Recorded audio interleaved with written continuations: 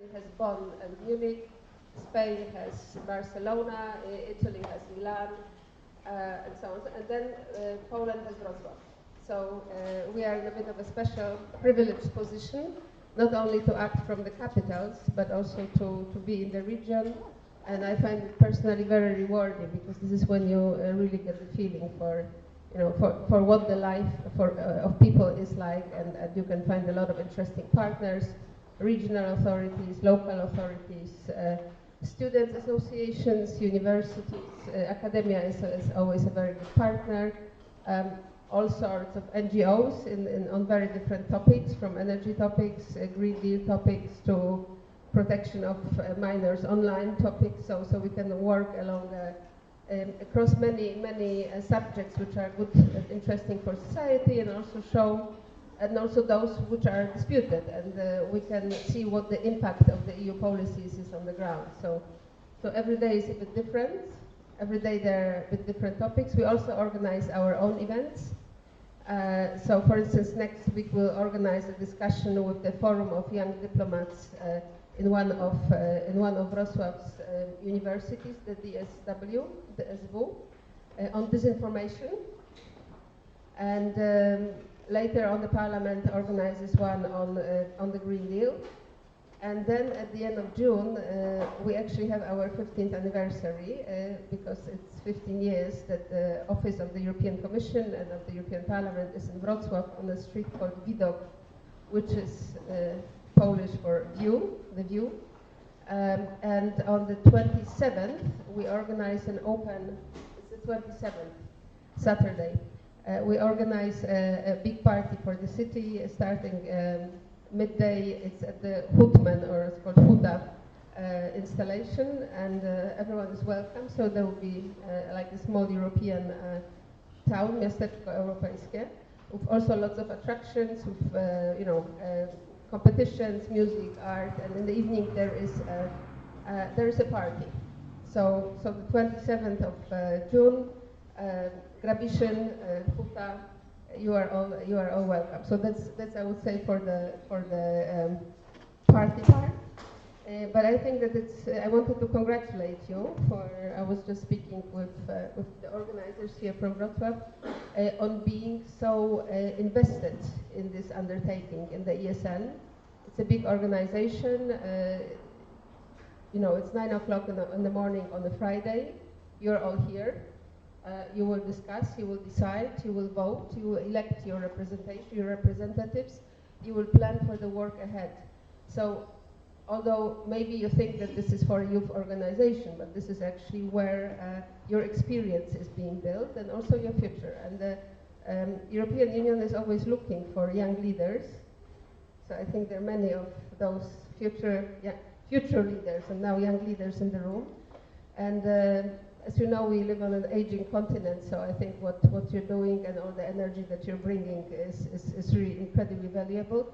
This is also why the EU is supporting youth through many programs. Erasmus, of course, the first, but there are many programs for young researchers. There is a certain opening now into the social programs. There is a big reflection about housing costs, energy costs, because everyone knows that either you start a company or you sort of establish yourself. When you start, it's always a bit more difficult. So the EU will also start to look at these things more in depth. We hope that what the European Union is doing serves as a bit of inspiration, the innovation that it fosters, and also supports the Horizon programs, but also all other programs, for instance, thermomodernization, maybe.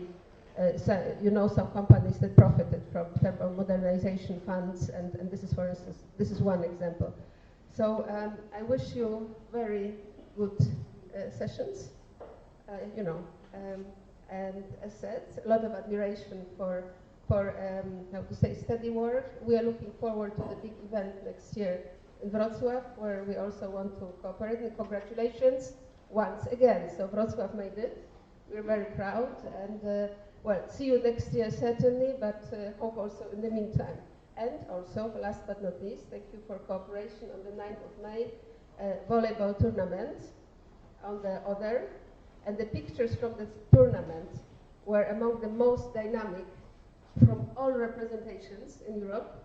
And they made it to all our materials about the 9th of May in Europe. So, very well done. Thank you very much.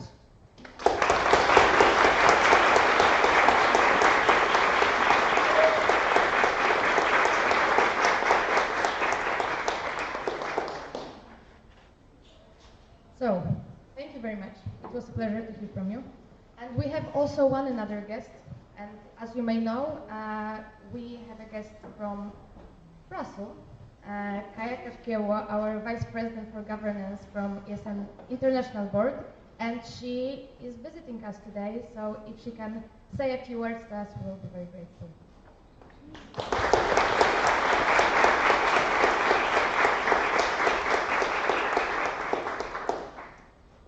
Thank you, Doma. Can you hear me? Okay, because when you are here, you can't really hear yourself. Hello. I have to say, when I sat down in this chair, I was like, I transformed back in time to when I was a local representative, and it feels a bit exciting, but also traumatic, sitting here in 10 hours in a day. But I wanted to first ask you, who is here for the first time to the National Assembly? Okay, that's very exciting.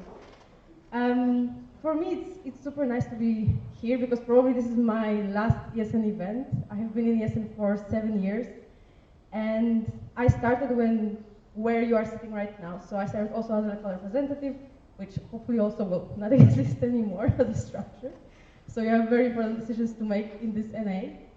And it's exciting, and it's also a big responsibility because you are here representing your volunteers, your students, and one, by every comment, interaction, connection that you make, you contribute to the future of ESN Poland, but also ESN as a whole. And it's so nice to come here together and realize that you are part of one big family. And for me, it's also very special to be here and kind of finish my ESN career in the place where I started, so thank you for having me. And I just hope that you will enjoy this event a lot, that you will feel this sense of excitement and responsibility, and that you are part of this family. You will have a lot of interesting topics in the agenda. You will elect the next national board. You will discuss the important changes in the statutes, in the structure. So I hope you will have fun, but I hope that you will also contribute to the discussions, that you will stay curious, because I think this is all what ESN is about. And I'm super happy to be here with you. So I hope we will enjoy it together. So yes, fruitful discussions to you.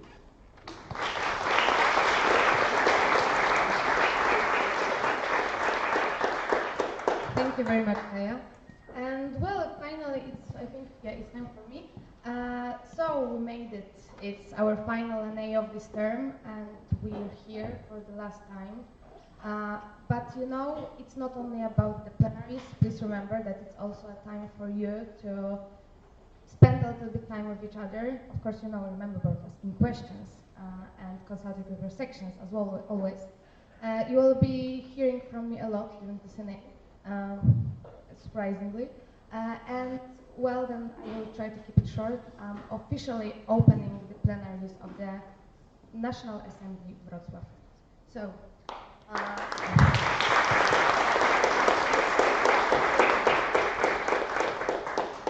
thank you very much. And now I would like to invite Tomek to introduce OC. Hello, everybody. As you know, this event couldn't have happened by itself. Where did the rest of the OC go? With our guest. Oh, okay. So, as you know, this is our lovely OC. Oh, we have more of them now. But yeah, basically, would you like to say something to participants? Okay. Overall, those people, Radek, Bartek, another Bartek. Okay. Overall, every single people that you see here, if you have any problems during the event or something like that, feel free to reach out to them. They will try to help you as soon as they can. Of course, remember that people wearing the pink vests during the social program are the safety team. So if something happens or you see something happening, reach out to them or one of the people from the National Board or Audit Commission. Oh, okay, sorry. But yeah, basically that is it, and thank you so much for organizing. Oh, maybe Radek, you want to say something? Because the rest of your ROC doesn't want to say something. Say something. Thank you.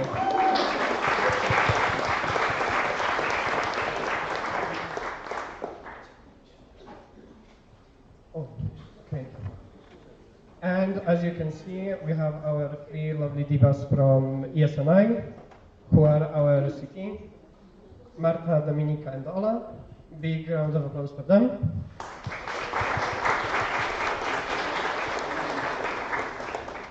They will be here all weekend to manage our planners. And with that, I think I am finished. Thank you, Tomek. And now we will move on to the rules of the game.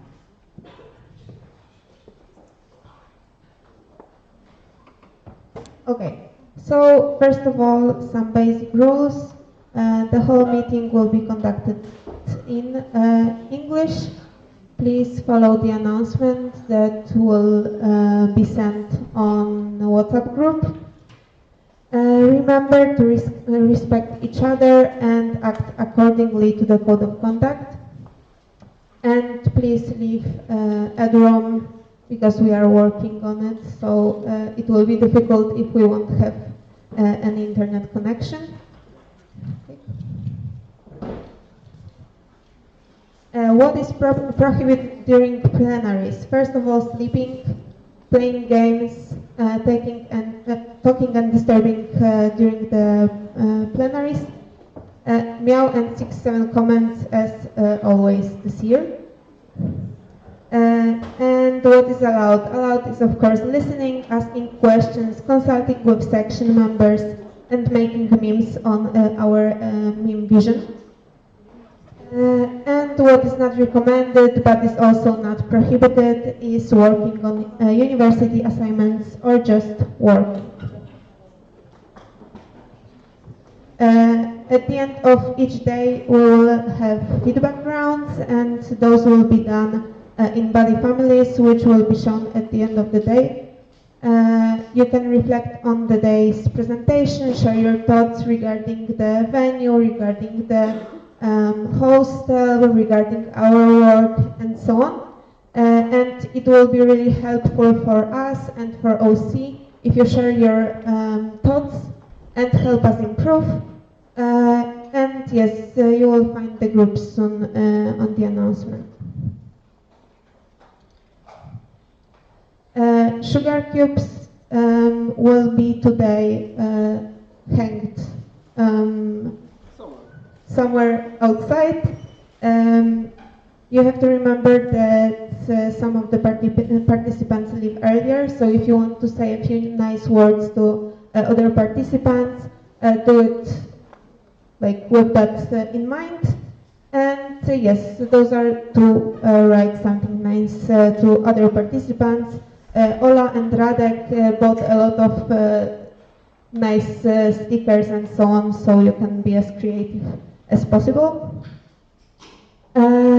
Yes, another thing is that we will have a small session tomorrow. Sign-ups are open till 11 a.m. tomorrow. We will have 2 blocks, and it's obligatory for every participant to participate in each block. If there are no places left, you need to choose another session. You can choose only one session from each block because those will happen at the same time, and there is a limit of people participating in a session. For local representatives, vice LRs, or people with both delegation, 1 person per section. In the second block, there will be LR's lounge, so remember about that because it's obligatory to participate, and only 1 person per section.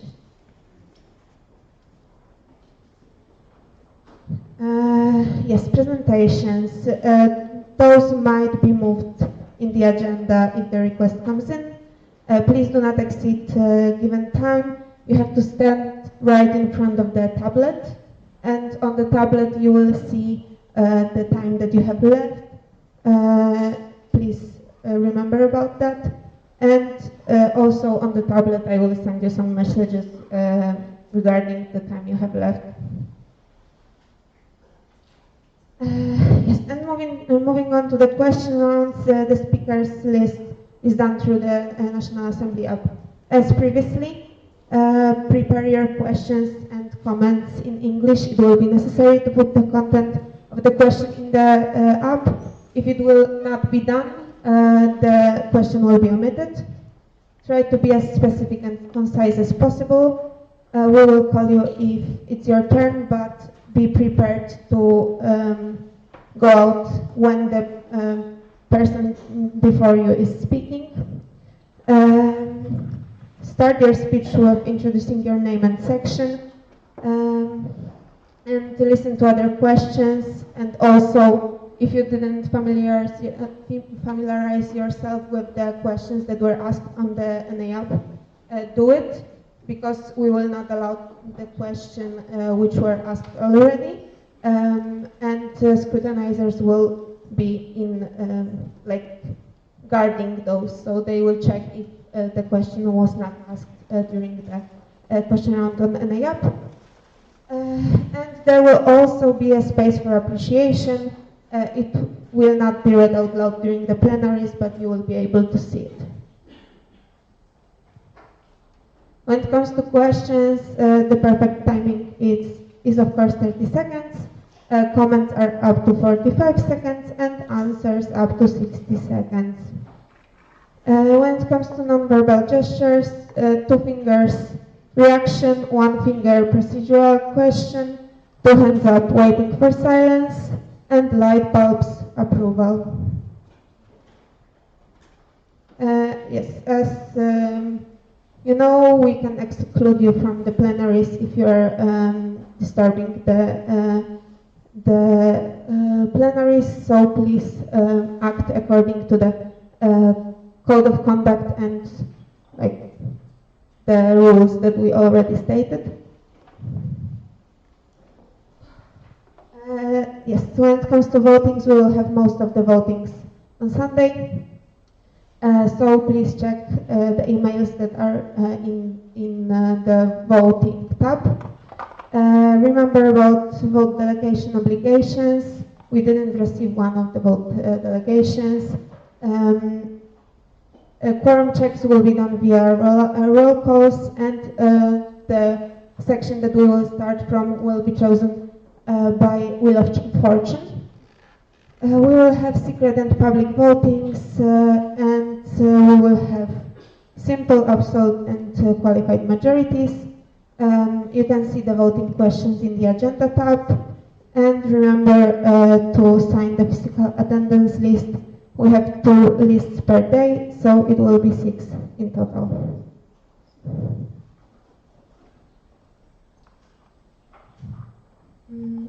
Okay, and we will have 3 majorities, as I said. The simple majority is more yeses than nos. Absolute majority is more yeses than no plus abstain, and qualified majority is more yeses, more or equal number of yeses to 2/3 of votes.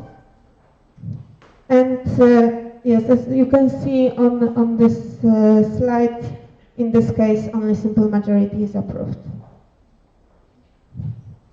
And now we will move on to the quorum check. So firstly, we will show the Wheel of Fortune.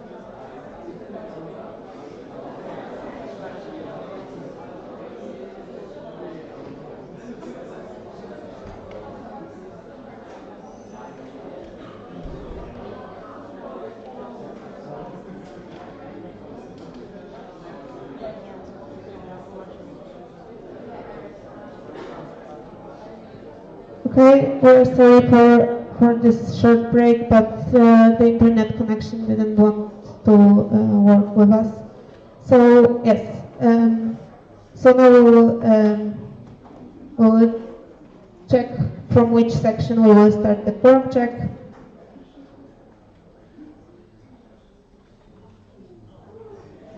Jest ona Kraków.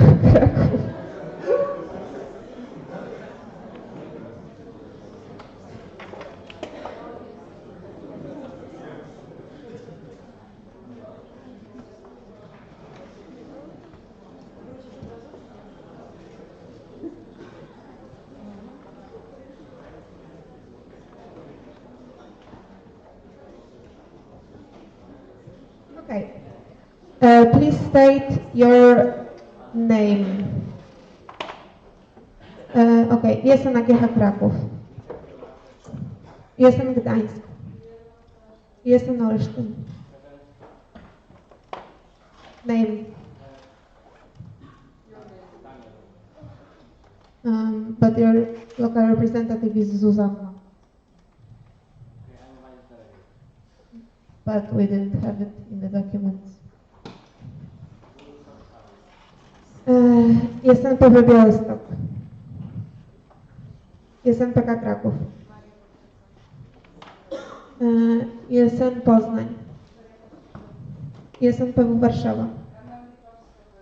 Jestem SGGW. Jestem SGH. Jestem SWPS University.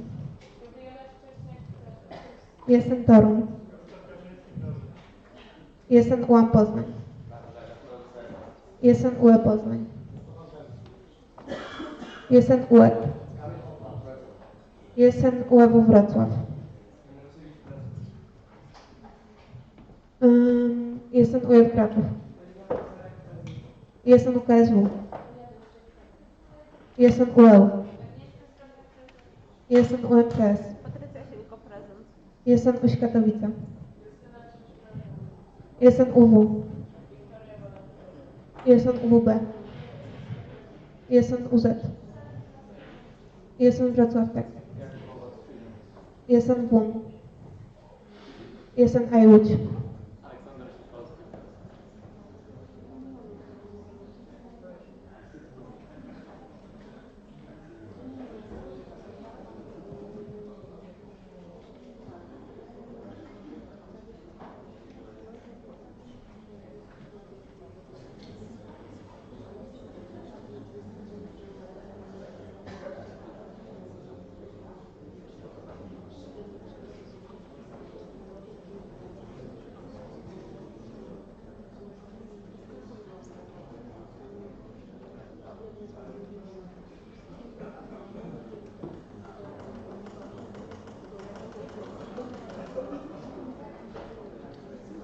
Okay, so with 88% we reached the quorum.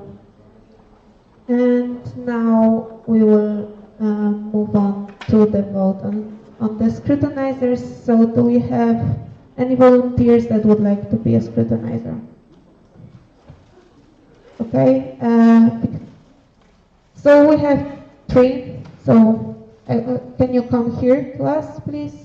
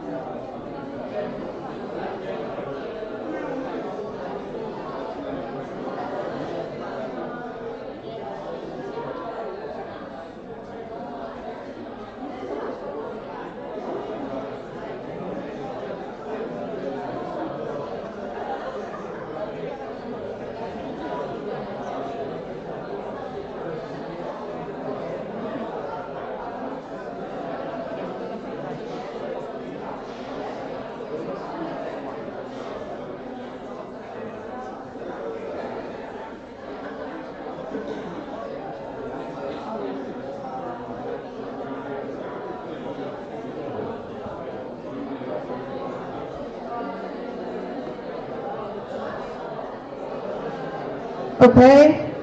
So the question is, do you approve Wiktoria Świder, ISN Łódź, Jan Melewski, ISN AGH Kraków, Martyna Skoczylas, ISN Łódź Katowice as the scrutinizers of the NA Wrocław 2026, ISN AGH Kraków. Sorry. ISN Gdańsk, ISN Olsztyn. No. ISN PK Kraków, ISN Poznań, ISN PW Warszawa, ISN SGGW, ISN SGH, ISN SWPS University, ISN Toruń, ISN UA Poznań, ISN UE Poznań, ISN UEK, ISN UEW Wrocław, ISN UJ Kraków, ISN UJ,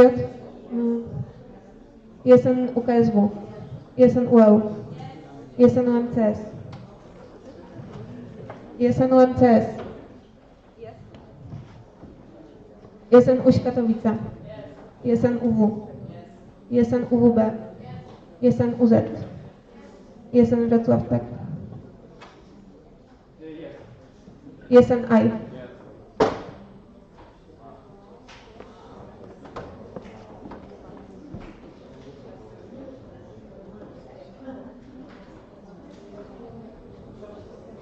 Okay, so with 22 yeses and 1 abstain, the scrutinizers were approved.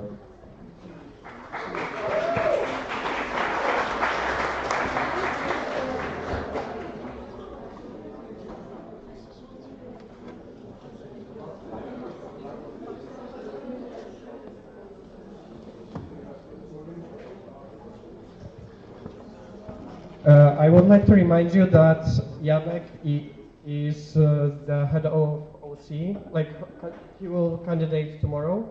So this is just a reminder that he will be a scrutinizer and he will be checking the vote about his election as the OC.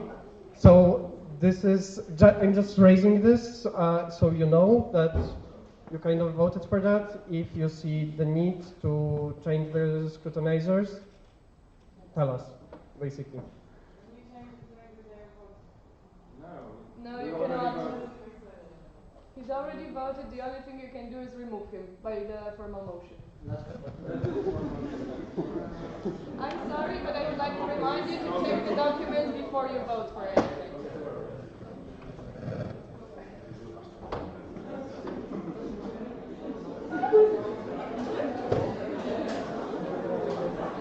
Okay, are there any changes to the agenda? Yes, we as Wrocław Tech would like to propose splitting the vote on any. Hello. Okay, so we as Wrocław Tech would like to propose that the NA regulations vote would be split into two. We would keep the voting on all of the points except 8.2.1, so the one regarding the report from NA Assembly. We believe that voting should be separate on that matter, and we would like to propose that as a separate voting.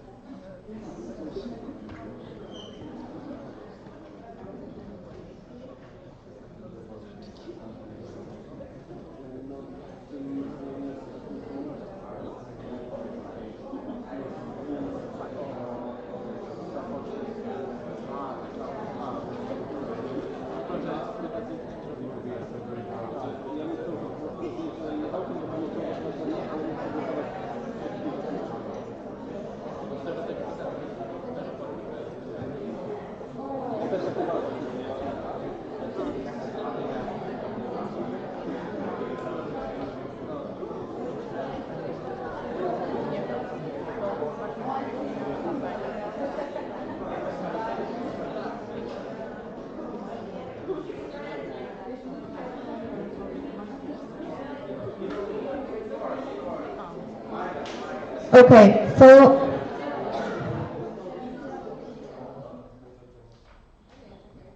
So the proposition is to split the votings on NA regulations, that point 8 to 1 will be separate voting.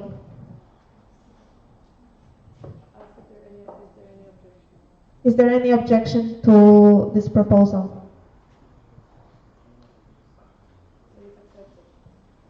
There's no objection, so the proposal is accepted. I know that there is one more proposal of the change. Yes, on behalf of the board, we would like to formally motion to change the agenda by adding a 15-minute presentation with a 15-minute question round titled Digitalization of ESN card after the summary of EGM Split 2026 and GA Prague blog on Saturday, so tomorrow, and the details were sent to you on the mailing list.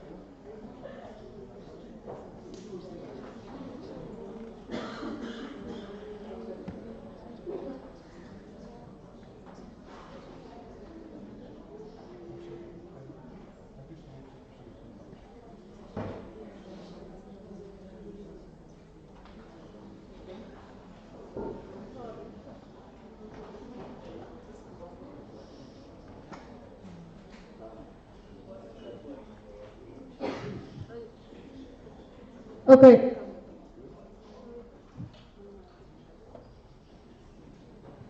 So the proposition is adding 15 minutes digitalization of ESN card presentation and 15 minutes Q&A after summary of EGM Split 2026 and G Prague on Saturday. Q&A round. Is there any objection? There is no objection, so the proposal was approved.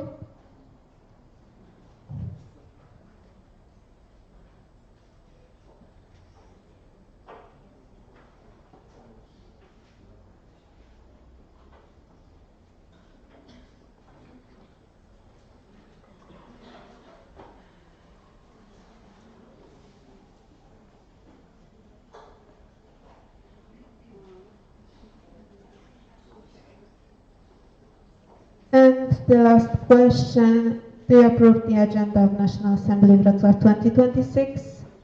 Is there any objection?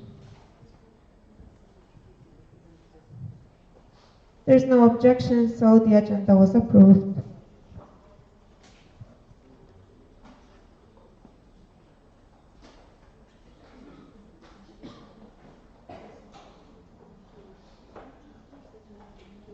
So now it's the time for the presentations, and we will start with the presentation from our national board.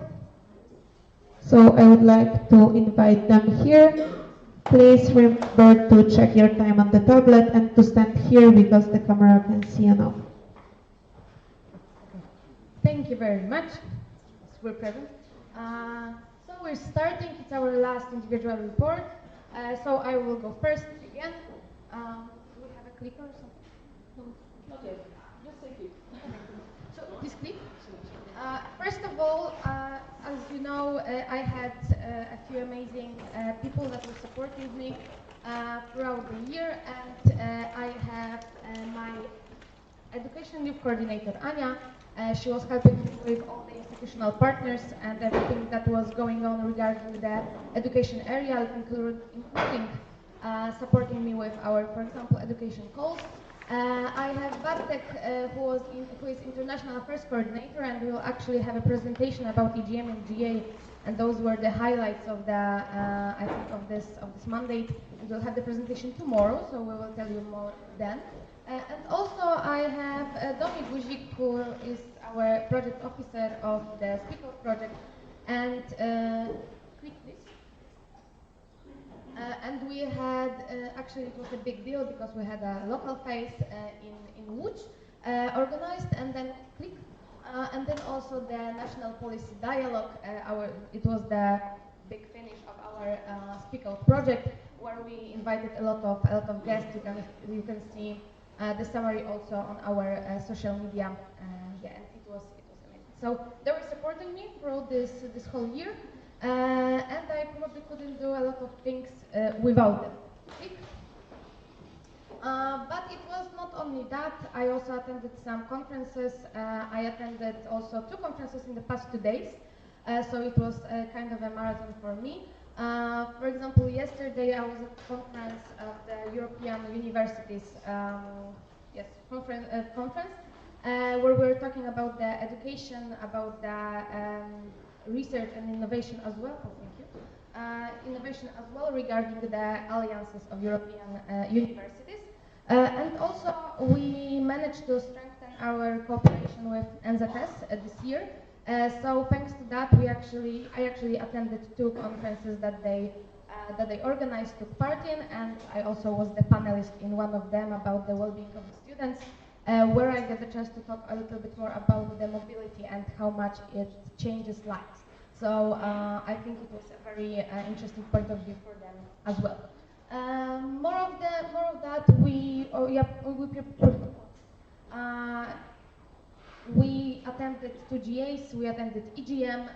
We had great delegations during all of those meetings. We had the national coordinators and national board meeting as well. And yes, so that's a short, let's say, summary of what was happening. What else? I had calls with my wonderful local presidents, and I cannot express that enough. That it was those were the highlights of my months usually. I had education community calls as well, where a lot of people, I think, brought a lot of ideas, new ideas to the table. I had monthly calls with national presidents, monthly education calls from the international level as well. Yes, some training with general assemblies, and I also attended the community meetings.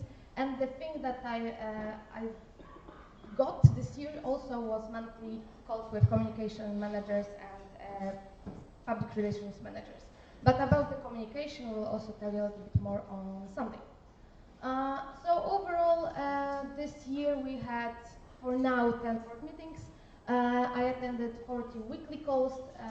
Also, I had 19 individual calls with local presidents. Also, some individual meetings in person, but I didn't manage to count them. I visited 15 sections, and I attended 12 ESN meetings. For example, like GANA. So yeah, thank you. That's all from me. Hello, everybody. So now my part of the report. So what did I do overall within this mandate? So I wanted to start with a little, like, some photos from the events, because I attended a total of 12 events, I think, mostly in ESN Poland. And I am very happy that this is yet another time that I see many of you, and it's not our first time meeting. Of course, I'm always happy to meet you for the first time. But I am very happy that we kind of, as a community, come here and we are not pretending like we don't know each other. So, when it comes to a little bit to what I am proud of within this mandate, I put at the top of the list our new candidate section from UKW Bydgoszcz. I am still extremely proud that this is happening and that we are expanding.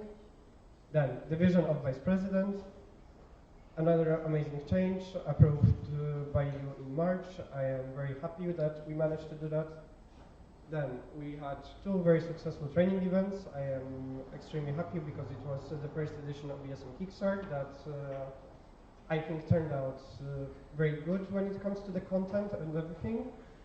And then community meetings in Poznan that I was very happy also about how it turned out, especially that last year I was the OC of community meetings, and I think this time it was organized better. Then 3 national assemblies are already behind us. First one at in Poznań at UAM Poznań, second one in Warsaw, and it was a cooperation by Warsaw United, third one in Katowice by UŚ Katowice, and now the fourth one is happening here in Wrocław by Wrocław Tech. Then proposed changes to the documents. I am very happy with the fact that we are making changes to our governing documents that because that basically shows us that we are not content with what we have right now and we want more, and that is very promising to me. Then working HRM community, as the person who last year had to manage the HRM community, this year it's kind of like on a whole different level, and I am very happy about it. Then in numbers, as I said, as Dama said, we had 10 board meetings. I attended 36 weekly calls. Then I had 12 ESM meetings attended total, both national and international. I had 24 individual calls with section representatives, and I visited our cursed ESM Poland's office 15 times, and I still cannot learn how to access the code. So. And now I wanted to take this moment to talk a little bit about my supporting structures, without whom I don't know what would happen, and I'm very grateful for them, starting with Radek. We have basically, Radek was my right hand when it came to all the meetings, both statutory and non-statutory. Radek oversaw the work of 6 amazing OCs that delivered great events. He managed the registrations. I know that everyone hates Gomri at this point. Trust me, there is no one that hates Gomri more than me and Radek, but we managed. And let's say Radek's hustle was facilitating, basically because every single time Radek was coming somewhere, I was like, do you want to facilitate? And Radek was always like, do I have a choice? Then, Ola. Ola holds a very special position in my heart because I am Ola's predecessor. And honestly, after my mandate, I didn't know what will happen with the HR coordinator position. But Ola basically was proving everyone that she will do the best with what she can. She managed her team that delivered amazing projects like mentoring program and HR practice of the month. She managed all of the open calls, and additionally they made updates of some materials for local sections, so huge shout out to Ola, and I'm very proud. Then our NIGesus Marta. Marta managed the LR's community. Basically all of your local representatives know that you attended the calls. So I guess you can say the best how you feel about your cooperation with Marta. She managed 5 amazing cities. This is the 5th one actually, so I am very happy because basically every single time the onboarding process was the way it was supposed to be. Then also Ola was kind of the force that was pushing us to do the changes to the local representation structure. And then finally testing the National Assembly app and implementing it. I think everyone can agree that the National Assembly app is a little bit better than ESN Wiki when it comes to asking questions. Then network care coordinator, Zuzia. I do not know what Zuzia is. Yes. Zuzia also, with Zuzia we had a lot of calls, and I think all of the calls were needed. Zuzia managed her NCT, and the whole NCT was doing basically everything that they could to improve how NCT works in ESN Poland. They developed a concept node that we are currently using for a system for supporting sections. Zuzia oversaw the section reports that basically all of your boards had to fill out.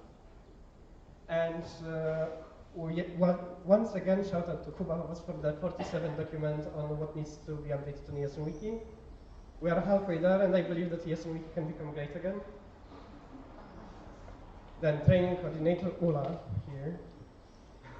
Ula joined me a little bit later because in December, but does not diminish the work that she done.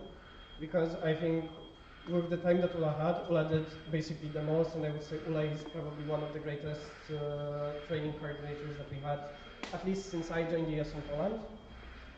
Basically, she managed all of the sessions in community meetings. She was kind of gathering all of the feedback and everything before from the communities, from local boards, so we could have the best paths possible.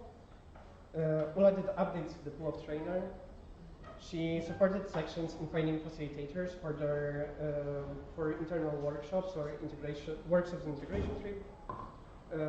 She got people to host multiple webinars, and I don't know if many of you attended, but I hope as many of you attended as you could.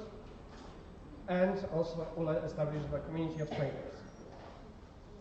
Then Maciuś, I do not see Maciuś. That's okay.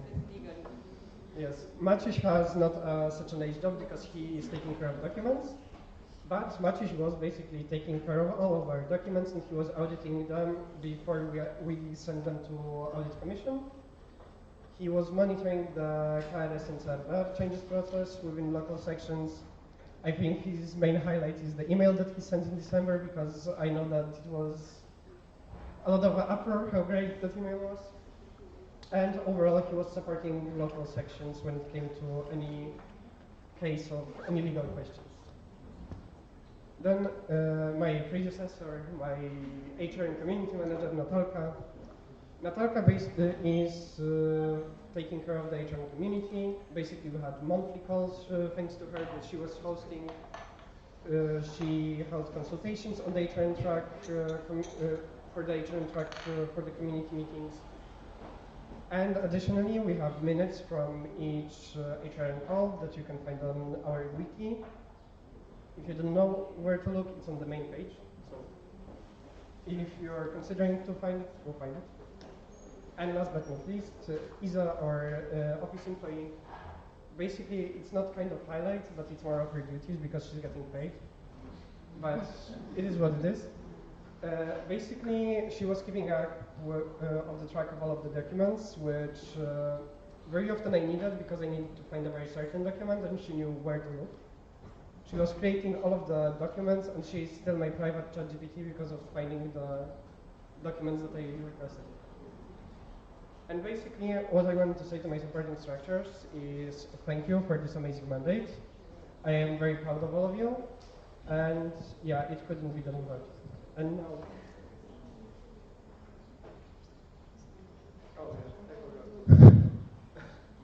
okay. Hi everyone. For the last time from me as the project manager, let's talk a little bit about what happened since the last NA and also throughout the whole year. So, since the last NA, I had 38 calls. I prepared 12 of them with my project coordinators. I attended the weekly calls. I had 2 calls with the National Event Working Group. 1 amazing National Erasmus Games happened. You can raise your hand if you went to NEC, came to NEC from here. I see a lot of people. Amazing. Great job, guys. It went really well. And I oversaw the P&A community meeting in Poznań as this track. When it comes to things overall, so as I mentioned, we had the amazing National Erasmus Games. It happened from the 27th to the 29th of March. There will still be a project update on Sunday, so Adriana will tell you more about it. But it happened. I'm very proud of the OC, of the volunteers, of all the trips to the emergency room that happened, just 4 of them. We gathered feedback. The project summary was sent to your mailing inboxes by Adriana like a week ago. And the International Erasmus Games in Porto are taking place from the 28th to 31st of May, so this is still incoming. When it comes to some summary of the project, just on my side, here you can see some highlights and some things I think still need to be improved for the next editions. So that's, from the main highlights is the number of participants, many teams are participating, the low fee that was not so, it was lower than we thought it would be, so we're proud of that. We had a very good partnership with InPost, thanks to Janek, who's there, amazing koszulki. We had like good meals, a good venue, a good structure of the regions, we think, and of course my amazing OC. But from some things to improve, we also learned from the feedback to watch out for the distance between the places, about the matches structure, adherence to regulations, training of referees, even more of that, some more medical help, and other aspects regarding meal distribution. Well, of course, this couldn't happen without the amazing Adriana, who will join us. If you still haven't seen her, no worries, she's coming. She'll be here after 11. But Adriana was just the queen of NEC this year, and I'm extremely thankful to her for this whole year. When it comes to Discover Europe, this project is still ongoing. We have the final gala next weekend. I also see some members of the OC here, so hi girls. It's happening in Łódź, in Pałac Widermana. It's a really nice space. We sent out the invitations. Also, the local boards got them, so if you want to come, there's a form to fill out and you can join us. We chose the winning photos with the jury. The prizes are secured for the first 3 places and our honorary mentions, so it's all in order. Again, for the same project, you have some highlights and some things to improve. So our highlights were basically the number of photos, which was over 1,700. From over 300 participants, which I think is really nice because it gave us more diversity, more variety. It wasn't just many photos from the same people, but more people participating. A very good partnership with PKP for the prizes. We had interesting photography webinars. We had an offline meeting for the coordinators at National Projects Training. The photo submissions went down through the website, not a form. Big shout out to Dali and the IT team, so Seba as well. So thank you guys. Help with the website was just ongoing all the time, but it went really well thanks to these people. And we had voting from the audience for Discover Flavors, so I think it was also a nice highlight. Some things that need to be improved was the jury structure, which we'll also tell you more on the project's update on Sunday. We need to secure some more long-term partnerships, take care of the consistent regulations, a bit clearer task for the section, which I think you will agree with me sometimes could be tricky as you were guys emailing me and Vera to answer some questions. And some better balanced task distribution within the OC, as I saw that sometimes more people were doing way more than some others, so I think this can still be taken into consideration. But in general, I also wanted to thank Vera, who unfortunately will not be able to join us at this NA, but maybe she'll be watching the stream. Weronika Majewska from ESNI helped us as the coordinator of this project, and the girls from the OC who are here, so Domi, Gabi, I don't know if someone else is from the OC here, I don't think so. But thank you, girls. It was an amazing year, an amazing work of the OC, and again, we will still mention it at the project's update a little bit more. When it comes to social impact, it's still an amazing project that we're doing. Again, some highlights and some things that I noticed could be a bit improved. So from highlights, we had a great campaign for Depression Awareness Day. We had very high engagement from local coordinators during social impact days. Olivia did an amazing eco-initiatives guide that you could take care of and look and organize some events. There was a continuous awareness of the project, I think, within the network. We had an amazing social impact advent calendar on Instagram, which again, Olivia will tell you more about on Sunday on Project's Update. And we had the social impact event of the month initiative. Things that need to be improved, obviously Erasmus Forest, which turned out very tricky due to contact with the state forests and the situation with the weather, with all the forests were burning, and then before it was really cold. And basically this project this year was a little bit cursed, but we still see a lot of value in it, and we hope next year it will go better. Again, the social impact event of the month and the project of the week coordination could be a little better, so that's still something we're thinking about for the next year. And Erasmus in schools, we're still preparing a campaign for you guys, so it will still happen. But we're also wondering whether this should be moved under more education area. So again, it's something that could be a bit improved, but could also be moved under another portfolio. But here again, huge shout out to my amazing Olivia, my amazing coordinator from ESNW Warsaw, from my section. Olivia was just our social impact sunshine. As you all know, this whole year she was impacting us a lot, and she will continue to do so, I really hope so. But again, you will also hear from her on Sunday, but thank you, Olivia. When it comes to my local project managers community, I'm very happy with the work from you guys. I also see some PMs here present. We had 8 monthly calls, and we still have a 9th one incoming. I will send out the form. I really promise it will be soon. Some topics were suggested to the agenda by the PMs themselves.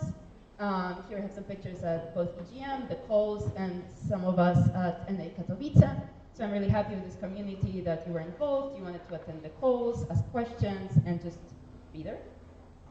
When it comes to the T&A community of ESN International, I also attended both community meetings in Brussels and in Vilnius. I attended 6 community calls, and I met a lot of amazing people, led by Emilia, of course, here on the photo from the call. So yeah, I also really enjoyed participating in that. When it comes to our projects and activities community, as you know, there hasn't been that much involvement lately, which was just due to capacity. I just didn't have the space to take care of it after the resignation of the community manager. But at the beginning of the year, we had 2 community calls when Dominika was still here. When Ola was still here, sorry, obviously, Ola Kaniewska from ESN Wrocław Tech. Then after she resigned, I tried to still take care of some activities, but it was just more tricky due to capacity. But we had some announcements from project coordinators, and I think there's still a lot of potential for next year. So if anyone is considering applying for P&A community manager next year, I highly encourage you to do so.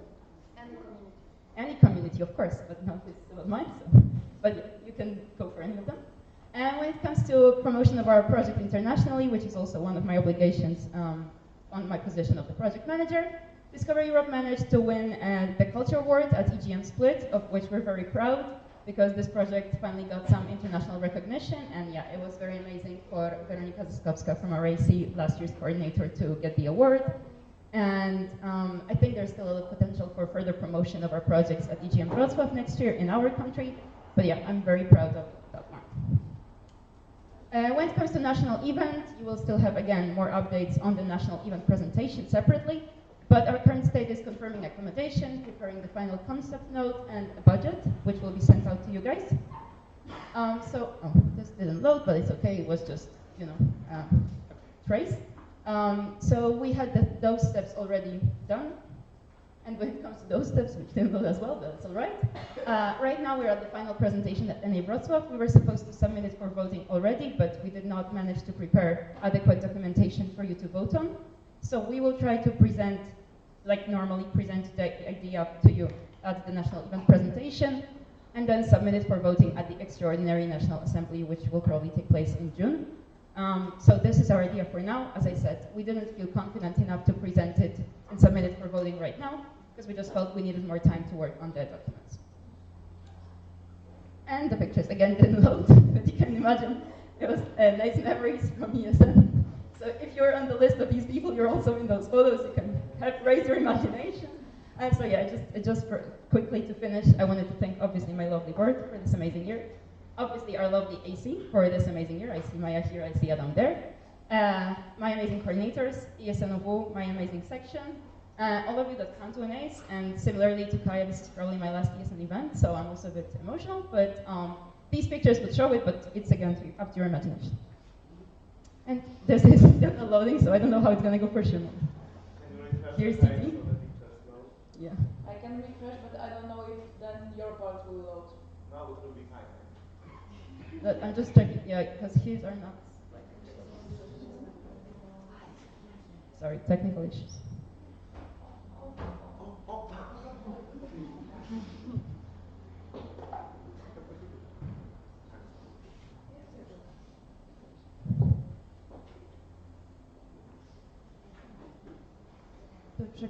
I'm gonna click really fast. Refreshing, it all happened, right? We remember them, amazing people. Yes, you can see the pictures. Oh, thank you, this is what I was hoping for. I can finish. This is for Dominika.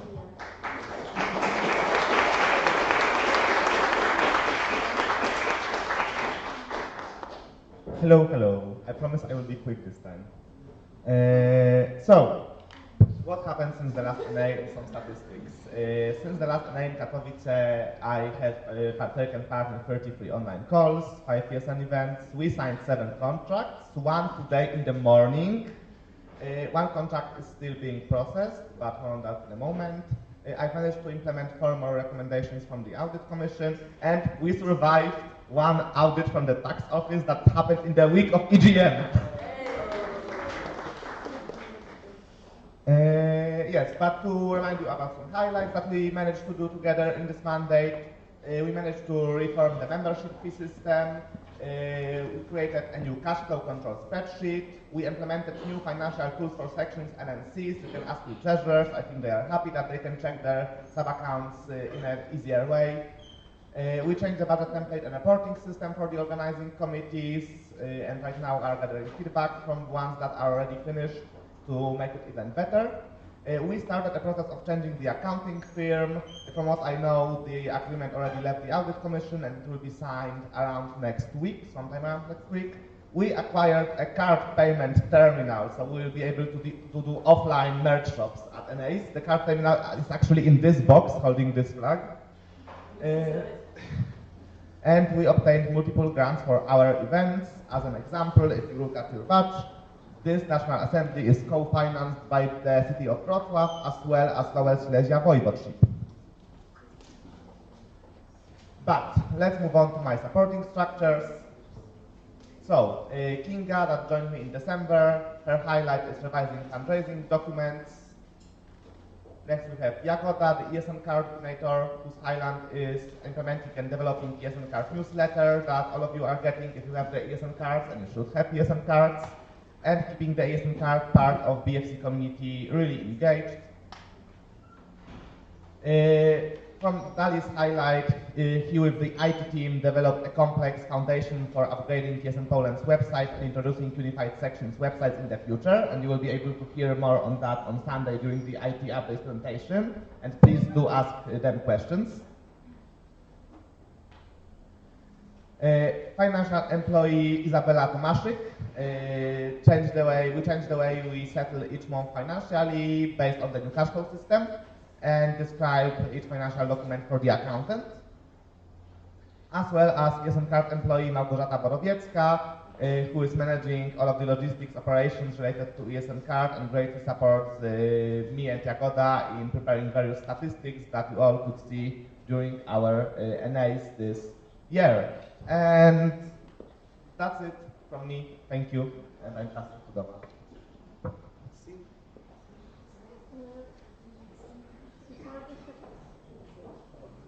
The second part, I just wanted to tell you that the question round is already open, so you can ask the questions. The voice is So now, let's go to the state of the action plan and tasks for the board. So a few quick things. So you will see the parts of the action plan and of also the categories of the tasks for the board, but about that in a second. So please remember that the things that are done, they're done. The things that are ongoing, those are things that are continuous, for example, or for example, we are preparing for finishing them, we're still working on them. Remember that it's on the today, that's the state of today. We still have a month to implement some of the things.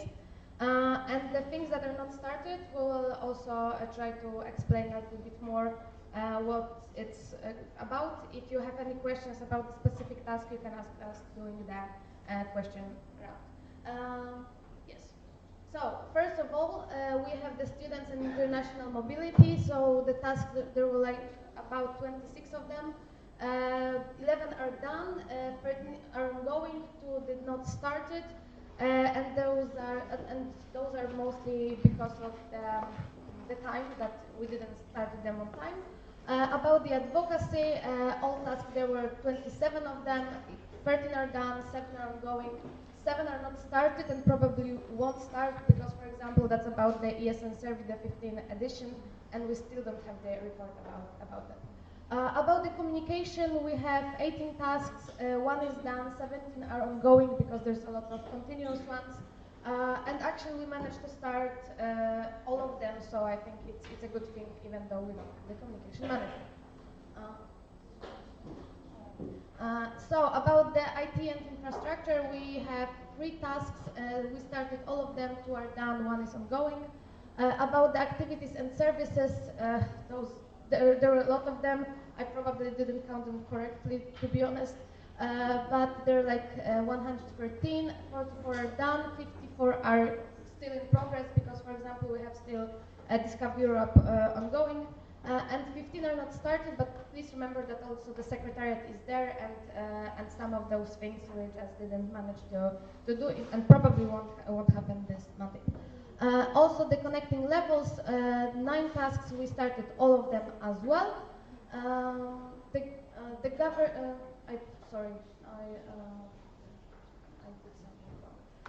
governance, there's the secretariat, and we done 10 of the tasks. Knowledge and people management, 13 of them, 12 still ongoing, and as I was saying, a lot of continuous ones as well. And statutory meetings and other annual initiatives, so there were like 20 tasks, 11 are done, 9 are ongoing, so all of it is started already.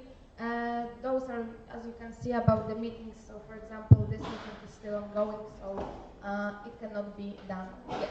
So, after all, we managed to do 45% already.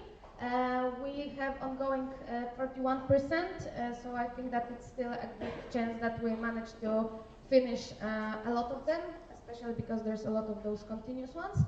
And we didn't start in about the 13% of the tasks.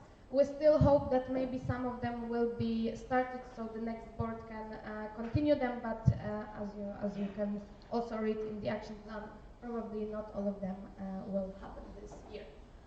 So about the tasks for the board, so that was it about the action plan. So about the tasks for the board, there's a little bit less of them. So students and international mobility, one is done, two are continuous, two are to do still. In the advocacy, we have 3 done, 2 are still to do, and 1 is continuous.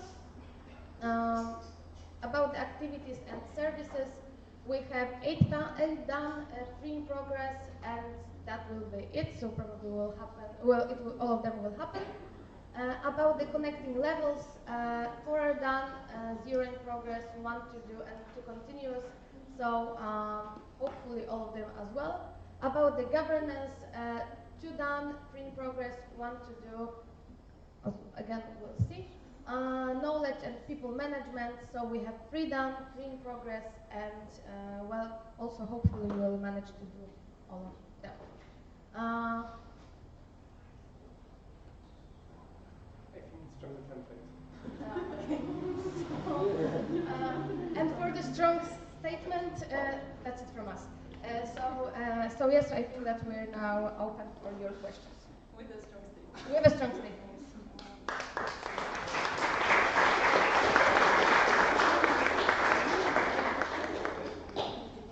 Thank you very much.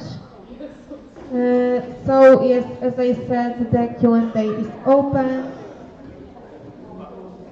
And I would like to invite Jakub Owod.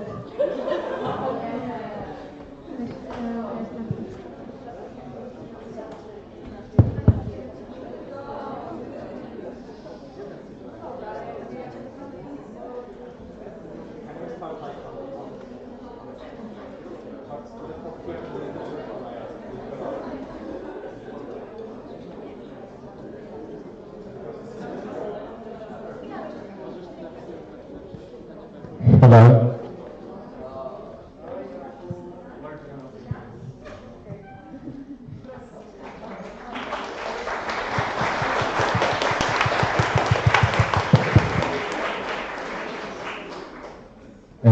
City, where should I?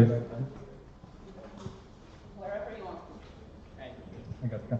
Okay, so for the beginning, I would like to ask about some simple steps. So, according to the minutes, Bratislava was elected as the host of Next Step.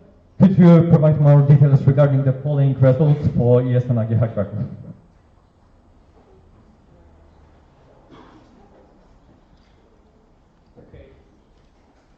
Okay. Yes.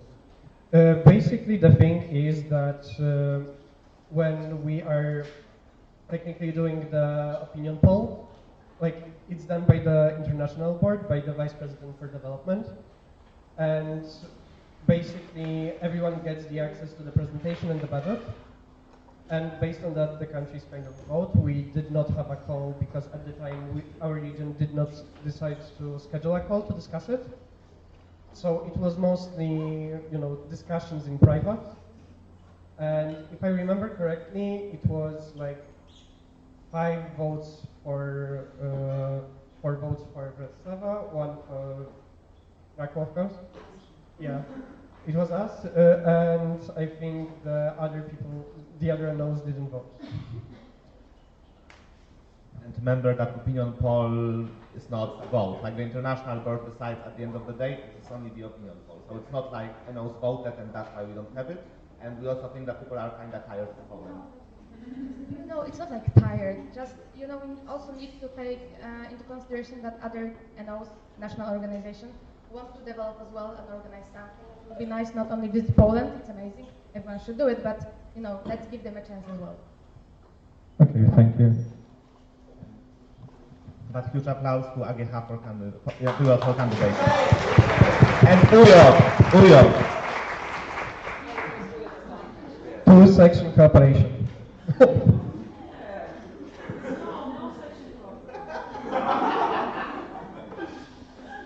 Okay, thank you. Should I always state my name or can I go? Okay. So next question would be, why the KRS, National Court Registry, data not been updated yet? There is a simple issue. Since the place that we rent our office from, kind of like they changed the locks, and we received 1 set of keys. And basically, me and Isa, we were not able to find the date, and we needed the documents from NA Warsaw to make the change. Luckily, on Tuesday, after this NA, we will be there, so we can make the change to properly adjust it. The problem is with the scheduling because of basically how many meetings we have right now, and Isa is also working a different job and studying.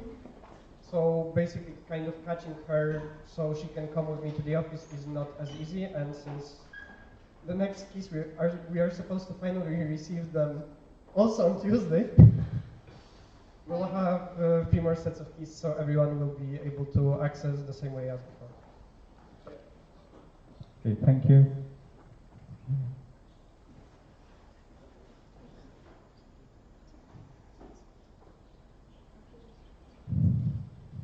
Okay, so the open call for the National Board and Audit Commission closed on May 3rd. Why has the open call for the AC not been reopened since the moment, considering that the delay making impossible election here for possible AC candidates? It is mostly due to the fact that basically there was kind of a lot of going on, and it was yet another responsibility that would have to happen, to have to be taken care of.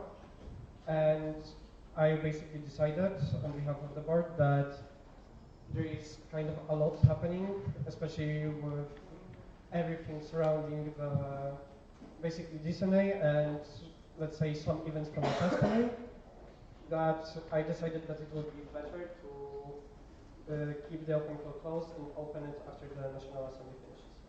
Okay, thank you.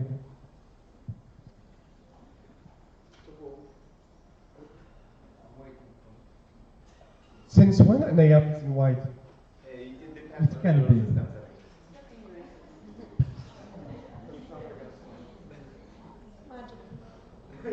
Okay, so we noticed that Dama recently managed several conferences. It was also mentioned in your presentation. Could you elaborate on the topics discussed and whether we successfully established any new institutional contacts? So I'd actually love to talk a little bit more not only about institutional contacts, but about the contacts overall. As I think it's very obvious that we are talking a lot also in the perspective of EGM as well, because it's a great opportunity for us. About the topic discussed, you mean the topics during the conferences or with partners? Okay, you mentioned that you had one panel, and you also, what have you spoken with possible partners? So yeah, about the panels as I said, it was about the well-being of students and the perspective of the mobility as well. And about the contacts, it was the first conference was with student organizations. I actually spoke with PSRP and and NZS again. We're also there will be, for example, preparing the survey about the activities and the students' engagement, and we were talking about, for example, doing something together. Okay, and maybe about the conference yesterday, shortly, it was mostly about the European universities, and I got the chance to speak again with FRSA, also about the cooperation on the local level, and some of the people from the European alliances, but for now I cannot say about something successful cooperation. Okay, thank you.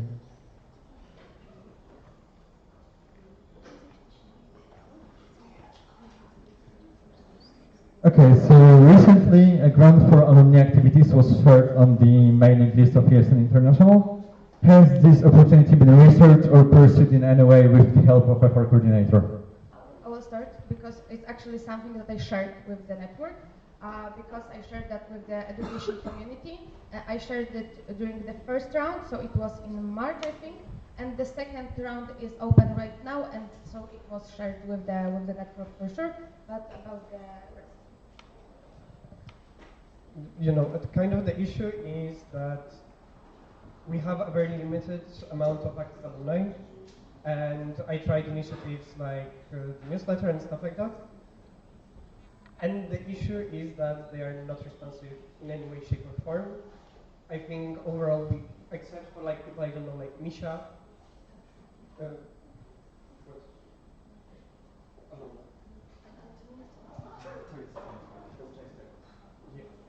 Basically, we do not kind of have, I don't think we have enough human resources in the alumni structure, let's say, for us to organize something like that. If someone comes up with something, then it is what we will try to. But, yeah. Okay.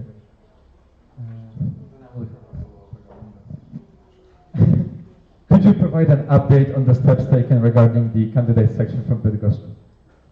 Yes, basically, after NA in Katowice, Bydgoszcz got their own email, CSES and Bydgoszcz. You can reach them there. They got their body section, ESMTW Warsaw. Now they basically got access to the proposed documents.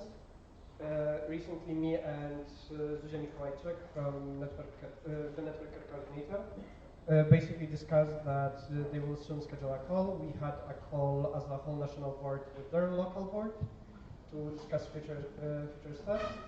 And currently we are working on everything, but we believe that we will have to do a little bit more of individual approach to kind of teach them each individual portfolio, so they have the best understanding. Thank you. Could you outline the steps taken toward the offboarding of ESN Free City? Additionally, when did the first signs appear that the process might not go accordingly to plan? I would say probably the first step was still during NA Katowice. But basically what happened is that I tried to communicate with them, I would say, because they refused to communicate or anything. The previous president of the association blocked me on every social media and my private phone number, so I'm not physically able to reach him anymore. But yeah, basically I think it kind of also showed signs when they were doing very threatening messages on my WhatsApp group chat, because they were one of my big sections. And basically kind of like, we are not going anywhere and you have to kind of deal with them. So I would say probably that. The onboarding process kind of looked like that I informed the ESN International, they started the procedure within what they could do. I started the procedure on our level to discuss with them the steps, but the call never happened because they didn't choose the date. Okay, thank you. Are there plans to renew the contract with Gomri? If not, what is the alternative plan? Gomri honestly can die. I will just say this, before this National Assembly, they made yet another change, so yet again the registrations had to be adjusted during, since they started, because they made a basically whole website update, and we are not planning to, yeah, the AI agent, whatever, no one uses that. But basically, we are not planning to renew it. Currently, we are looking for best options. But to be honest, I think even embedding Google Forms will work better than Gomri. And also maybe in some near or distant future, ESN International will do a new registration platform because they started creating a concept for that as well. There were consultations with the NOs recently. Okay, thank you. Okay, Erasmus Forest. What exactly went wrong? Everything that could possibly go wrong did.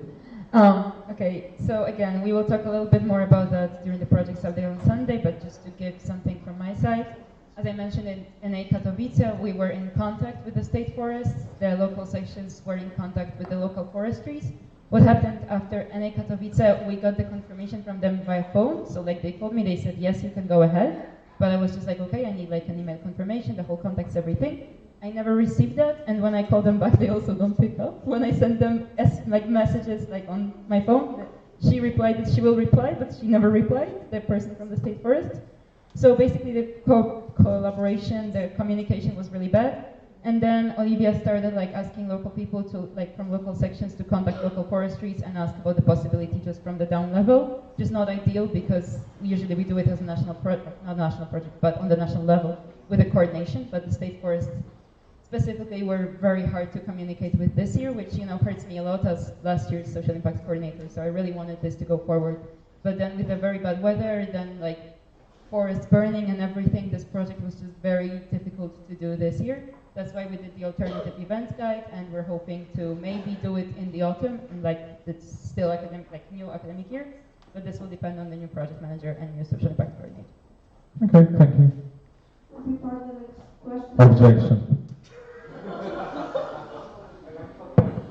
Let's try to. But it will be one question. I don't Let have them a ask the whole question.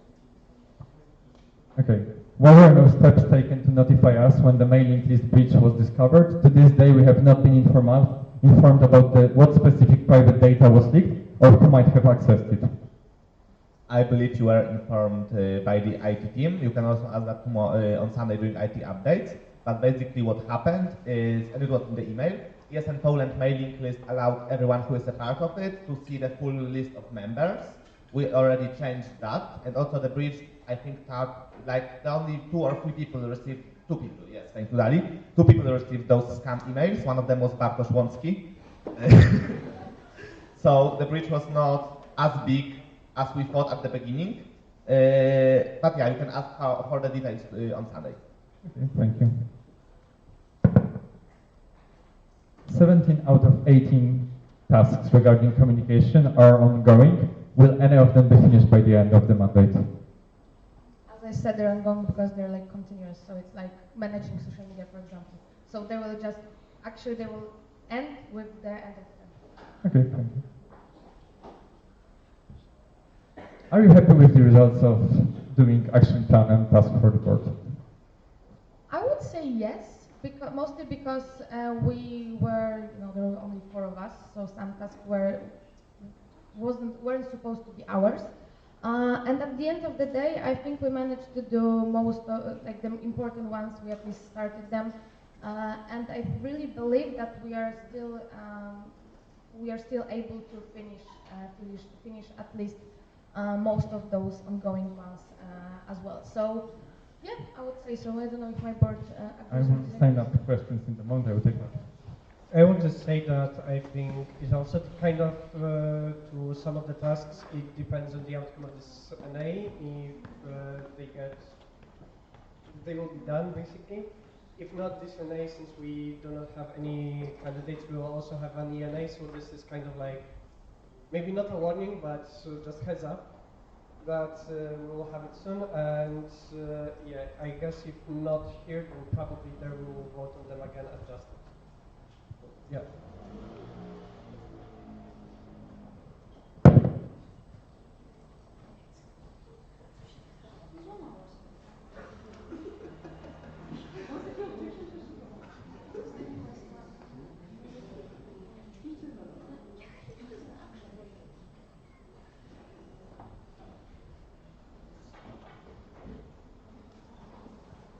So regarding the ESAA, I have a question. Have you thought of connecting it with the panel during the National Assembly like it looked like 2 years ago at Elective One? The panel of alumni? Yes. I reached out to our active alumni about that. They were not available for this NA. So, yeah, basically like, yeah. Hi. You know that this is for, no, it's okay. You know that this is for Erasmus Plus, right? Alumni, not ESN alumni. I know, but we have some in the network, like, of our network alumni who are on Erasmus here and could maybe attend. But it's a good question. Are you asking about talking about the alumni from ESN or alumni from Erasmus Plus? I mean, I would love to connect it, so alumni from Erasmus Plus who were part of our ESN sections as part of their Erasmus and maybe return. Some of them are even for the longer time and connected with the panel for alumni of our ESN. So ESN Erasmus Plus alumni and alumni of ESN Poland. It is kind of connected because we can talk about being the alumni of Erasmus Plus right here, but at the same time probably half of you will be able to talk about it. And as Tomek said, it's not always possible to engage our alumni from our organization that were also on the mobility to come here and talk about it. I think that there is a potential with working with them with the ESA.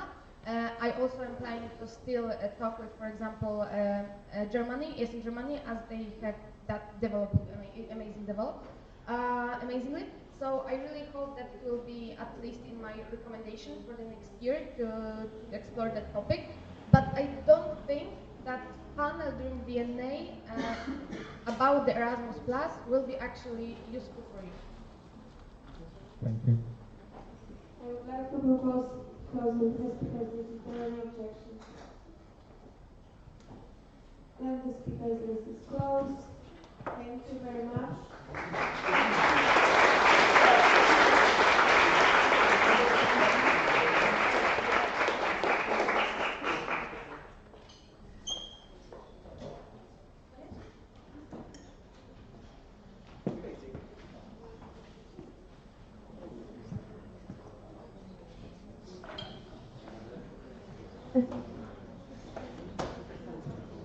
Okay, first of all, we would like to propose a change to the agenda to extend the coffee break to 20 minutes.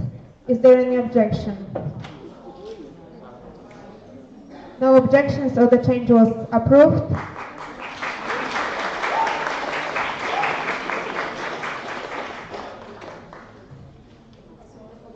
And one more thing, if you want to leave the plenaries during the plenaries, please do it by the door that are there, not those ones, because we have a camera here and the presenters are here, so it's really distracting.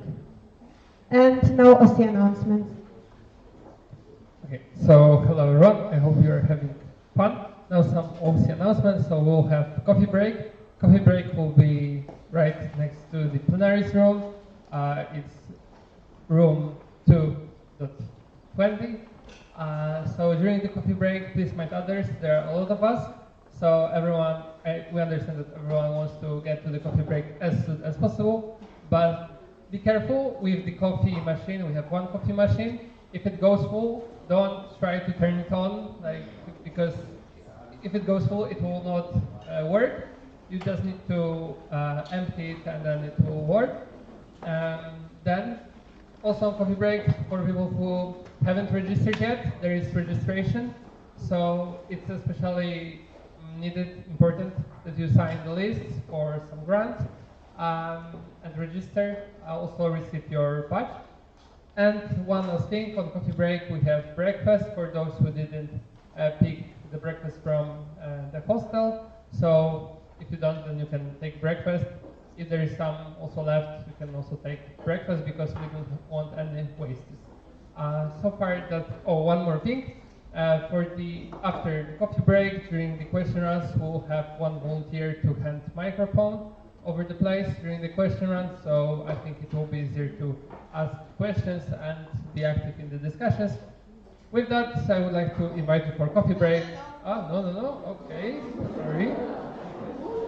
We have one more thing, and the Yes, so I am here right now as an OC Gonna Stars.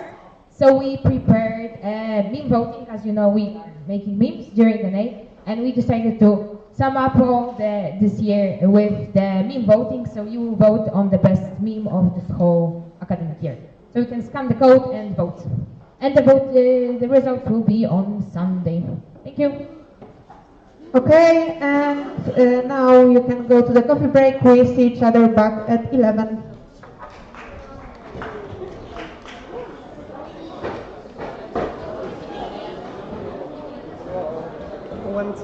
Witamy dobrego człowieka, proszę. Dziękuję. Dla Ciebie. Ale się udało wszystko. Żyjemy. Nie spaliśmy na ulicy.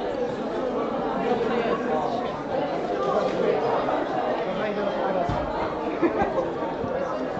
Bierzemy Cię za jest.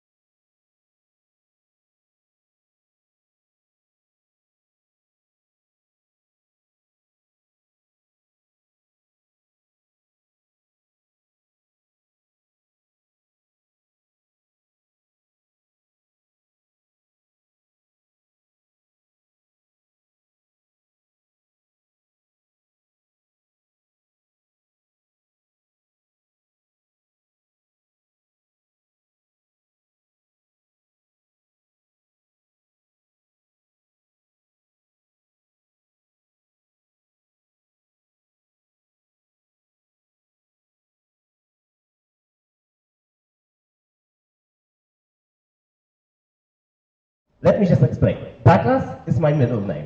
So even in the round of fortune, it was written as my surname. It's my middle name. I'm half British, and people that were at NA Poznań know that I wore my kilt there, so I'm very proud of my heritage as well. Okay.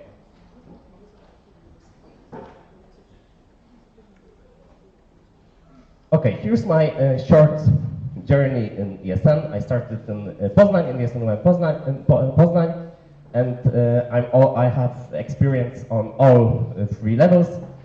I'm still the local president in my section for 2 mandates now, and I'm working also in ESN Poland as local representative and some working groups and.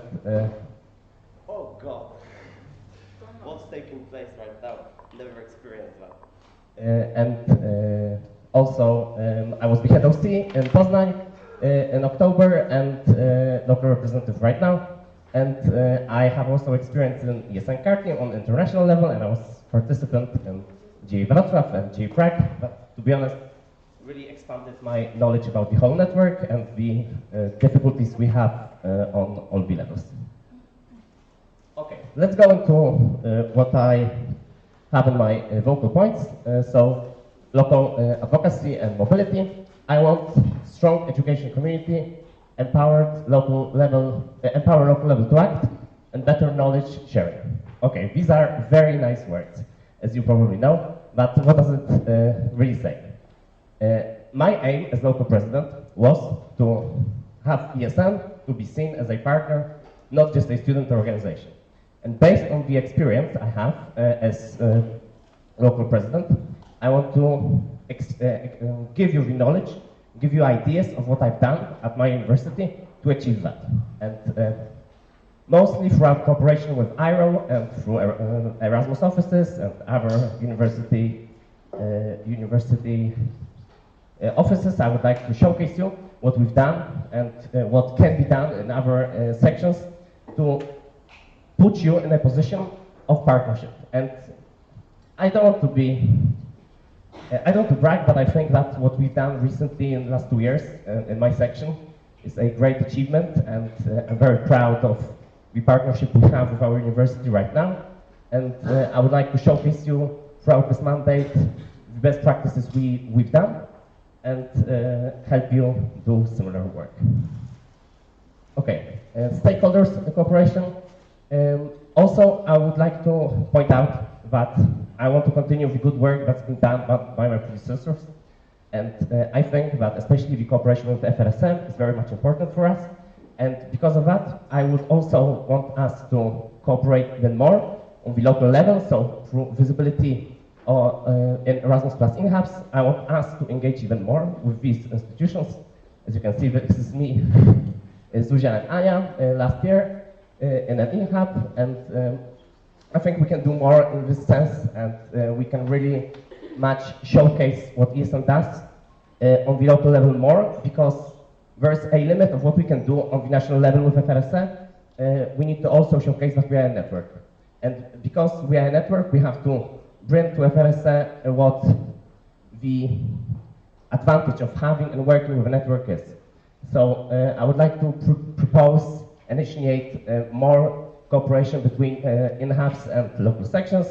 And as you may probably know, we are present in the 10 in-hubs outside of Warsaw, and in 9 of them there is a section present. And because of that, we can really put a pressure from the local level to develop this partnership. And also partnership with municipalities, I want to expand the knowledge I have, because I think we have a very good cooperation with City of Poznań, and because of that, I would like to showcase you what we've done in past years with the municipality to showcase what ESN does. And from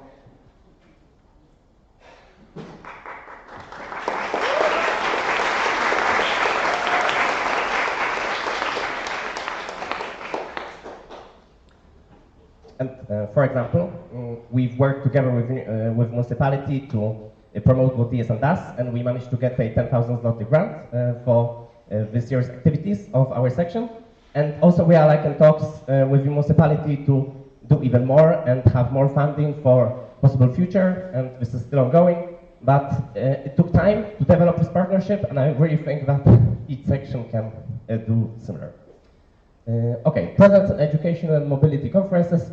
As my fellow presidents probably know, I've been sending sometimes offers for seminars, conferences, and other meetings on our president's chat, and there are a lot of things happening, and maybe even on your universities that you are not participating at, and I want to really engage local presidents, local education officers to be more present on these meetings and to showcase what ESN does. Okay. Representing ESN Poland. Also, I do believe and I think that ESN has already a very, very strong voice in ESN International.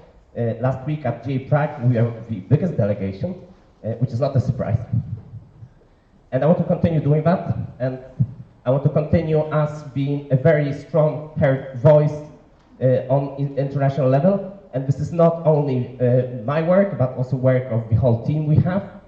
So I want to very much engage all our support structures, the national board, and also some of you to be present and to be active on international level, because the doors are open for everybody to participate in different events and to showcase your voice, and I want to empower you to do that as well.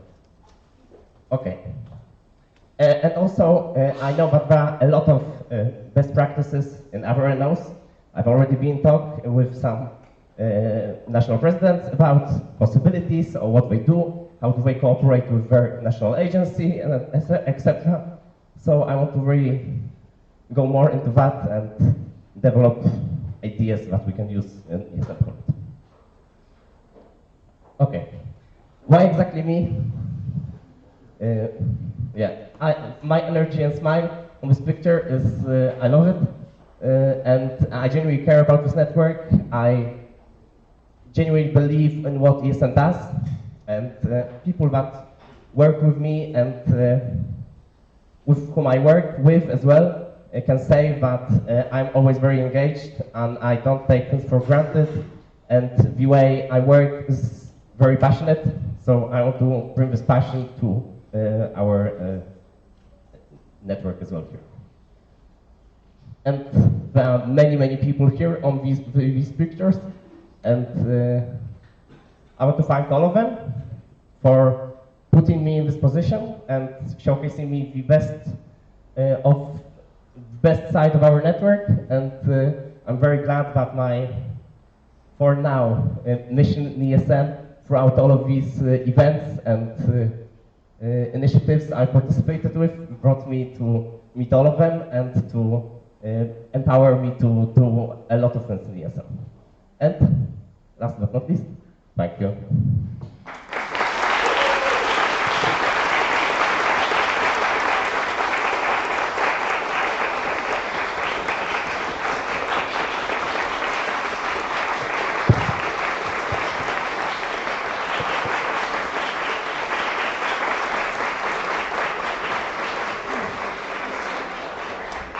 Thank you very much, Bartek. And now Dominika will present her candidacy. Yes, so, hello. I have to say that I have a lot of flashbacks from the last year. But yeah, I'm very glad, I'm very happy that I can present my candidacy for the second time for the president of ESN Poland. And well, let me go to more details. So first of all, a little bit about me. So who am I? So you can all know who am I. I'm 24 years old. I am the management master student. I'm actually finishing it. I'm even doing my thesis about the leadership in ESN and how to different people lead their organizations. And well, I am DIY enthusiast. I love to do a lot of DIY things, a lot of manual things. So you probably also saw me doing that somewhere on our meetings. And well, I really believe that I found my second family in ESN. And I think that it's nothing special, it's not a surprise because I joined ESN in 2021. I won't be telling you all of it, but some highlights. I was in my local board for 2 years, first as the PR manager, then as the president, then I moved to the national level. I became the event manager, so I organized a lot of meetings, and I really felt the energy, the ESN spirit, I think. I met a lot of you, and I then discovered that it's still not everything that I want to do. I want to do more. I want to give back the energy, that work that you all putting into ESN.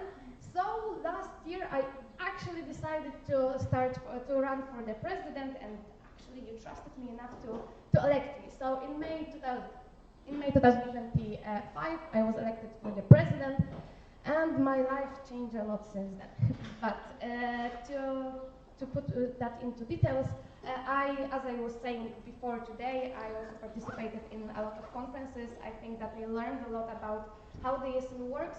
I can now see how the whole year looks like. I managed to also, I think, make some collaborations and plan for the future. Even if I'm not elected, I think there's still some amazing things that we can do together, and I can pass those contacts.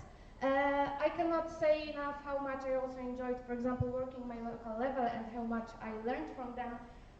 But I think that's enough about the past. At least maybe one last sentence, that I wasn't 100% sure that I will run for the second mandate, but after the year, I really think that it's a good thing to do.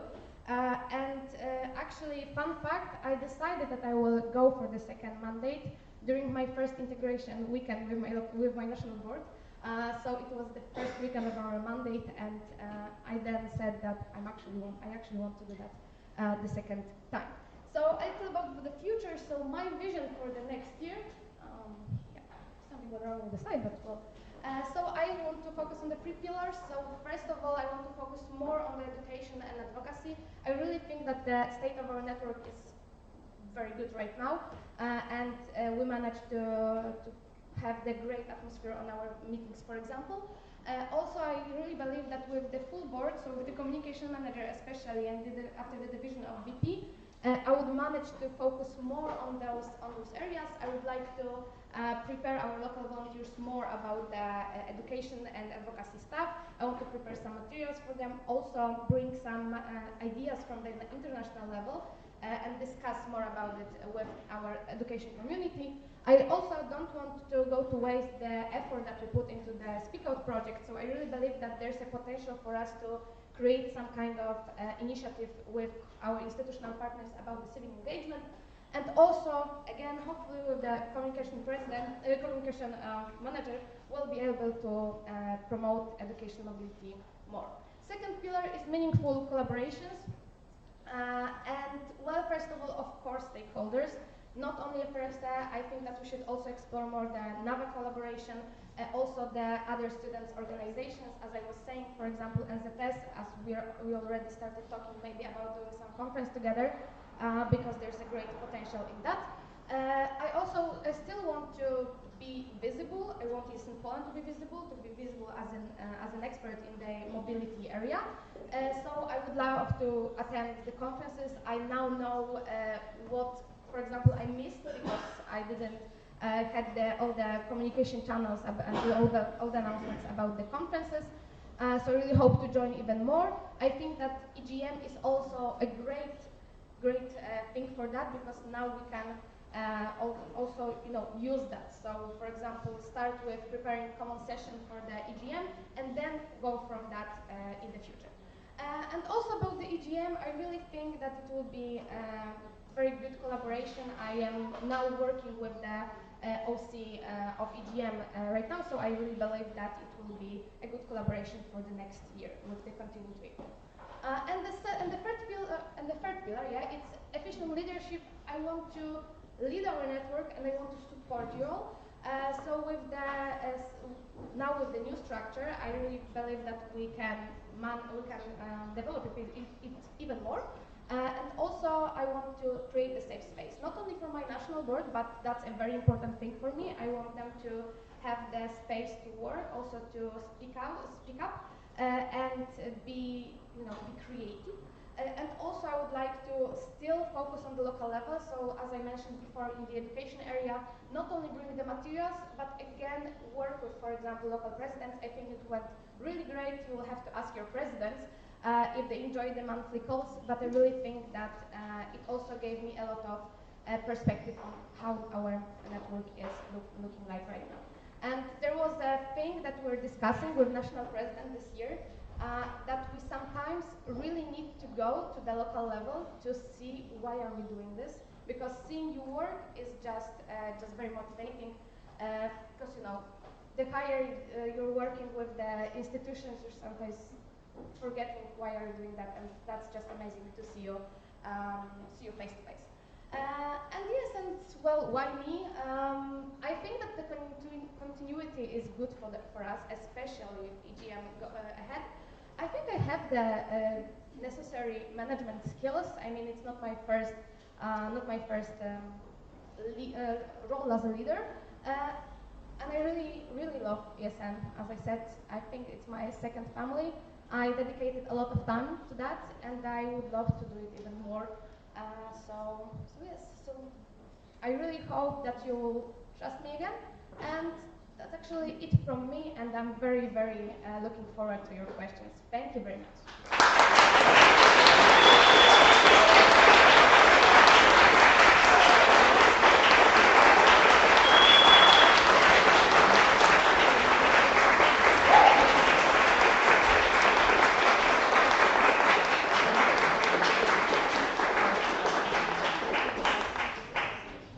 Thank you very much. And now we will have a Q&A session. Please, as said at the beginning, if you see that your time is coming up, calm down already. Jakubovac.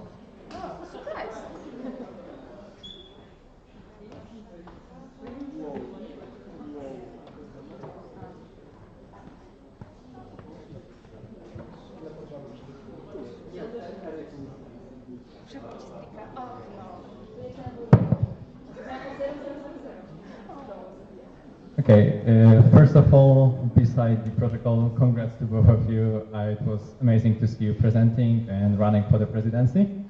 But to the questions. First, for Bartek. You mentioned challenging the status quo during president's monthly calls. Can you provide one example of the status quo within ESN Poland that you believe genuinely needs structural change on better communication?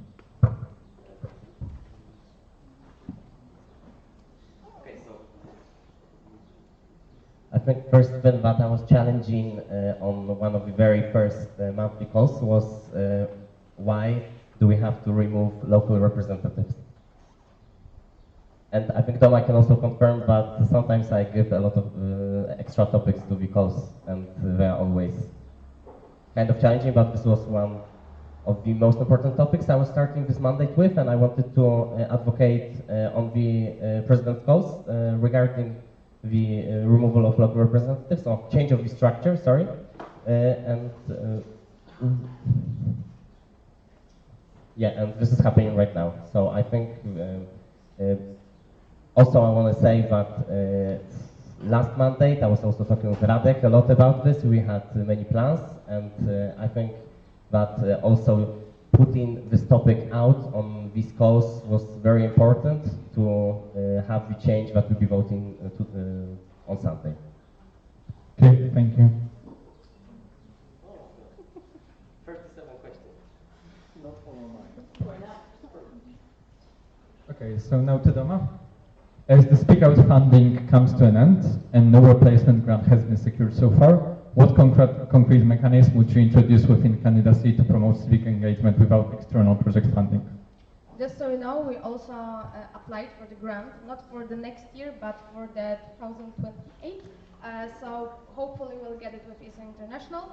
But for now, as I said, I really believe that there's still a lot to do, and even without the funding, we, for example, can make some campaigns about it.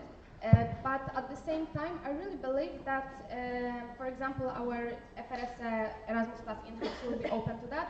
even I think last month they hosted in all of the in-hubs, they hosted an event about the civic engagement. So I really believe that we can engage more into that. Okay, thank you.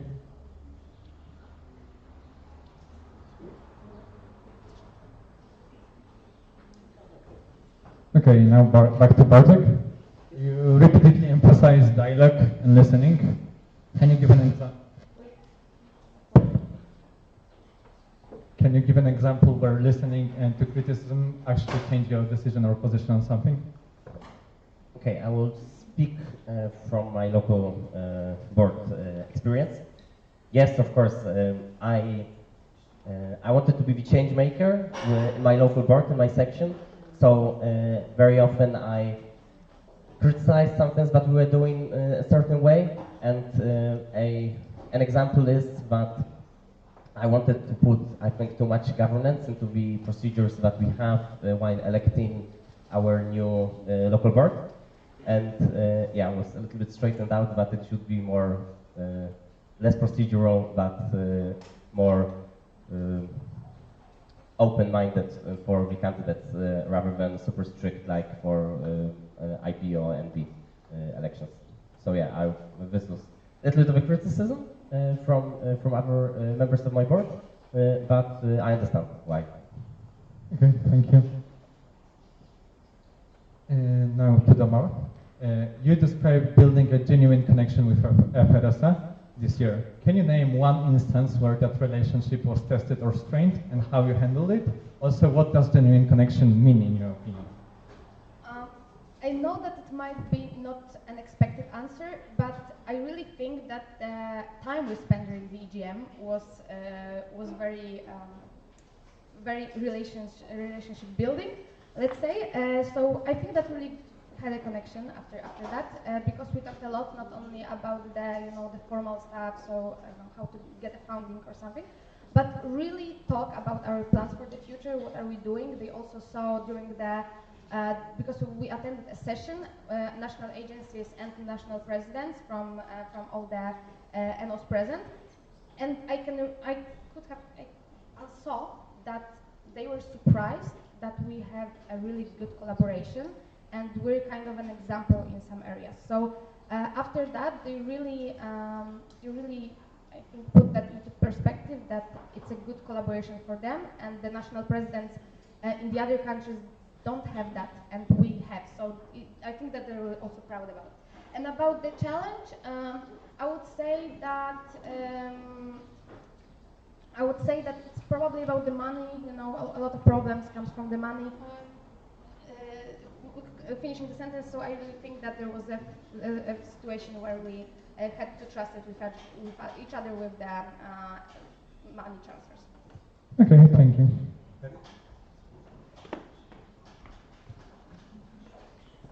Hi, Eric here from SGH. I have a question to Bartek regarding the question about the strategy on how to collaborate more with local sections, and your answer by introducing regular local board meetings. How would it look like, and is it too much or maybe too many people on a call because the president calls, HR calls, and so on? Okay, so by removing local representatives, I would like to envision more importance on the local boards as all of them.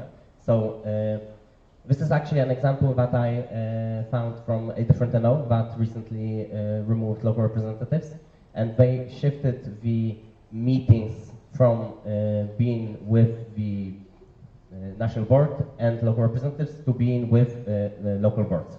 And of course, I understand that we have a lot of meetings, and also national board has a lot of meetings on international level. So no, this would have to be balanced, of course. I would not expect that we would just add another meeting that's mandatory to addition to local presidents meeting, local HRs and project managers and stuff, and also community meetings. No, I would envision that local boards should meet and maybe even put more pressure on having the local boards meetings rather than on the certain positions at some point, because we still have communities that meet.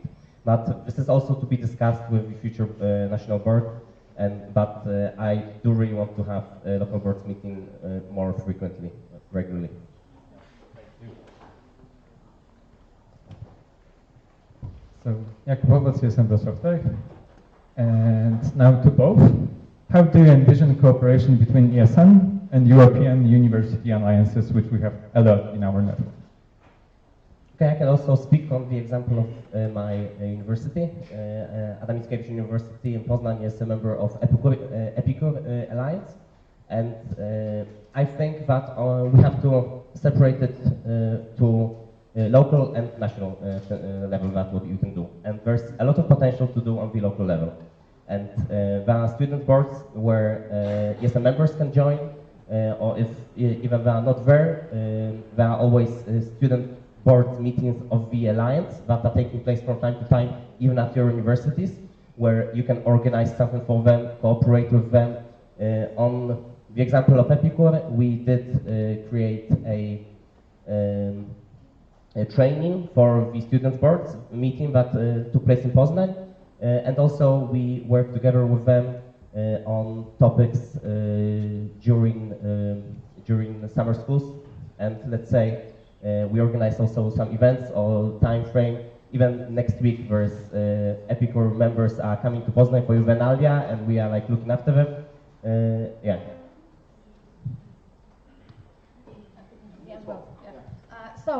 I think that what we're missing the most, I think it's the awareness about the alliances that they even exist. And I am sure that some of you don't even know that your university is in one of them. So I think that the first thing that we really need to focus on is to raising the awareness. The second thing is then that we have a lot of ways to collaborate. So for example, in the ideal world, I would say, ESN members would be actually the members of those boards, for example, ambassadors of the alliances. For example, actually, from the section Wrocław Tech, there is one person who is actually currently the president of the alliance and is the ESN member. And I think that's just amazing and perfect situation. And from the national level as well, it's very amazing opportunity because we are participating in the European University Alliance Ambassadors Forum. So it's a training event and we're preparing training events for those student ambassadors from alliances from all over Europe with ESN International and also one of the alliances so they can collaborate more. Okay, thank you. Now back to Bartek. You mentioned wanting to create an environment when people are heard. How would you prevent discussions from turning into organizational paralysis or endless consultations? Okay, so as I mentioned before, I want to have local board meetings, but also with the communities we can discuss. Well, basically it's important rules at the beginning of the discussion. And I do understand that there are very often processes where we talk and don't decide. Well, this has to be established at the beginning of a certain discussion and a topic. So by imposing rules that we actually already have in the ESN as well, in many topics that we discuss, I would envision a smooth discussion in topics. Like simply, if the topic is interesting and important, and there are people that want to get engaged, I wouldn't think that they will, as you wrote, turn into organizational paralysis or endless consultation. No. By imposing rules on the discussion and how it works, just like during the NACE, we will probably successfully get what we want. Okay, thank you.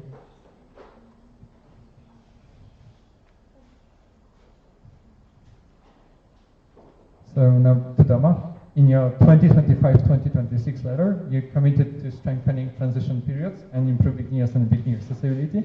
What specifically did you deliver on those 2 points and where did you fall short? Well, I think that the biggest failure is that actually Wiki is not working properly, so all the work were kind of paused. The second thing is that I think that after the year I can also see that presidents should know what is going on in the network, but at the same time cannot be present and very, very, very active in all of those areas. About the specific actions, I think that about the transition period, we will see because it's still ahead of us. But I have some ideas. I think that the transition period that I established in my local section was was very good, and I would love to also, because I know that it's continuing, after the years. So I would love to also bring some of those ideas in the future. And about the ESN Wiki accessibility, as I was saying, there were a lot of IT problems, so I would say that I didn't do anything special.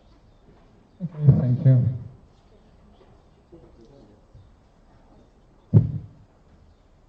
Okay, you highlight transparency as an important value for you. In your opinion, where does ESN Poland currently lack transparency the most? Decision making, finances, communication, or accountability? I have to choose? Yes. Well, no, to be honest, I will not choose one answer because I don't want to put pressure on any current board members that they are not being super transparent. I think that we can be always more transparent in all these areas, and that's why I want to also introduce local board meetings, so we could show the transparency from what we do, and this question is provocative, but like I cannot say communication because there's no communication manager right now, and of course there could be more work done in this area, but in the end, we can always increase transparency in all these areas, and I don't want to focus only on one because it's not simply fair, I guess. Okay, thank you. Marco? Marco Natali, international guest. For both, how do you plan to be involved in international level, and how you plan to make the voice of ESN Poland be heard inside your region, this app, but also on GAs? Okay, so I will start. Just saying, I will not, I also, because I'm currently in ESN Car team, I will not do that. So I will focus on the work with local president. And as I said in my presentation, I want to be a vocal, very vocal on education community goals. And I think also by that, we are very much increasing the voice of ESN Poland in the region and also during GAs, because we are known, we know what we do, and we have a voice. And I've participated in 2 GAs, you've participated in 2 GAs, we can agree that there are sometimes situations where ESN Poland is trying to be the leader within our region, and we will want to continue doing that. And by just showcasing our knowledge and our ideas and talking with our national boards, we will achieve that, I guess. So, yes, I also agree with the fact that we are trying to lead, for example, the consultation during the GAs. I think that as national board we can do still a lot because we can engage more in the communities as well, share our ideas. And for example, this year we also shared some ideas that we had that they were very nice, that they were accepted. People were actually interested in what we were doing. I even had some talks during the last GA, and I think that we can just continue that kind of and be we want to be heard, we want to be not only experts as ESN Poland in the advocacy, but also being the lead voice, and we're managing to do that. So I don't see like one specific thing that we can improve, but for sure to just doing more and more in the end.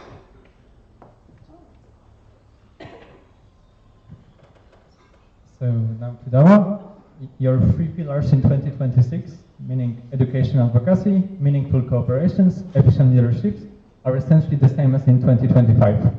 Just reframe. Why should the network trust that the second mandate produces different results rather than a continuation of what was partially delivered? And here's where you're wrong, because they're not the same.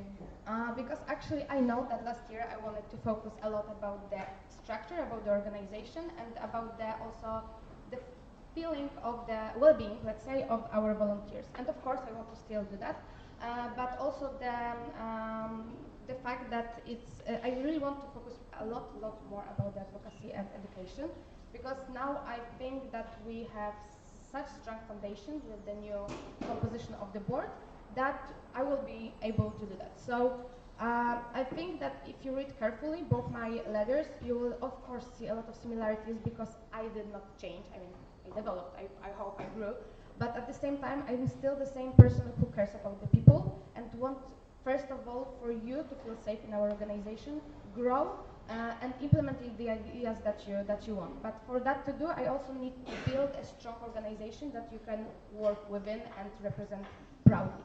So I don't think that it's the same.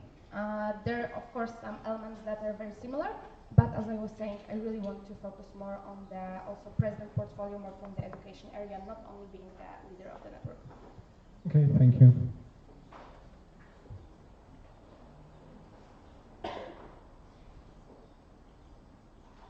To both now. Basically, the first part of the question was covered by Marco Natalie, but do you still see International Affairs Coordinator as a valuable position? Yes. I think that especially here when we have GM, it's important to have also International Affairs Coordinator to help with work in terms of ESN International. And there's going to be a lot this year, as probably many questions from you and NAAP were also saying that versus EGM versus GM this year, and we have to remember about that. Yes, we have to, and I would keep that position. Yes and no, because I think that this position should exist, but the fact if we're opening the open call for that position should depend, of course, on the president. And for the first-time president, so for me this year, it was crucial. I really needed Bartek to be there for me, to help me discover the whole ESN International, and I really believe that every first-time president should have that person. For now, with the, of course, EGM is ahead, but for now, I really believe that the things that International Affairs Coordinator is doing still can be done by the president, and then, of course, also opening the open call for the EGM delegation leader. So all the stuff regarding EGM will be still taken care of by one person, but the things that we are doing in the meantime will be handled by the board, because it's not only about the president, but also the whole board should be invested in what's going on during the GA. Because, for example, in November we will have the GA that is focusing more on the financial stuff. So the president will need the treasurer to be there to discuss those topics. So I think that if we have help from other supporting structures, for example, I don't know, sharing the opportunities from ESN International with the opportunities from the national level, it will be enough. Okay, thank you. This question will not be allowed, trial, because it's not relevant to the president's position, but VP. Okay, yeah. Okay, so now both of you again. In what ways would you ensure that ESN Poland's diverse membership is heard and included in policy decisions? Diverse membership, what do you mean? So in general, people, like, or like our voice as an organization which is quite diverse from different backgrounds. Okay, so I understand this, that, okay, we are a community of diverse people, and people that, okay, first of all, participated in mobility or did not participate in mobility, and I would... You mean internally or externally? External. Okay, first of all, I mean, I can rephrase it maybe. Thanks. Because both of you mentioned on NAAP, but in general you would love to be included in more policy decision-making processes in the government and in general. So how would you ensure that ESN Poland actually has a seat in the table during that discussions in our country, not only in ESN international level? Okay, this is not a process that can be done throughout one mandate, I guess. And first of all, I would showcase the ESN survey results, because this is the strong foundation of what we do. Because if you want to talk in terms of policy, you need strong data, and ESN survey provides strong data. And I would advocate using what we have as ESN survey to promote our ideas, to promote what the change we want to implement. Because let's be honest, ESN survey is a tool that is made for us to use in such situations. So this would be my first main focus, and I'm not going to tell you any promises because I do not believe that we can change throughout one mandate everything, but building on that and meeting people and expanding also based on our participation in conferences, talking and networking. This is very much important, but I would focus on advocating throughout our ESN service. Yeah, so, of course, being present during the conferences is amazing. I cannot count the times where someone approached me and was like, wow, this data is amazing. I didn't know that it exists. So, of course, present at the conferences is the one thing because it's also a great chance for networking. But there's also the second thing. I believe that I mentioned that during the last NA, that we actually, for example, were included, our statement from ESN was included in the discussions about the next budget of Erasmus+, because, again, cooperations. And I see a great potential not only with cooperating with institutional partners, because they, of course, have a lot of contacts and it's good to receive that, but also from other organizations, because that was it, that Prom asked us about our statement because they want to include our voice, and because they were participating in the consultations. For example, soon there is a process of creating the youth strategy, and we also received the invitation. So actually just yesterday, so I'm still managing that.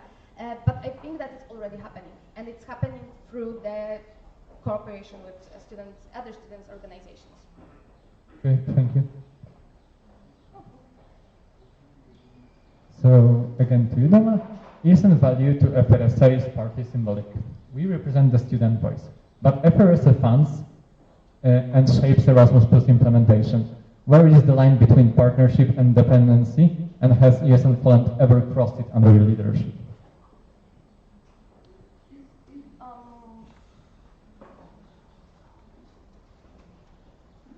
I think that FRSA is our ally, let's say like that. And of course, we're depending on them as well because, for example, they're co-founding our NA now.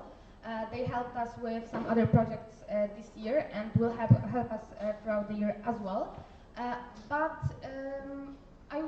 So of course we are depending on some money. It's not like they're crucial that we won't survive without them. The collaboration wasn't always strong, and we managed to still stay strong. So I think that right now, through the transparency, good communication, I wouldn't say that we crossed the line in any way wrong, you know? So I don't know if I understand correctly the question. Yeah. Okay, but I think it's really on a good way to become a great friendship, let's say. Okay, thank you.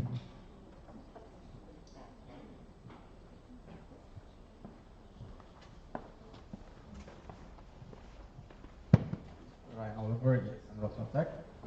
This question is actually to Bartek. So in regards to the 4 represented to your section, was it helpful in your mandate in general? And because you talked about building bridges between the board and the local sections, how do you envision that? Sorry. Okay. Should I repeat myself? No. Okay. Okay, so you're asking because I'm local representative, No, also be president. You're president, and yes. now you want to be the president. So before you were on the other side, now you were hoping to be on the other side, right? So just want to know your opinion on this. Okay, so actually I've noticed in my section throughout past years when the local representative was not from the board, there was a huge disconnection between what's going on in ESN Poland and the involvement of local board in what is happening in ESN Poland. Regarding transparency, I do believe that we should approach this matter in such a way that, okay, if there's a topic regarding budget, there should be local treasurers involved. If there's a topic regarding national event, there should be project managers involved, and so on and so on. And this is an idea that promotes transparency within.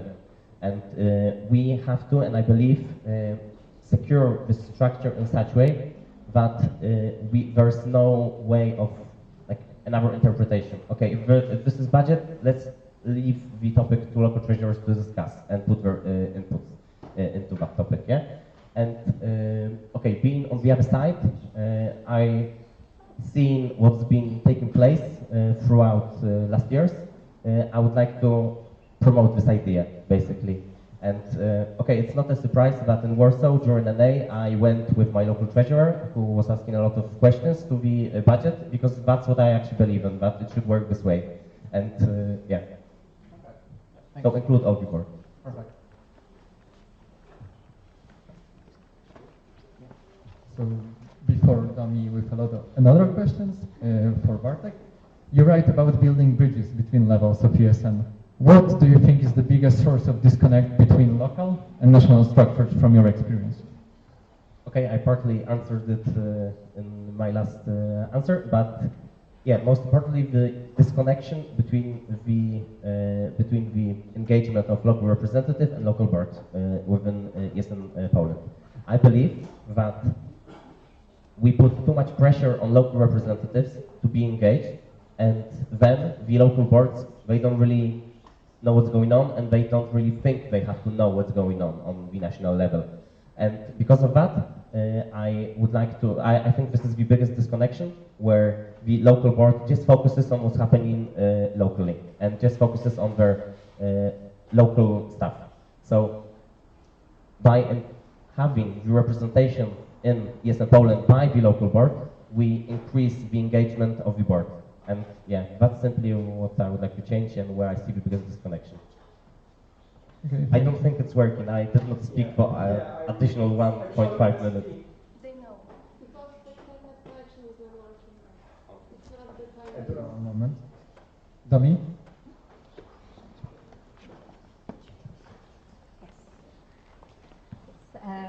Hi, Dominika, ESN XMB. So my next question is to you both, but first of all, congratulations on your candidacy, it's just fantastic. And yes, concerning the future of the Erasmus Plus program, so what role should ESN Poland play in influencing these decisions on the national level? Since of course Erasmus is a European program, but many things depend on the member states. So can you name maybe one thing you would like to implement or do, you would like to contact during the next mandate, since, you know, the Erasmus is already kind of shaped and right now it can be only fine-tuned. So yes, what will be your actions?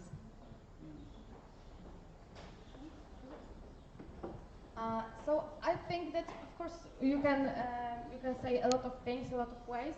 I think that the thing that we were kind of missing this year, and I would love to explore that option, is to actually involve local sections more. Because when we raise the topic to the local sections, they can raise the topic to the universities, and then we have the very strong body, organization, so the universities in Poland that can engage and be a very strong voice as well in that matter. So we can share our opinion, I think, via the universities. I partly agree, but from my experience with my university, they didn't really think they have a voice, which was a huge problem. And I know that Adam Mickiewicz University likes to call themselves a big and strong university, but regarding that, they didn't really think they have influence.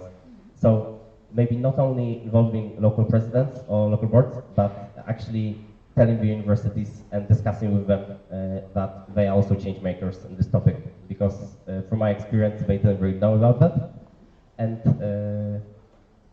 yeah, and regarding the action, this talk with the university, but also I think we should focus on some campaigns regarding the future of Erasmus.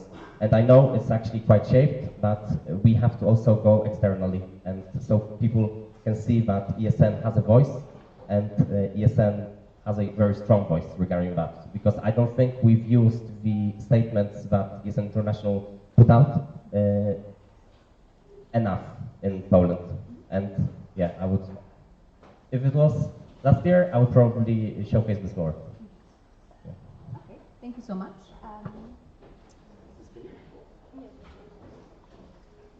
Well, actually, the next is covered, so So I guess Kuba now. Before Kuba, I would like to propose closing the speaker's list. Is there any objection? Objection.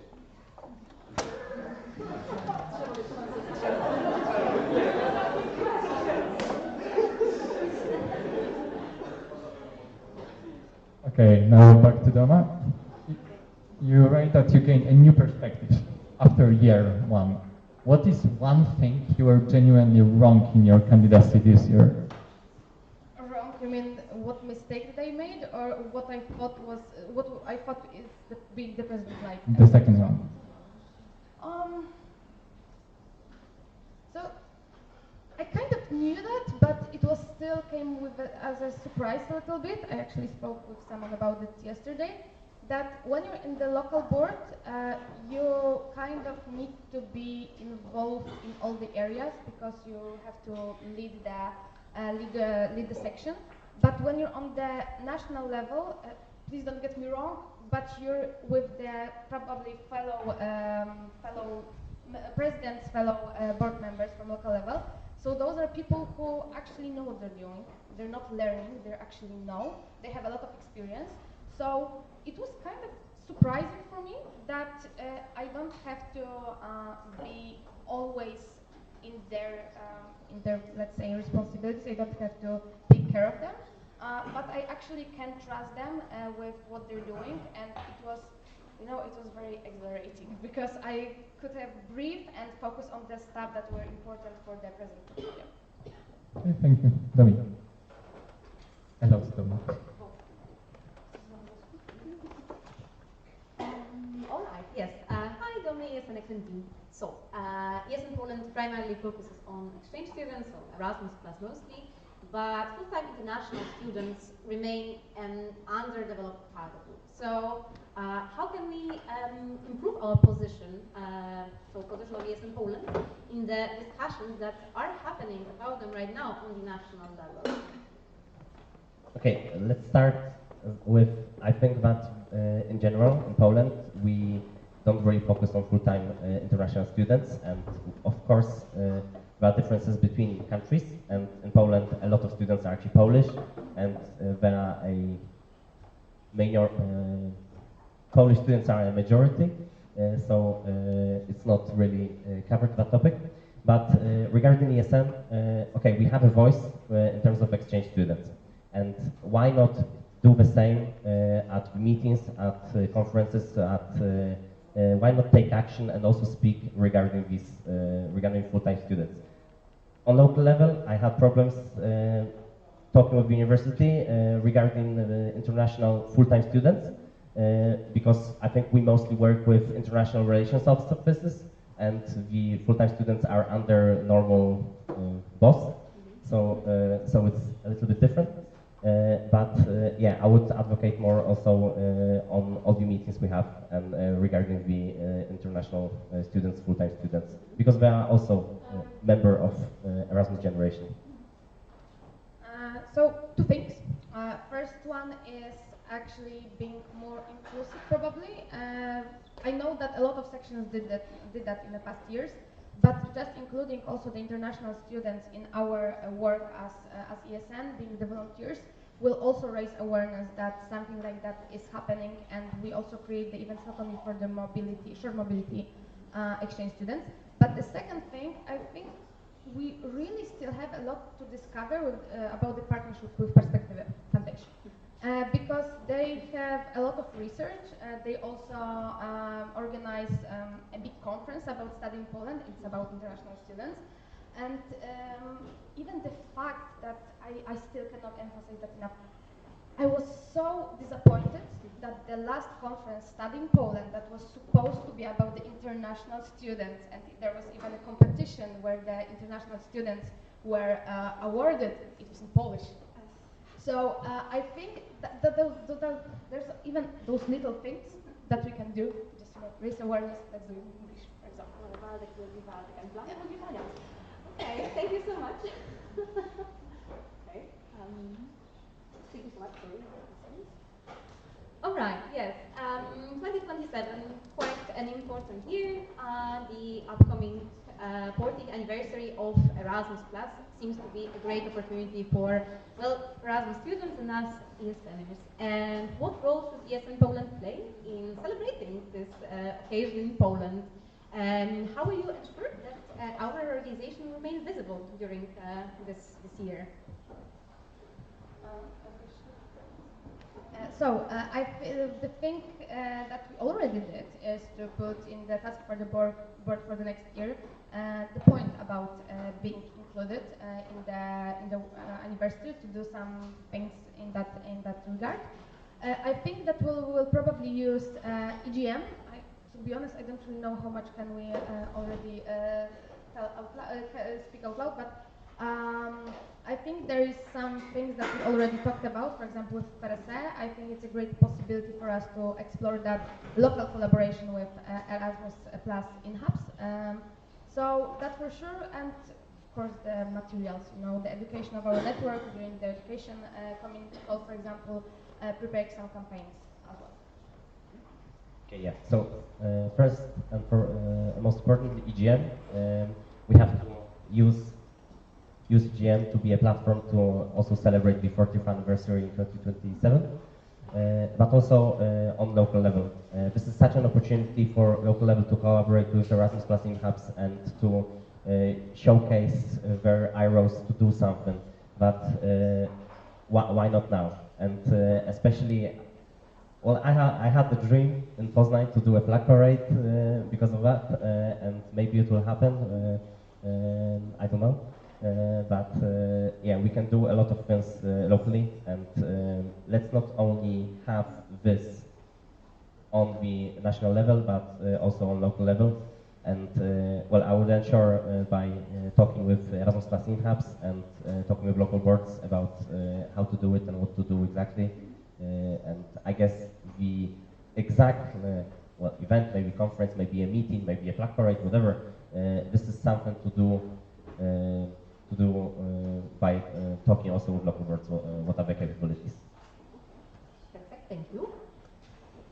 And yes, my next question is, so if you would have to choose one priority on which you will spend your advocacy efforts in ESN Poland in the next mandate, what would it be and actually why?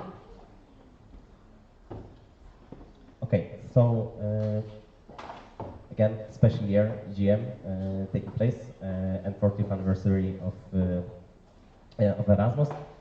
I think this is a very important topic for us to share the idea of even more mobility. Okay, there's change in the Erasmus program taking place, but I've talked with my university about that, but we want to have even more students. We already have 700 coming, 1,000 coming per year, but we want even more students coming, and they also want it, but they think there's a barrier with the national agency regarding that, and there's difficult topics. But of course, I would promote and talk about more mobility in Poland and sending out students as well, because it's important. We receive more students than we send out, and we have to very much focus on increasing both numbers, because we can't increase one number without increasing the other. So this would be my main topic, and talking with national agency about it, talking with local boards to advocate it with their international relations office, Erasmus offices and stuff. So yeah. So I will be probably repeating myself. But I think that it will be great to give more opportunities for the local level again, to also see not only the big picture, but also the small picture. So I think that the great thing that we did this year was take part in the sieciowani meetings. So it was more about the problems that we're facing locally, not only nationally. And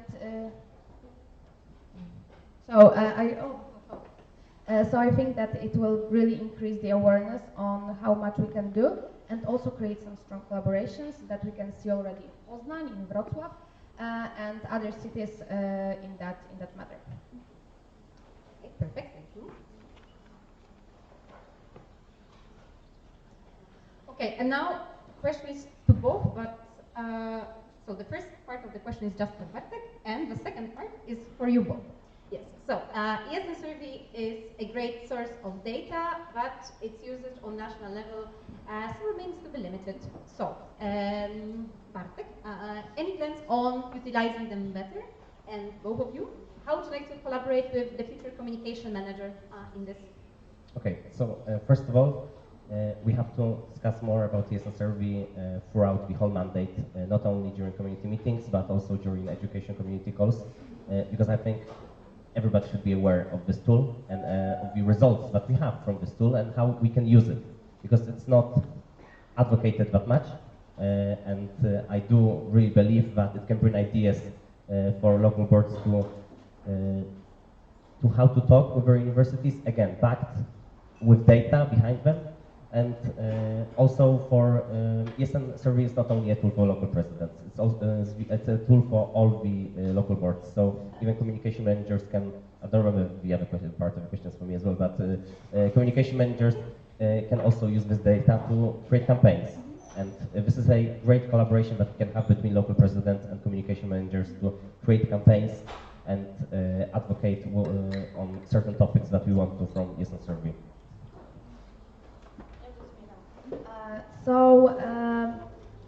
I think that it was very, I really missed that during this Monday. That I didn't have the chance to develop more because I also have the communication background, but it was sometimes very difficult for me to manage them, also doing the graphics and etc. So I really hope that next year the president and communication manager can have a better cooperation and create some materials, not only for our social media, but also for local sections to use. And maybe it will be also useful to use with external partners, prepare some one-pagers, for example, regarding one matter that we want to discuss. Maybe use it also better with them during the, I mean, it depends on the topics, but during the conferences as well. Thank you so much.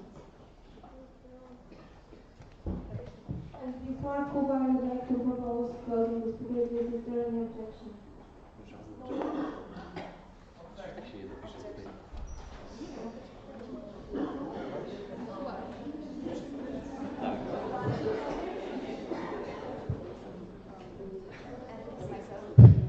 Okay, so quick interruption between Domi. Bartek, you speak about strengthening cooperation across ES and Poland. What do you think from your background as local representative, local president, currently discourages some sections from engaging more actively on the national level? Okay, so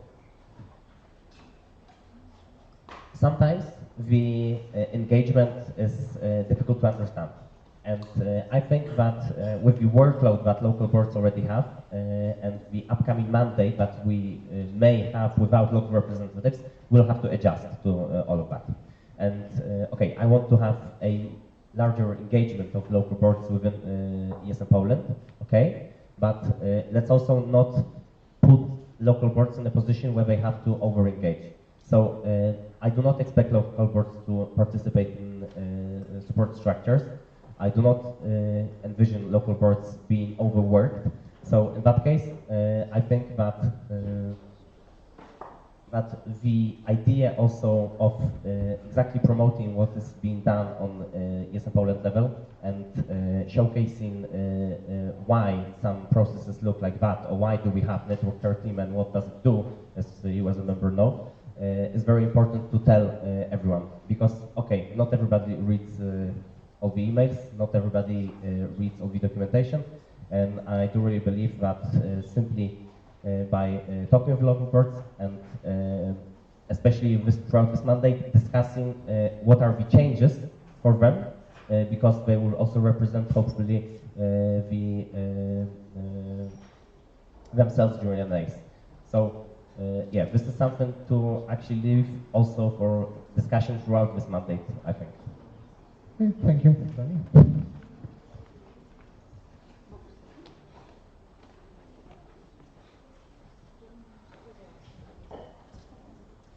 Right, yes. Domi, yes, next MP. So there is a lot of potential for cooperation with other NOs, including the grant applications for the next year for SOCERS, KA2s, and also non-EU ones. So how do you see Poland engaging in such initiatives, and what role you as presidents play in enabling them? Okay, so I would, as we already said before, we would like to have ESM Poland being a leader in our region and in general a leader. So I think we have to start these discussions as well with other NOs. And there were grants in the past. This is what you mentioned, Visegrad V4 grant that we also applied. We have to talk with other NOs. Do they even want to? And maybe propose something from our side, because yeah, just talking is not enough. But if we propose some possibilities, what we can do within this cooperation of a certain grant would be a step forward to promote an idea of having a joint grant. And me as a president, probably I would not be very much engaged in the process, but I would be engaged in the discussions and the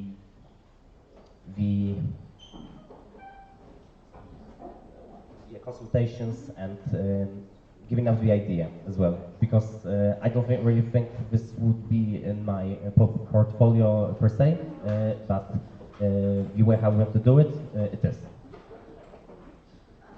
So, I know there's a lot of potential, probably for sure something to explore more with the Treasury, but at the same time, of course, we need to be the leader, we can initiate the talks, but at the same time, we also need to consider the risks.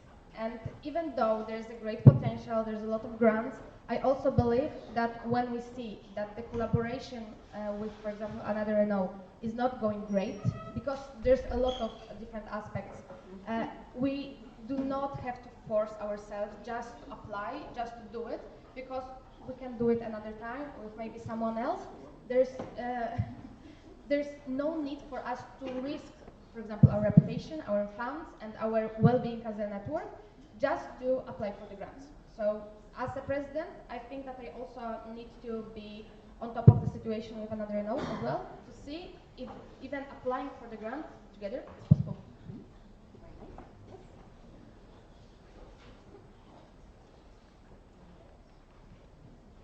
Okay, my next question will be about education and youth coordinators. So how do you envision the cooperation for the next year?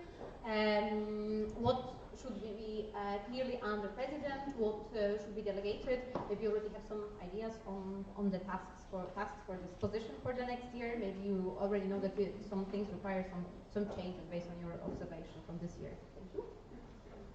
So I think that we should be more open and more opinionated. So that would be the first thing.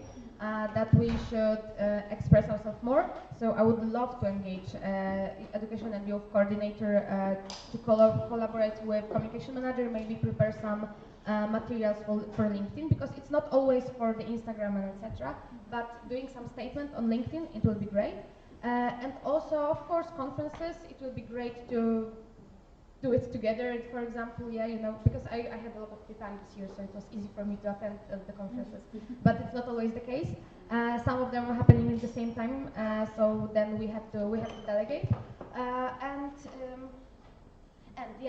I think, because for now, I cannot say if we will have, for example, education community manager. So I would love for the president and education and youth coordinator to cooperate, and for they also to be present during the calls, so they can give their perspective, and probably they're more into the local level as well. Okay, I would envision the partnership to be empowering to both, and okay, that's what I've been also doing on my local level with Tamara. She and we've exchanged expertise in different topics, and I would probably envision this cooperation to be the same on a national level with the education youth coordinator, and of course participation in conferences. Sometimes not everybody can go.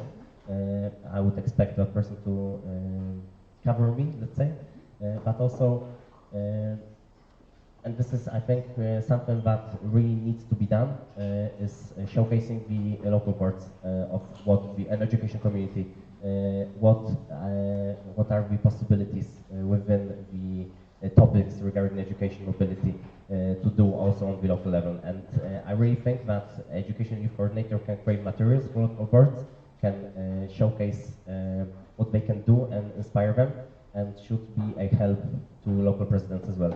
And of course, I don't know if we'll have an education community coordinator, but I would expect if we have that, that person will also collaborate with both me and education youth officer. So in that sense, I really want to see an improvement in the knowledge transfer towards the local parts.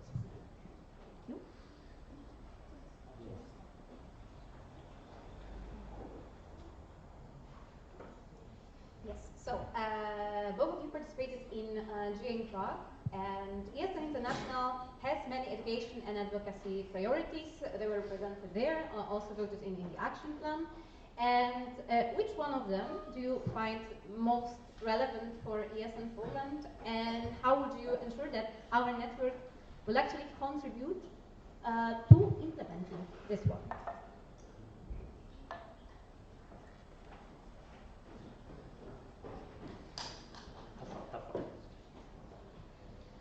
That's my job. Oh, no, of course. Thank you, then. I'm here to support and make it. Okay, so we've also talked about this a little bit before. ESN International is also focusing on the change that's taking place with the new perspective of from 2028.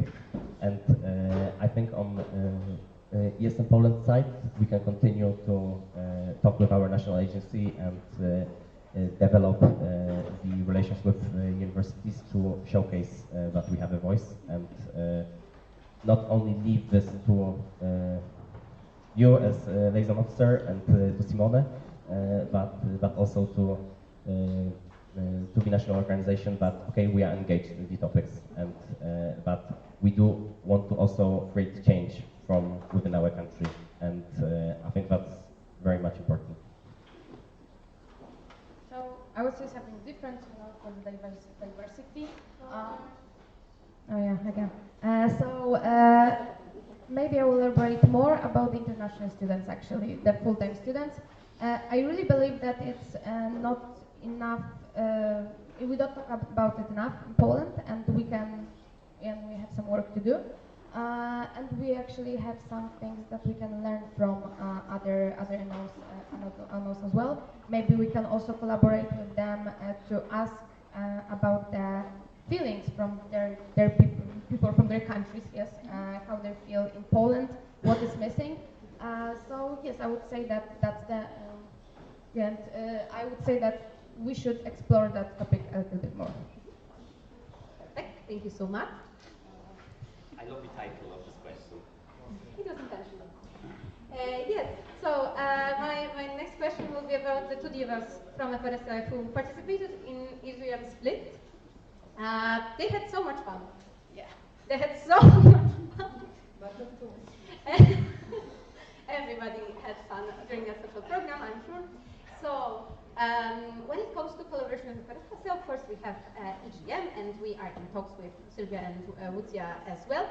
But since they are main points of contact of ESN within FRSF, our collaboration between us and them is not only about the future of EGM. And so I wanted to ask, how would you follow up with those two after the EGM split? But let's please exclude from your answers the next EGM, okay? So actually I love that question because I spoke to Sylvia yesterday. And we were in it was not only about EGM, but it was actually mostly about meeting during the summer, them and the next president, to talk a little bit more about the opportunities for in-hubs.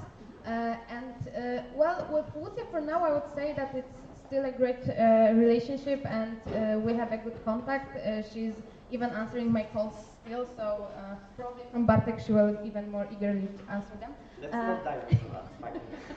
but I think that the best thing that came from that is that also Sylvia is involved now more to that, and as she is the supervisor of all the in-hubs, it's great because she can encourage the local in-hubs to engage with local sections. Okay, for me it's a bit tougher because I'm not the point of contact with between ESN and FRSA right now. Well, no, so I think that it's right now it's also Doma's job to do that, and she's doing that, so I'm glad. But regarding the outcome as well after EGM, I do believe that participation in EGM is something special for externals because this is the event where they can see how impactful and how big we are, and we are not only a student organization but a huge NGO. And having this momentum, I would talk more about what we can do together. And yeah, perhaps is one idea, but also maybe another conference is another idea in the winter semester. I don't know. And we have to showcase and use this momentum to create something together, I guess, because they are very eager to work with us. Don't laugh. They are very eager to work with us, and only by using EGM we can showcase how strong we are and how active citizens and Erasmus generation, how active Erasmus generation is as well. So yeah, based on that, find more common grounds to work together. Thank you so much. Thank you, Dominika. Now I would like to propose closing the speakers list. Is there any objection? I have a feeling that it's always 24 questions when I'm checking. There's no objection, so the speakers list is closed.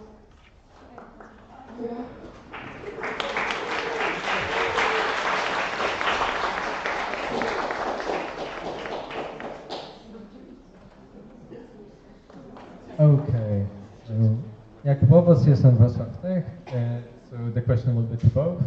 How do you see your own role in network development alongside VP for governance if elected, both VPG and you? Okay. Regarding new sections, I understand. Yeah. No, it's a question. Yeah, in general. Okay. So, okay, this is a portfolio of not the president's portfolio. So I do not want to be very much engaged in the process of creating, let's say, guidelines and policy of what we do in these situations. But I want to have my voice within it, of course. And I think that we have a lot to improve and some guidelines to create for onboarding new sections. And as I think Tomek has already said, the university is approaching you regarding possible expansion, but we have to create a guidelines where the rules of what the VPG does, what VPD does, what the president does, and the network care team does, this matter has to be established. So I would probably be engaged in this term to create guidelines for the future boards. Okay.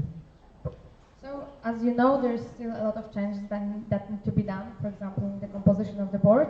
And this year will be crucial for us to see if the vision was successful, yes? If the VPG and VPD know what they're doing, if they're still overwhelmed or maybe they don't have enough to do. So about my cooperation, it's like with the cooperation of the whole board. I want to create the space for them to raise their concerns, to do their work, and to also implement new ideas. And soon we'll probably see if it was a good idea to even, divide the vice president. Hopefully, yes, we have a good, optimistic perspective on that. So, yes. Thank you.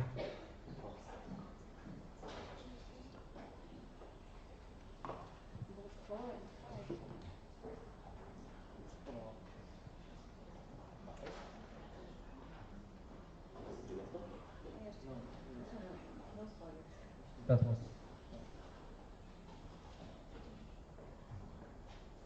Okay, so a little bit follow-up, pointer in direction.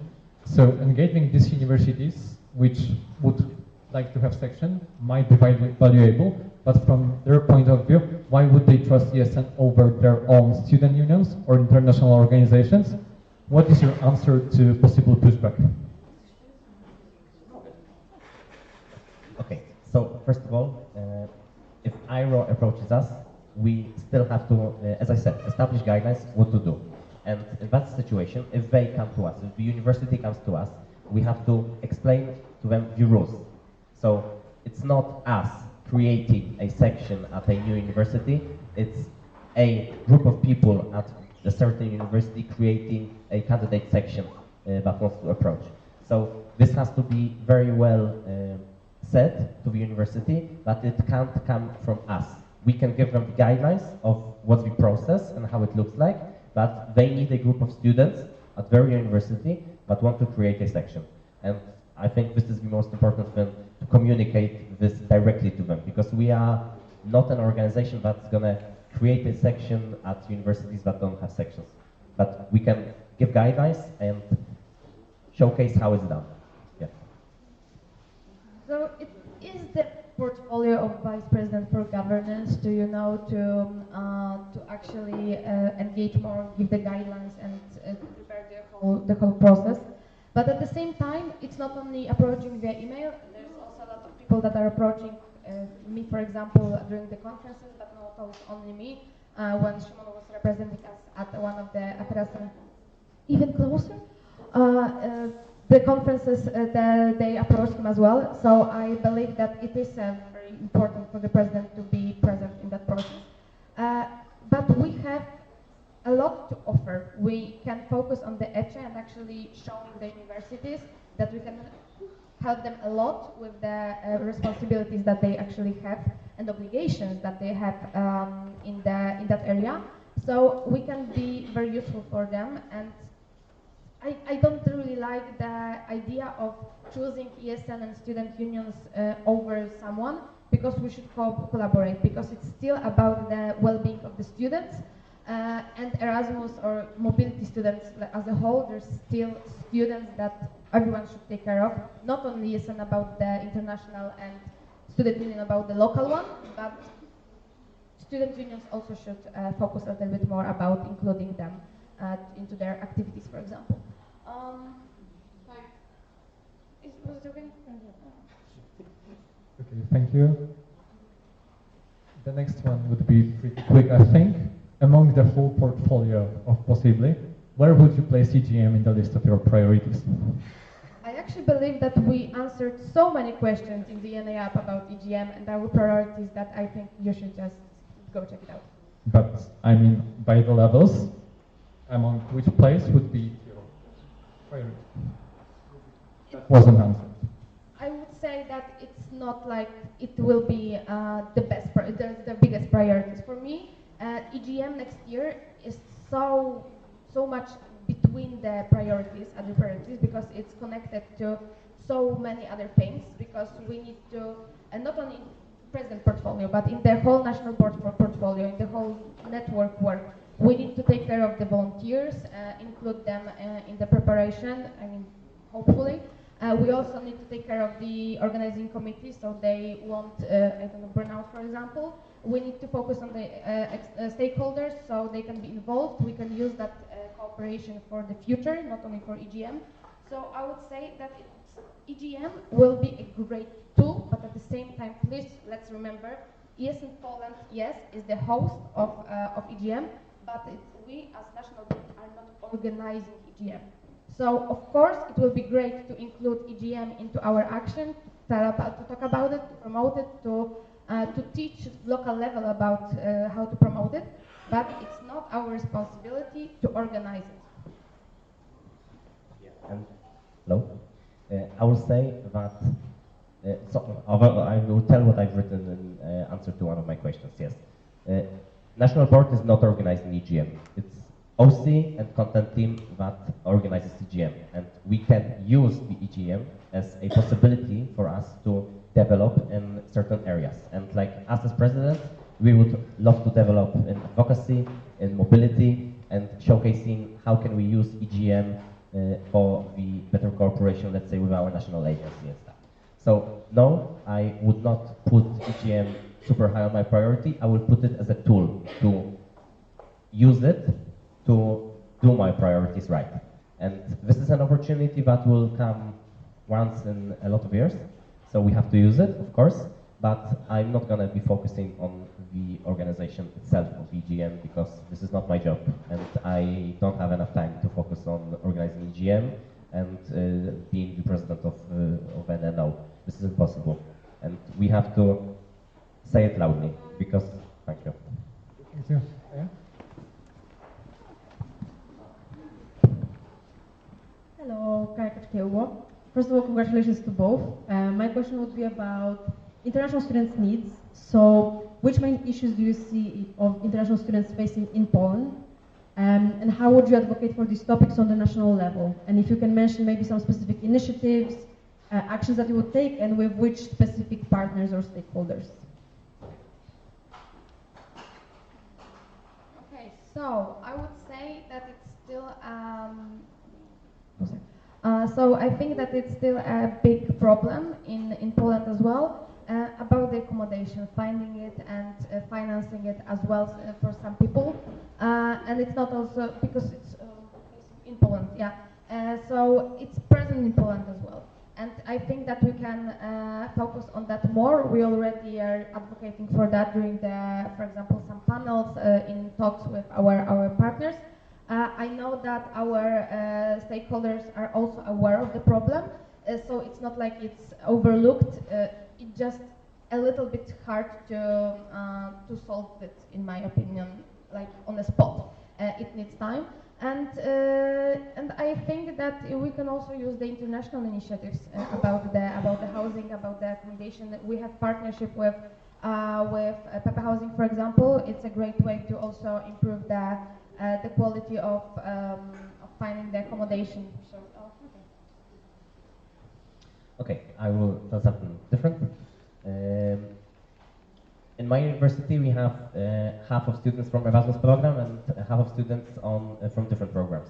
So I can see firsthand what problems they have, and I think the biggest problem right now is visa problem. And of course, regarding the situation we had 2 years ago in Poland and the blockade after that on issuing visas, we have to advocate that, okay, if there's a student that's coming exactly for 5 months for an exchange, they should get a visa automatically. And it should be a process that is smoother for them rather than for other people who are trying to get to Poland just to work. I guess that it's a thing that takes place with discussion with national ministries and stuff. It's not an easy topic because we don't have an established partnership with, let's say, the Ministry of Foreign Affairs. But we should try and do more regarding visa problem because for me, it's personally sickening that we see students coming 1 month later to Poland because they were just waiting for their visa.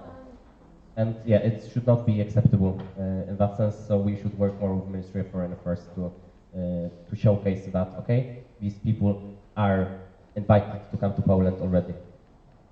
Thank you. And I have a second question. Yes, my second question is about the outreach of the local sections. So it was maybe covered in the topic of full degree international students, but I also want to focus on other mobilities. So how to encourage sections to expand their target audience to students coming from different types of mobilities, such as traineeships and other programs. So what kind of activities they could do and how would you facilitate these activities through local sections? Okay, so from my experience, let's focus on traineeships because like we already have in my section collaboration and direct contact with also students from other mobilities than Erasmus.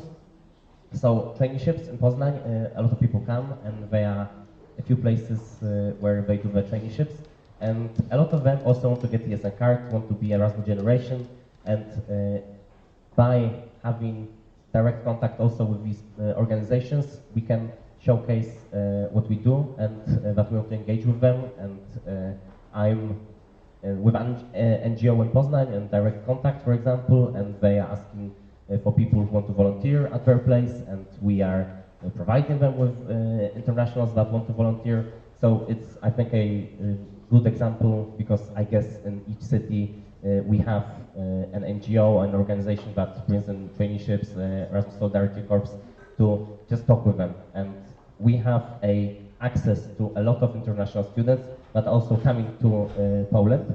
And I would also use this as a matter to give them an example of how they can do their volunteering in Poznań. And some people do their exchange, and they also came back later to do their traineeship at an organization. So by collaborating with these organizations, it's a public information. You can find these organizations online.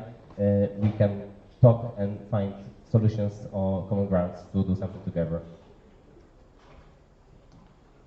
So I would say that we also need to, again, focus about the education and raising awareness among the local sections that Erasmus study, those exchanges for, I don't know, 5-6 months are not the only mobility opportunities, that we have more of them, that we need to also promote them and how to promote them as well. So it's actually, I think, the case of being more open to other types of mobility, also talking to the university, because when we are focusing and we have established communication and collaboration about the only students, maybe we just forgot that there is also short-term mobilities, and our IROS, for example, need help with that as well. Maybe we can be involved, because maybe we can go again somewhere. And I think that it's, again, a missed opportunity with European University Alliances, because there are mobility opportunities there as well, and we can, and when we promote the alliances, we can also promote the great and very approachable possibilities. Thank you.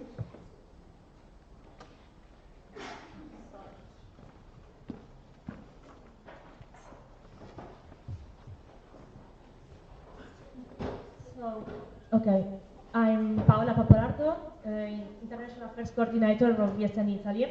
So, considering that, first of all, congratulations both for the candidacy, and I would like to ask, considering that Italy and Poland are buddy countries, how do you envision strengthening the cooperation between us, and are there any specific areas in which you think we could cooperate to strengthen the network?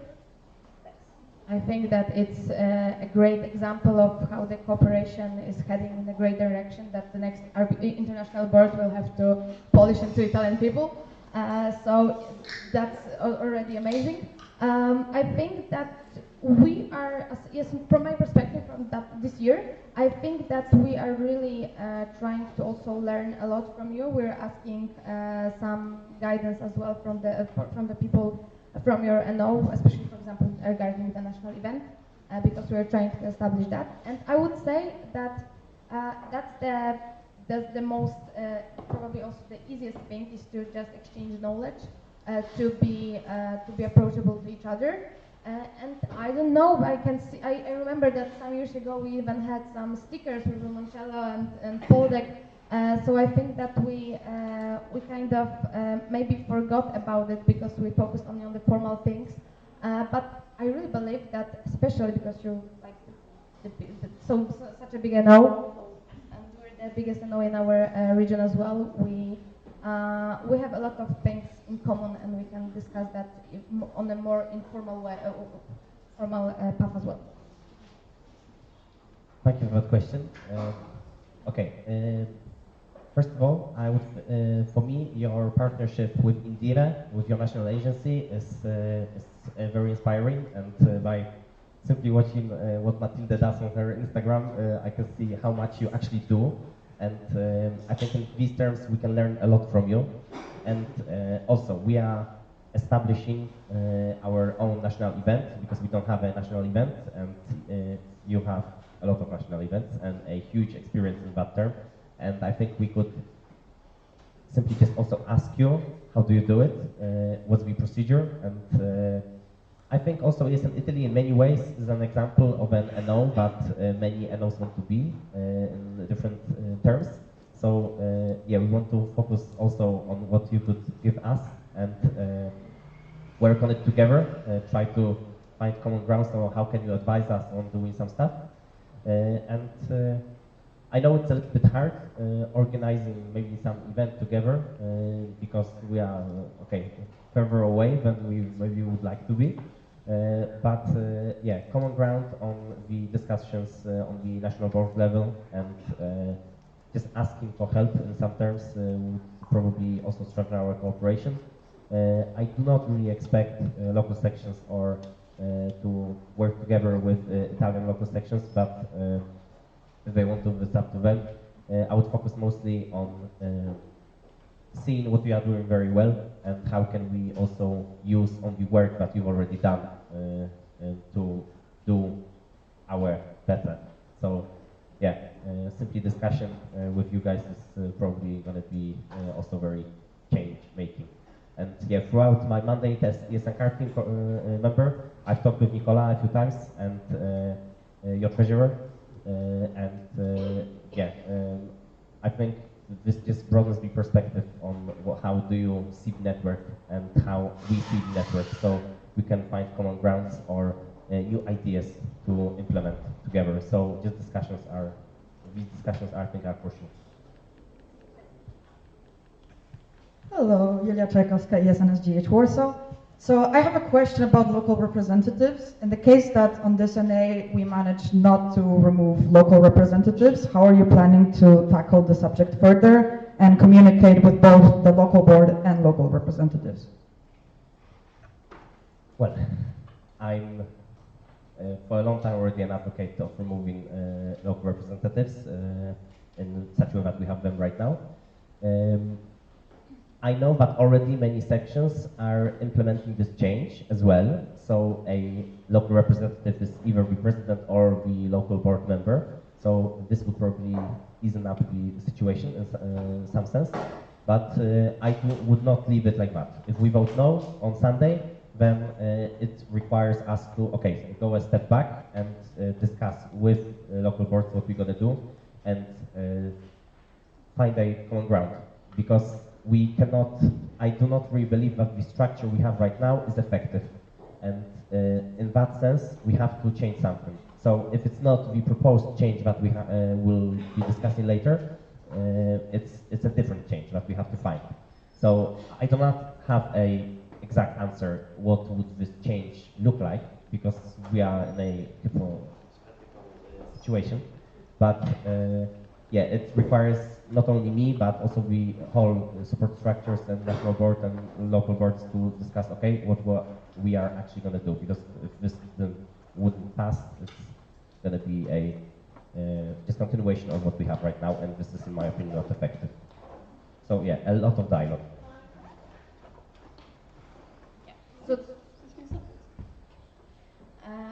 Discrimination. So the communication is key, of course. And I believe that, I'm trying to stay optimistic. I really hope that we will do it, especially because we removed one of the NA, we'll have LBM. And I believe that it will be a good change, because then you will have a chance to be more up to date as a local board as well. And of course, we cannot just remove LRs without your permission. It's your decision. And if you decide not to do it, we'll have to manage somehow. But the thing we can do is just talk to you, send all the important information to the local boards, to LRs, and just try to encourage you to talk to each other, because that's the best thing we can do.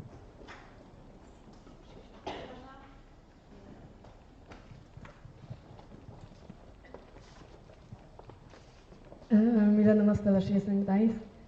So local level visibility is important, as you mentioned, Dominika. Do you think you are sufficiently visible at the local level this year? If re-elected, what specific plans do you have to increase your visibility and engagement at the local level? So you're asking if local sections know me? Yeah, So as I mentioned, I managed to visit 15 sections this year, and I think that's a good thing. I really believe that probably I was more visible for you, for local presidents, than for other LB's member. But I really think that that even during the NAs, during the meetings that we have, the community meetings, I was trying to be visible. I also attended a net for a few hours, just so people know that they can always approach me if they need to. I probably wasn't the meme at any of the NAs, like the main character, and I don't mind. I really hope also to, for my board to be visible for them as well, because not all the problems can be managed by me. And for the next year, I believe that I would try to still do what I was doing. So for sure, local presidents community, managing that, and be just visible that at the NAs, at the LBMs, at the call with the whole local board meetings like we have at the beginning of each mandate. So yeah, I'll try to be approachable. Okay, the next question will not be allowed as it was already covered in the mail. Dominika.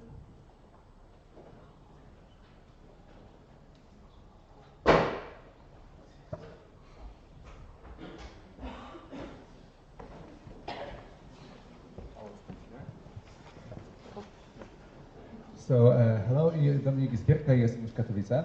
So, I will start with Bartek, as your presentation was the first one. As far as I know, you are currently participating in the mentoring program with Ania Kowalczyk. Ania is with us today, I saw her somewhere. What learnings from this experience do you plan to bring to the national board, to ESN Poland, as a president? Okay, so Ania is the previous national president, so she gives a lot of input on how the network should look like. And okay, for me, Ania is also kind of a role model in many ways because like her voice on ESN international level is absolutely amazing, and the respect people have towards Ania is something that I would also like to have. So. In this sense, I would probably like to take from Ania the ideas and her approach and the way how she manages on the international level. Because as I said as well, it's important for us to keep being the KNO, and I think that Ania is doing this very, very well. And yeah, I want to learn from her in this sense to inspire myself to do same things. Okay, thank you. And my second question, this time to Doma. In your presentation, you mentioned about this continuity. Which one specific initiative you have already started in this mandate would you like to develop even further, and why? I believe that it was the thing I mentioned about collaborating with other student organizations. I know that it's a very difficult thing to do, to be honest, because not always our priorities align, like for the current mandate, for example. But I really believe that the fact that we created, I think, quite strong collaboration with NZS this year, it is very possible for us to organize at least a small conference, some panels or something like that we can implement next year. We already started talking about it. I told them that hopefully we will do it. That will be my recommendation for the next president, next board. So yes, I think that it will be. I would be very, very happy if I can do it as president, or if not, I would love to help to organize that, as I have the personal connection with them as well. Okay, thank you so much, and once again, congratulations on your candidacies.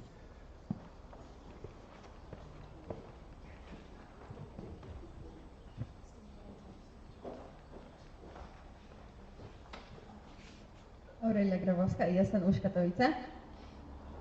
Your answer to one of Adam's questions, you said that your second term as president was based on task delegation, trust, and empowering the volunteers. At which point and which task did you decide to delegate to someone that you had to put the trust in them instead of doing the tasks by yourself? Okay, a lot of tasks.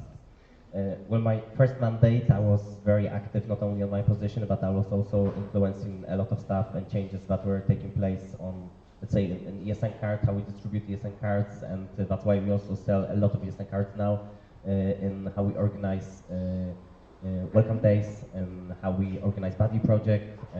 There were a lot of tasks that I was involved in, and my second mandate, I didn't really do this because I had a team that was already with the new tools to do these things by themselves, so I could focus on different tasks.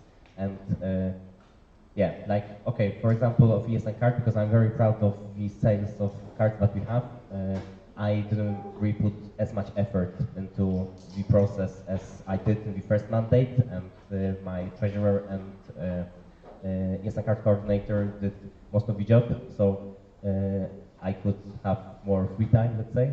And in previous mandate, I very much engaged in welcome days, and this year I didn't really do anything regarding that. I just participated in a conference that we had at the university during that time, and that's part of that, yeah. Local board works. Okay, thank you.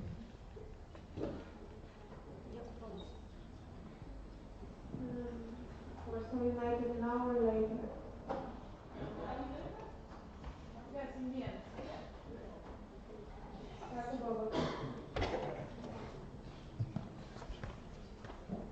Hello, Jakub Owoc is in Wrocław.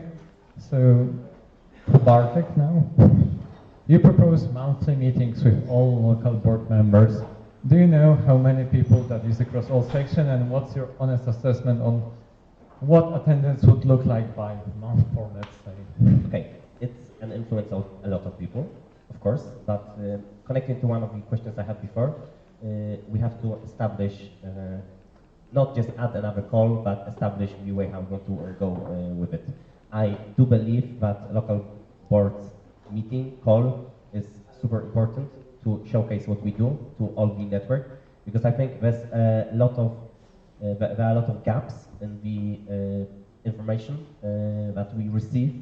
Let's say there were a few times throughout last 2 mandates when something was said at project manager's meeting, something was said at treasurer's meeting, and I didn't know, and these people didn't tell me that. And I think some topics should be discussed within a whole board, so then there's no misunderstanding, and everybody from from local boards has access to minutes after the call, and the important stuff and your important decisions can be talked out then.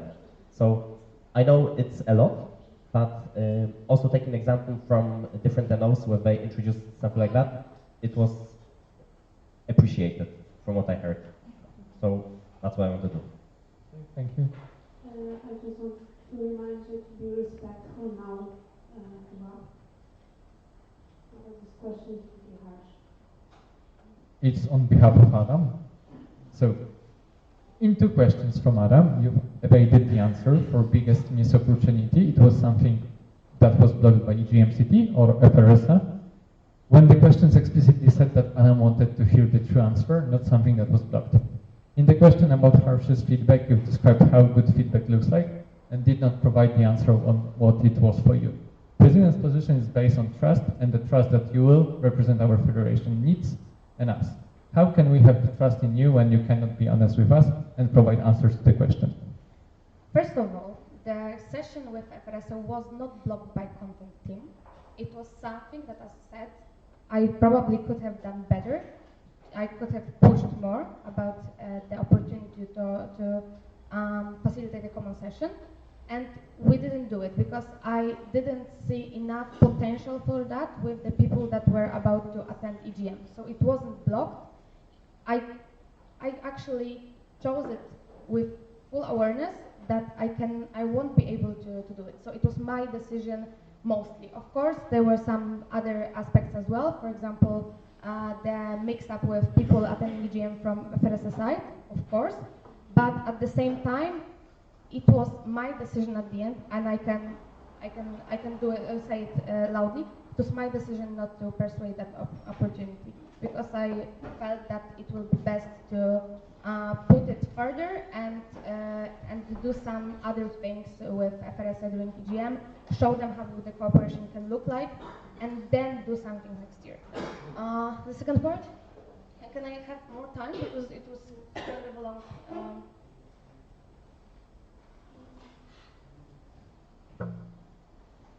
Okay, so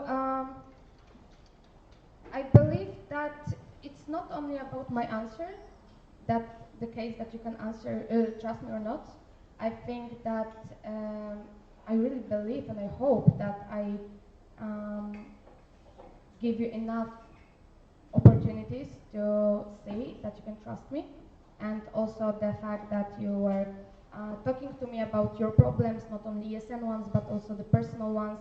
I think that I didn't mess up something so big that our NO future was on the line, that you cannot trust me. So I really believe that because I know that the answer about the because it's about the leadership style, yes, or what's like the feedback card for my leadership style, yes.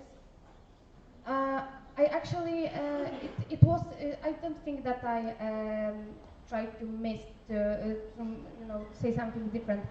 I just believe that I also said that enough times for you to know that I really love feedback. I love to receive it, and I try to implement that. And the feedback that was very hard for me to hear was that the communication from my side was not enough. And at the same time, I do not believe that this feedback was given to me in a good faith. So I think that the question was which feedback was for me the hardest to accept.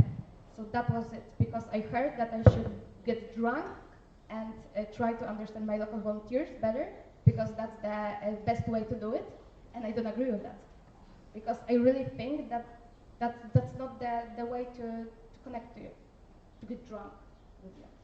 So that was the hardest thing for me to accept the feedback, and as I said in my answer, I did not accept the whole feedback, but I took as much as I can. So I talked more with my local board. I participated in even more local events that were happening in my local section. And unfortunately today you cannot ask anyone from my local board. But for example, I am still, one of my best friends is my PR manager from my local board from that time. And we still trust each other. And probably you will have to talk more with my local section if they trust me or not. If I ever disappointed them enough, you can talk to my national board about disappointing them if they can trust me. So yeah, I think that's it. I know that the time went farther. So.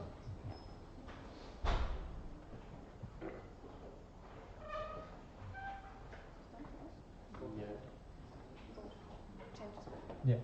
So what most controversial thing would you like to change in ESN in general?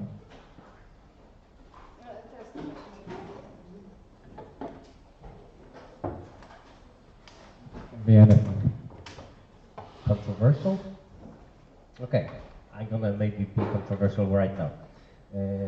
I've heard from the network, I mean, not me directly, but it's been told to me by some of my board members that other sections think that what we do with ESN cards is wrong.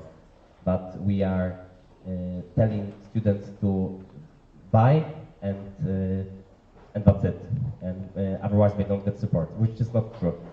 We actually implement the ideas of using ESN card as a membership tool within our section, and this actually happens with other NOs. So I would love to see an ESN card being required to participate in all the events that are taking place at local sections. And this is what we do. This is what's taking place in ESN Spain, in ESN Italy, and etc. And yeah, I think that it's a harsh judgment by some people that ESN WM Poznań is doing it this way, but it's actually an example that we take from other NOs, an example that is in the project itself, so having ESN card as a membership tool. I think that we talked about it a lot today. removing the others. Thank you. It still is. There's a lot of questions about it.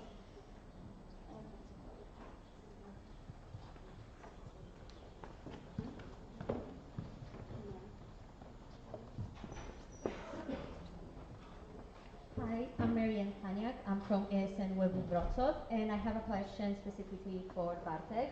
I wanted you to clarify something that I saw in your presentation about like making ASN something more than a student organization and something about making it more like seen as a partner or something like that. So I would like your clarification on it.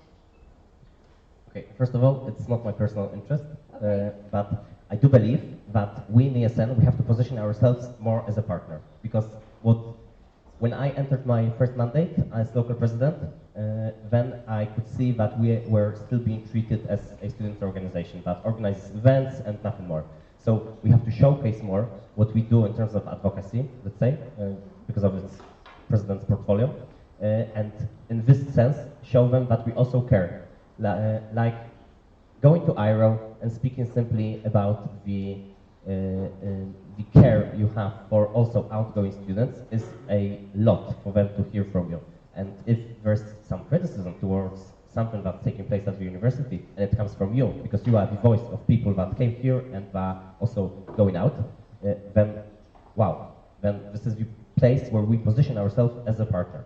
And this also is a partly included in our governance. We have to be well organized to show the universities, to show our partners that we can be trusted. And I know that, let's say, the municipality of Poznań would not give me a grant of 10,000 zloty if they didn't think that we can manage it well. But we have. And this took a long time to discuss with them, to establish the partnership relation. And I think that this is a case where we have to slowly but surely be put in a position where we are a partner. And for me, ESN Wrocław Tech is also an example where the section is more treated as a partner rather than a students' organization. So we are in a different package. They can see the impact that we can have on the students, outgoing and incoming, and how we can use our knowledge within Erasmus program and other programs to provide the university with better solutions. Thank you. The next question is once again regarding the AGM, so it will be you want to ask? It was covered. It's a different question about EGM.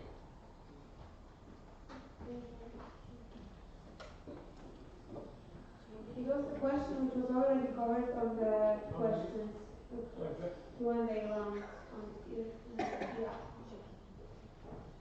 My question about this actually is not related to the questions that was asked. My question to this is, so many countries that just did the EGM before, they face the after clashes that happens after the EGM is that the president is so focused on the EGM that they didn't really focus on the other tasks that they need to do. So they didn't really do the work for the organizational needs, I would say.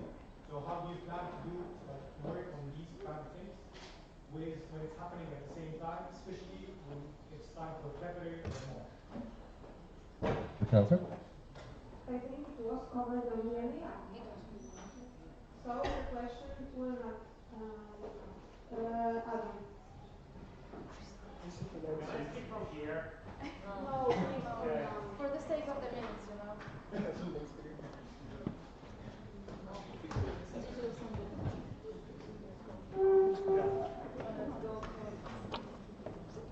So, Adam Obleta, ESN Wrocław Tech, obviously. A question from David. Each year there's a drama. So imagine next year, you're the president of ESN. You have a similar escalating situation. Organizations sending emails to ESN International, we have all the problem, we are being sued. We are getting a lot of payments that we have to do because we did something wrong. So which steps would you, as a president, take to de-escalate the situation? And I don't know who wants to start.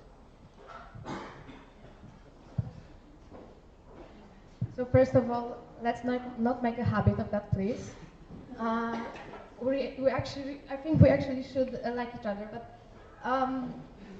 so I think that I really hope it won't happen again, because we can see that the Free City situation was developing for a very, very long time, to be honest. And right now, I cannot see any section that is facing the same problems, the same controversy as well. And about the steps, I think that the first very important thing is to be united. First of all, as a national board, jedność, we know. So first of all, as the national board, to have the same vision for what needs to happen next. And then we'll probably learn a lot from the situation that we are currently in. But again, probably communication. If they would not want to talk to us, probably will not have any measures to do so. But at the same time, I really believe that the mediations may help, and just focusing on what the problem was, what was the biggest problem, what were the big controversies about the whole situation, and then trying to manage the common opinion about it. Okay, so as I see it, there's been a lot of bad blood between the Gdańsk Three Cities sections in the past, and we didn't act.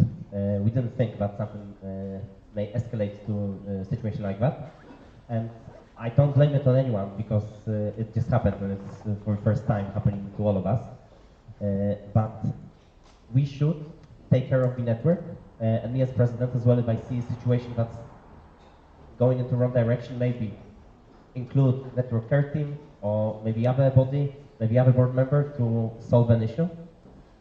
So maybe solving something on the spot, I would say.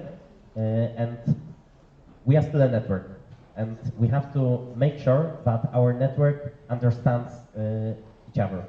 And a situation where a section cooperation doesn't work and escalates to something like that is not acceptable for any section in ESN Poland. So we have to monitor all the time and be prepared to step in and say what we think and try to resolve the problem. Because I do not want to see any other sections sending emails to ESN International or suing us for what we've done or haven't done. And I think also removing VLRs and including local boards more into what's happening is a good step forward, because they will feel more connected to each other. We will feel more connected to the network as ESN Poland. Oh, sorry.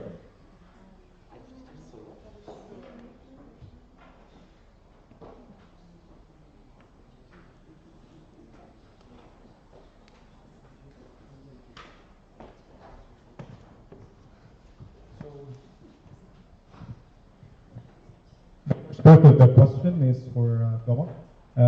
How far was it different, the expectations that you have at the start of the year to how it turned out to be?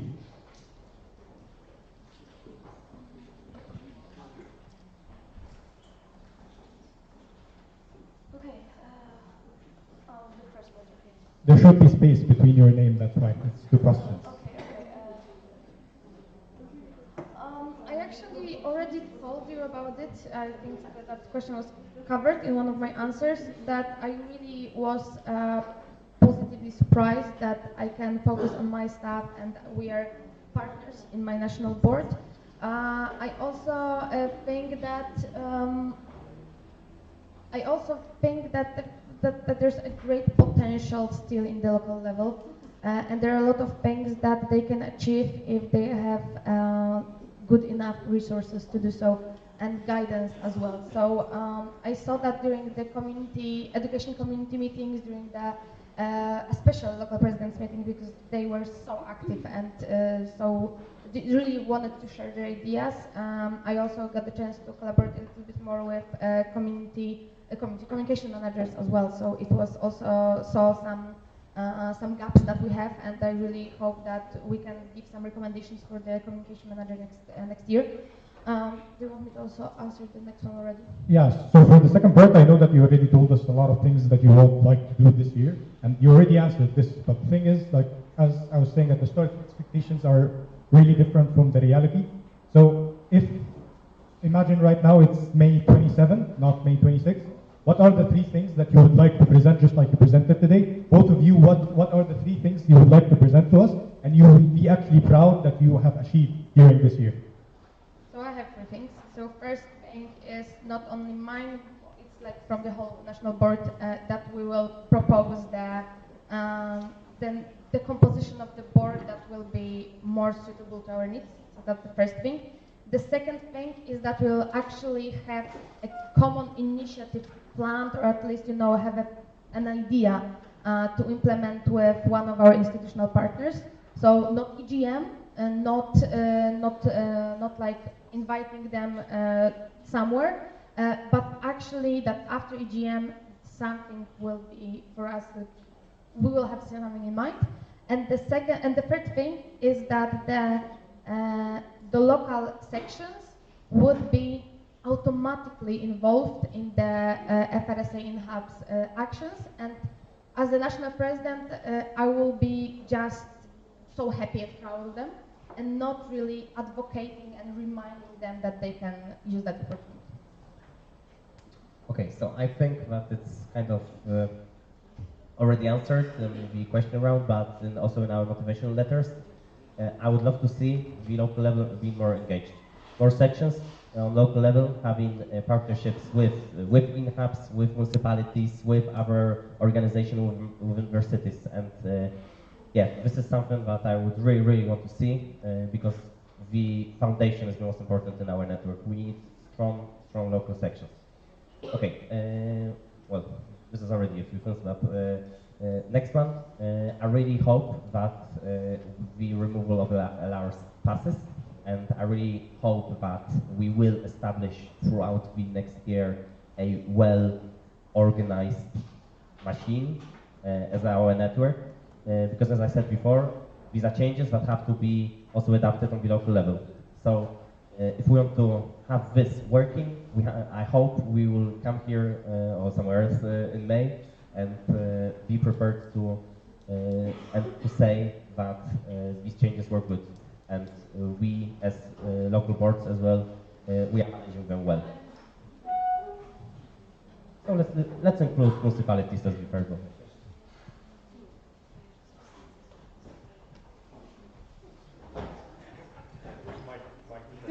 You can speak to both.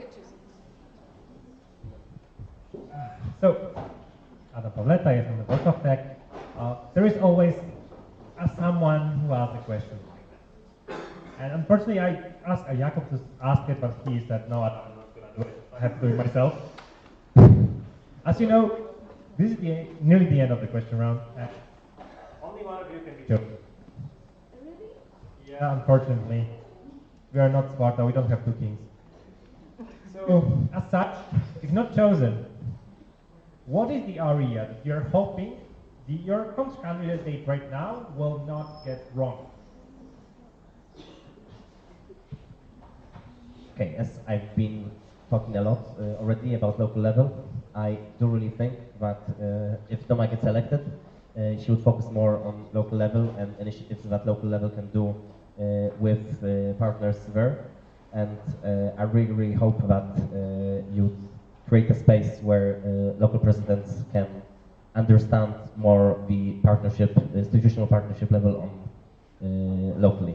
And yeah, that's for me it's super important. I think I was practicing a lot during my 2 mandates as local president to do that well. And yeah, I really, really hope that it's going to happen, that more local presidents are going to be involved in discussions with the municipalities, other NGOs and stuff, because there's a lot of potential there, and we have to use it. And I hope if you get elected, you do that.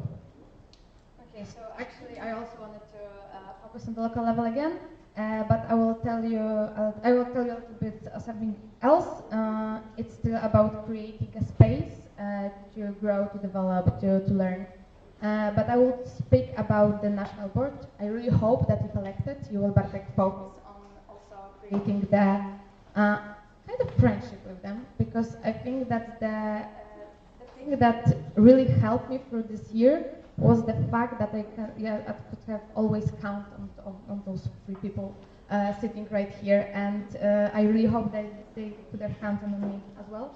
So I really hope that next year they will still get the chance to always turn to the president and be open with them about their problems, and even if it's personal, they can still approach you. So yeah, so local level and national level. To understand you better, right? Okay, thank you, and now ESN Warsaw United. From where, yeah.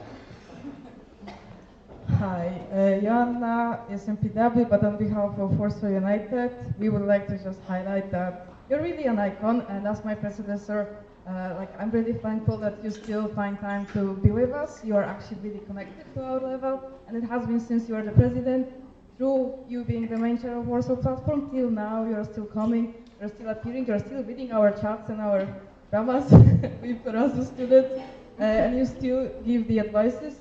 So it's just great to see you, and we've got your back just like you got ours. And good luck.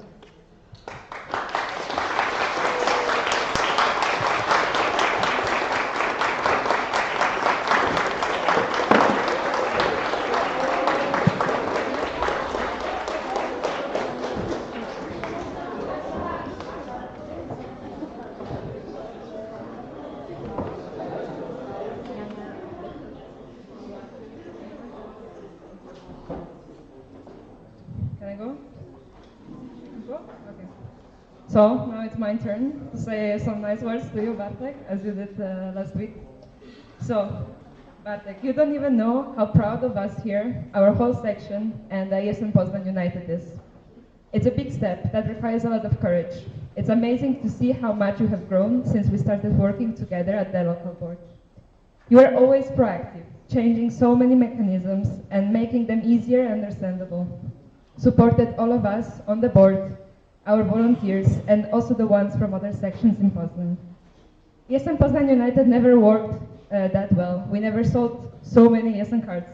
Our relation with the university have never been better.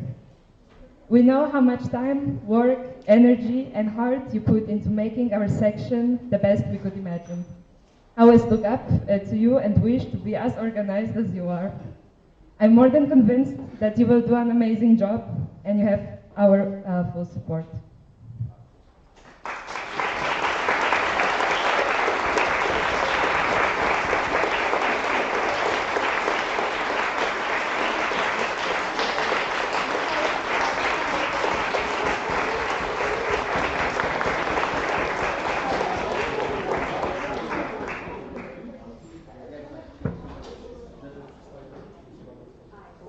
Yeah, time for nothing is there. I was writing this throughout today. So yes, I have to say that I really love elective NAs. I don't know if you know, but actually my first elective NA was already 6 years ago, when I was a very fresh LR, already asking questions to the president candidate. And yes, having the two of you here reminds me especially of the two NAs I was. So the first one was my first elected one, when I got elected. I also ran with the candidate. And the second one was the one that nobody was actually elected to the national board. So yes, of course, I truly sympathize with your situation. It's never easy to run against someone, and I still remember how I felt, you know, on the morning of the whole elective NA. After years, I can already tell you that I absolutely don't remember the question around to me and Boris. I have no idea what happened there and what I said. But I'm, you know, so happy, so happy to see two fantastic candidates in front of us today. It really shows how ESN Poland changed throughout all those years. And, you know, it takes a lot to present your fresh ideas to the NA for the first time. And it takes a lot to candidate for the second time, knowing not only the good parts, but also knowing the bad parts. Candidating with this is also an experience, I can tell you also that. And I always say that president position is the best in the network. And I am just so happy that the two of you understood this. And yes, from the bottom of my heart, Thank you so much for understanding that this organization is worth fighting for. Thank you so much. I'm so proud.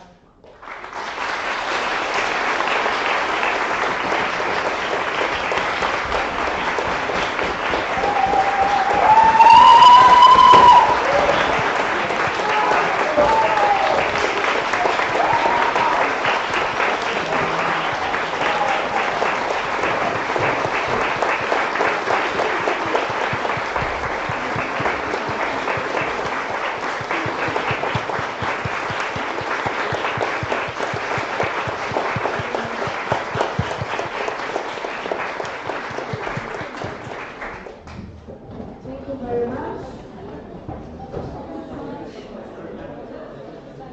And now we would like to welcome on stage Szymon, who will present his candidacy for the treasurer of the Federation.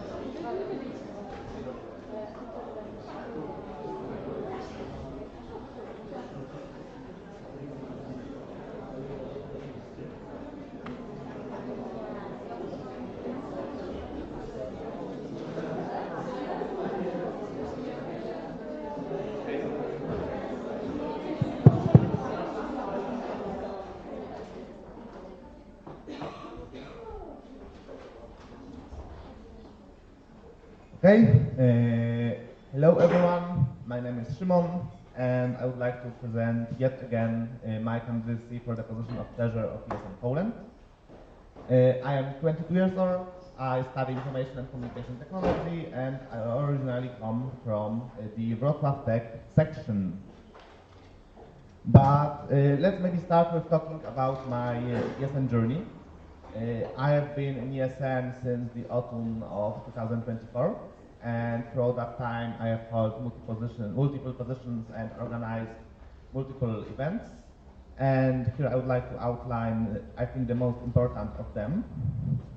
So regarding the local level, I have been the local education officer of ESN Wrocław Tech, where I started the cooperation with the city that now for example results in us being co-funded here. I have been in NA Wrocław 2025 OC as a finances and in GA Wrocław 2025 OC for institutional partnerships. Currently, apart from holding the treasurer position, I am also the financial manager of EGM Wrocław 2027, being responsible for its budget and for fundraising working group that works with partners and grants. Regarding my vision for the upcoming mandate, I defined it in 4 most important, I would say, priorities that I believe there should be a focus for the next year, among obviously all of the other competences that stem from the statutes and regulations. The first one being keeping the federation financially stable. So implementing detailed financial guidelines that will outline all of the procedures and steps necessary so we no longer have a situation where rules are vague and we are not sure what can we expect.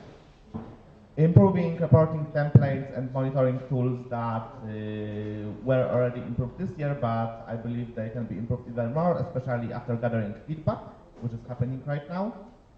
Expanding commercial partnerships by utilizing an idea of setting a clear goal by creating a fundraising and partnership plan for the mandate at the beginning of the mandate, so in July.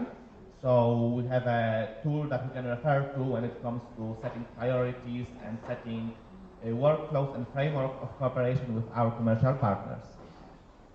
Other of the priorities for me would be building resilient supporting structures.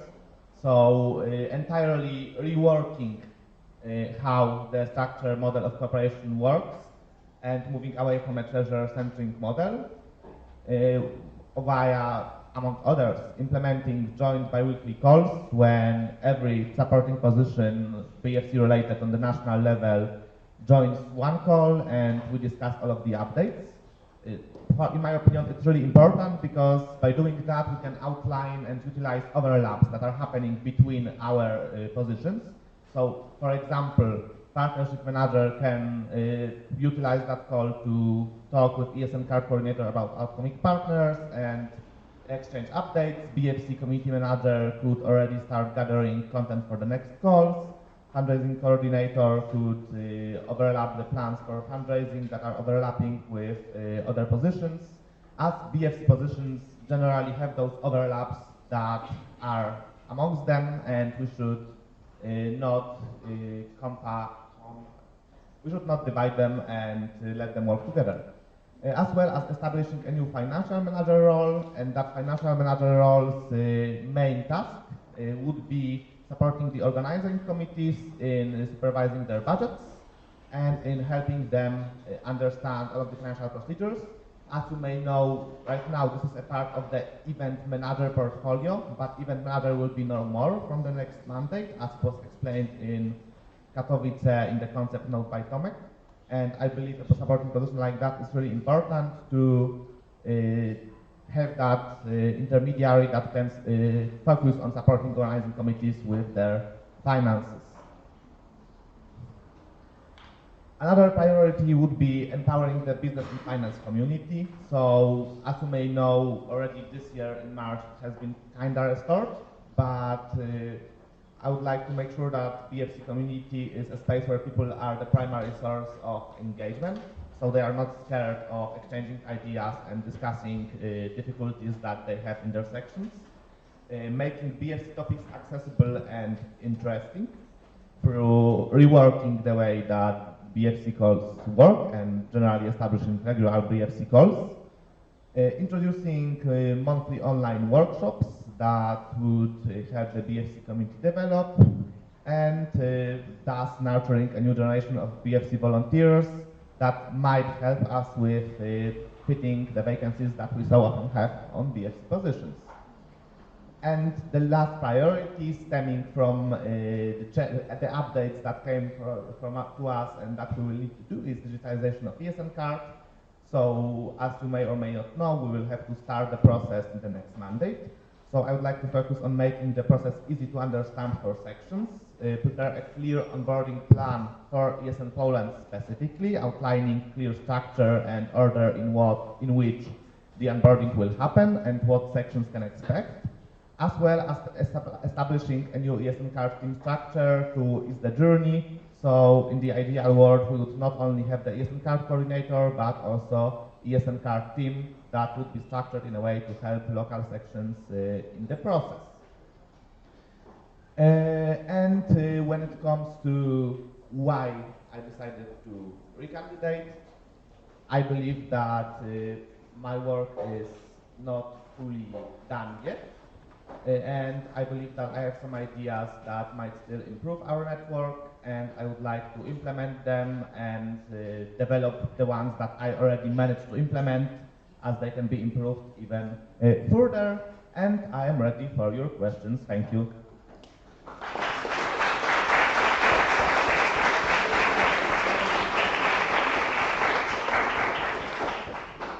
Thank you. Speakers list is open, and it was since like the middle of the presentation. So if you have your questions prepared, please put it in the Q&A.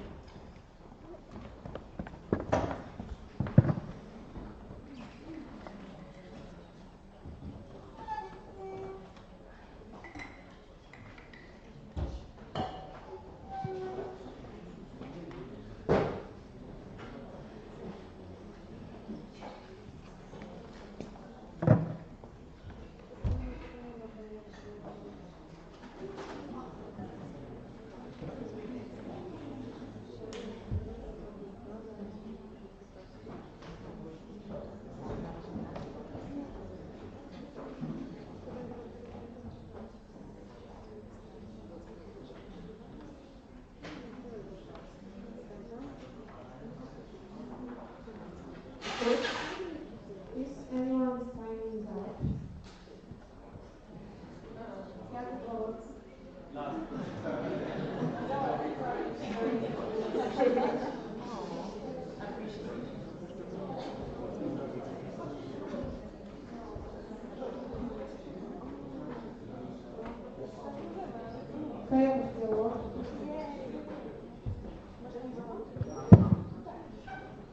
Hello.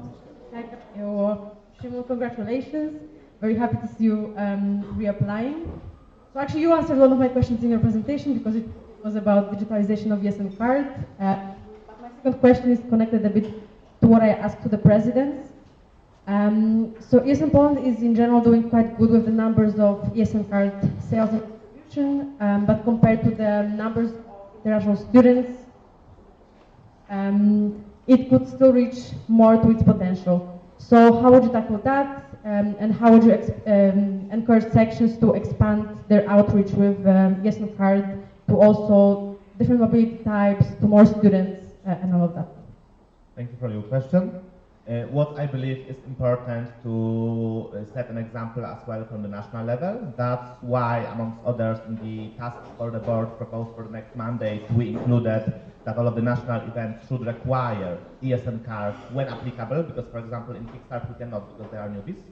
And I believe by implementing that, we will be reminding them that it is important. We also are pushing about education in both BFC and HRM communities. We already started this year as well, as me and Tomek had a very comprehensive HRM community-focused workshop on community meetings. And I believe we should continue with that and also move that to also online like spaces and remind them not only in physical events but also on online ones, because then we can reach more people. But I believe the example should stem from the national level and go down to the local sections. Thank you.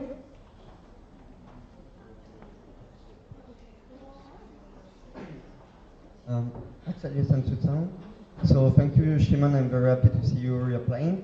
So I have a question about the ESN card team that you want to implement, because you said that you wanted to be able like to help to onboard the sections, but do you see it as a one-time work that you will be working on it and then it will be done, or do you see also some other areas where the team can work in the future?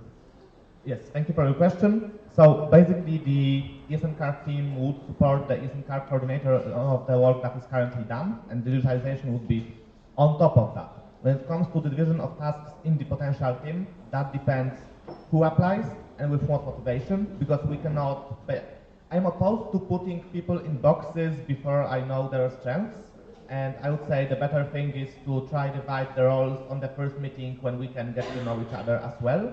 But when it comes to other tasks, those who the other tasks that ESN card coordinator is doing. So, for example, supporting the ESN card coordinator in writing the monthly ESN card newsletter to everyone that holds ESN card from ESN Poland, as we have that. Supporting ESN card coordinator in reporting, in answering questions, for example, on the ESN card group on the BFC community, as we have a lot of questions there. Usually, that's the most active group chat on the BFC community, and overall supporting all the work that has been currently been done, but focusing on digitalization process.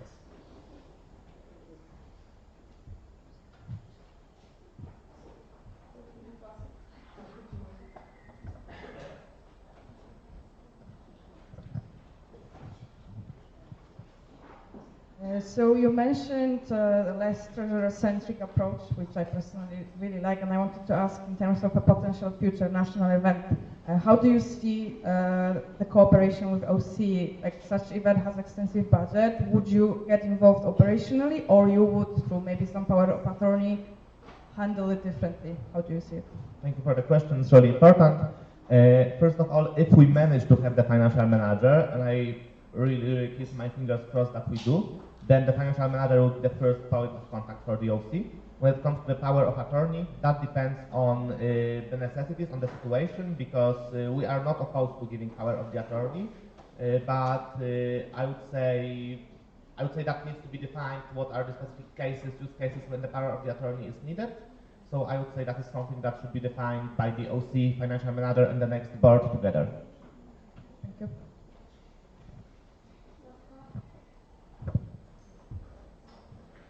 Current international guest consider the question from Adam, but it's different.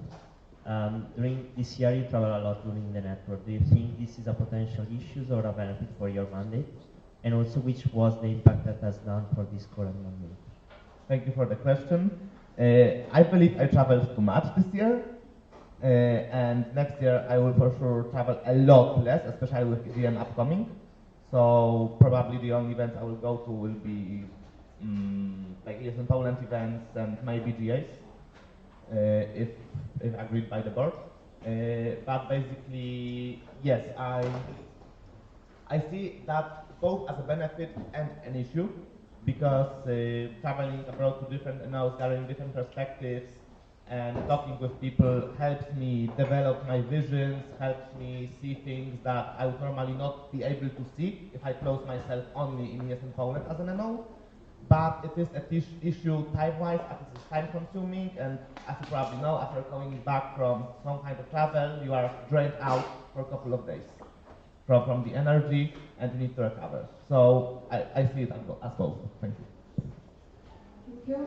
I would like to propose closing the speakers list. First one is covered. Okay. By Asia. And Hi, Agata Żurawska, National Board. So my first question was covered. The second one is about the collaboration with Pepper Housing. Like this year, they managed to help us with Discover Europe. Where do you see the priorities with this partnership next year? Like, do you think it could focus more on our projects or more on internal stuff, like the NICE and BNC meeting and so on? Thank you for the question. When it comes to Pepper Housing, I believe that we should develop the collaboration when it comes to Discover Europe, as we are reaching target audience basically more than, for example, when collaborating on other projects like Gala Stars last year. And also they were keen to give a higher monetary support to Discover Europe than to Gala Stars, for example, because it's more attractive to them.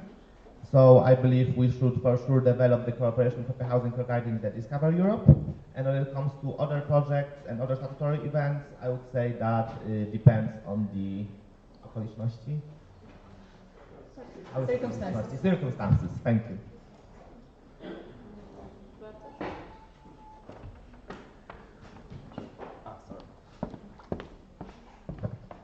Okay, so there's still a noticeable gap between the number of incoming students and the number of ESN cards distributed to them.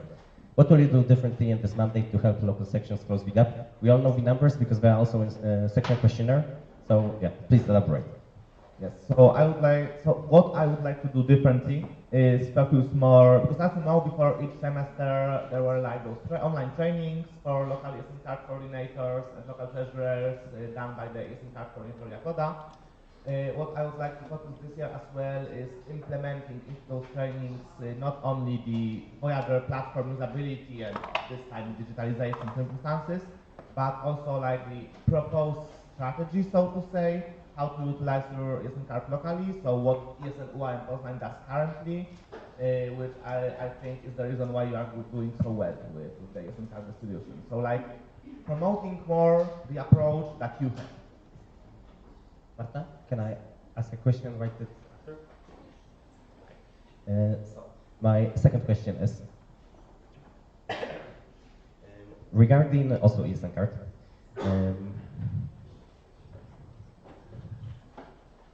I wasn't on your presentation, so I don't know what did you say about the ESN card. Sorry, I went to the toilet. Okay, regarding the ESN card, where do you prioritize it? Because after reading your motivational letter, I could see that you emphasize a lot about commercial partnerships, and I do believe that ESN card is the prime source of income for our network, and I don't have a feeling of you positioning it as the prime. Yes, so ESN card is the most important thing between partnerships and actually having contacts with that. The reason why my presentation is differently focused than the motivation letter is the development that we had underway, because I believe that we are more far away from important changes regarding the digitalization process, like 1 year more. Yes, I believe it is a very important topic, and I just wanted to outline different parts of focus that I didn't focus before, if that makes sense. So I didn't want to write the same letter as 1 year ago, but it is a very important topic, and I will continue to have the same approach as this year, but modified regarding promoting your approach locally to other sections. Okay, if that makes sense. Is anyone else signing up for the list? I'm trying to collect a noise.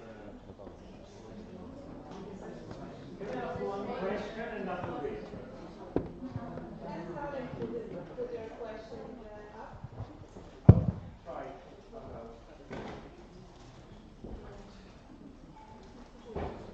Oh, because it will be your turn, so you can ask the question first and then sign up.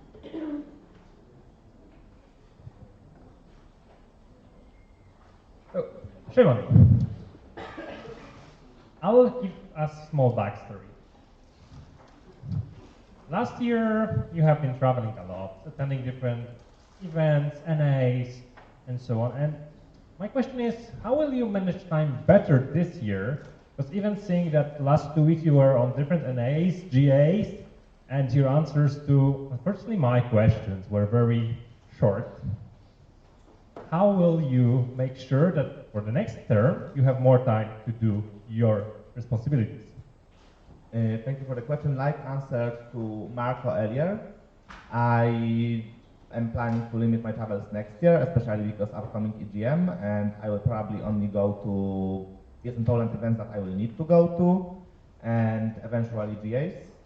And that will be it, especially because I also will have to focus, I already have experience from those travels that I believe is important. And this year I had time for it. Next year I know I won't. So next year I just won't have that kind of streak that I am 3 weeks in a row abroad. Okay, thank you. And I would like to propose closing the speakers list. Is there any objection?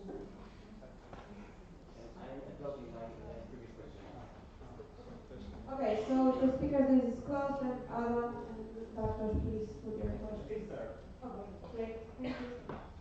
Mike. Yes, hello. Today I'm speaking to you as ESN Wrocław Tech, not as your audit commission. That will come later. But yes, we drafted some words for you because, to be honest, on a personal note, you're the best successor I could have ever asked for. So, Szymon, our dear Szymon, you're the perfect person on a perfect place. We've seen you grow and find your way in ESN, but also grow as a person. During your mandate, you managed to achieve incredible things and make both ESN Wrocław Tech and ESN Poland proud. Your enthusiasm to have long discussions about even the most boring spreadsheets and everyday positivity makes you the perfect candidate. We are so proud of you, and we cannot wait to see what else you will achieve in the future. Best of luck, waiting for delivering EGM in Wrocław, and hopefully you will sleep some more sometime.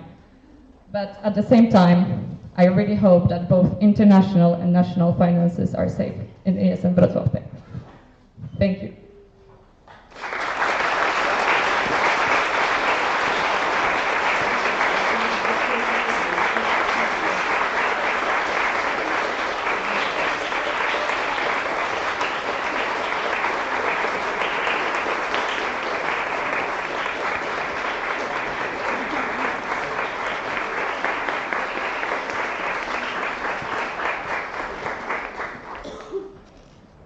Okay, thank you. And now, OC announcement, Heather.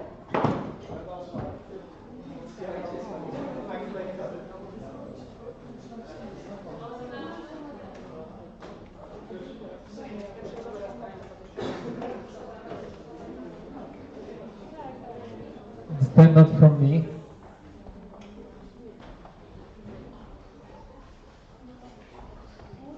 So, a quick update about the lunch. We moved it slightly so that there is no rush.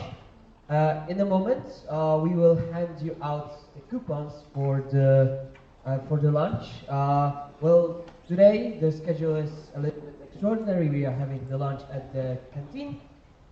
So yeah, there are coupons that you will hand out at the cash register. That way that you are with us. And quick favor that we would like to ask you: if you have any allergies or diet preferences, such as the vegetarian diet or whatsoever other than a balanced diet, please tell it while handing out your coupon. They will know what to do, not the coupon, while going and asking to get your food. Also, please, if you choose balanced diet, don't take vegetarian or other way, because this means that somebody else will not get their food. And I think we will be leading you as OC. You can follow us to the canteen. We will show you where it is. Okay, thank you, and we will see each other back here at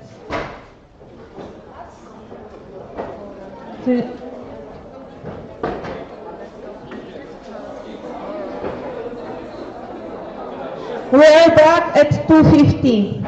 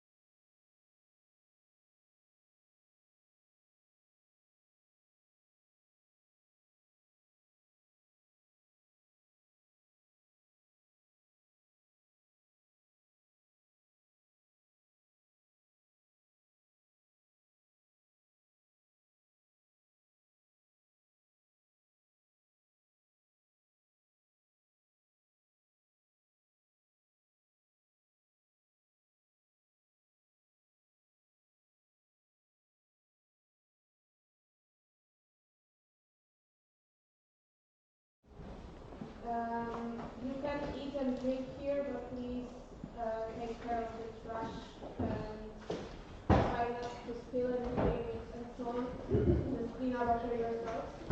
That's the first thing. And the second one is that now we will have a candidacy for Vice President for development.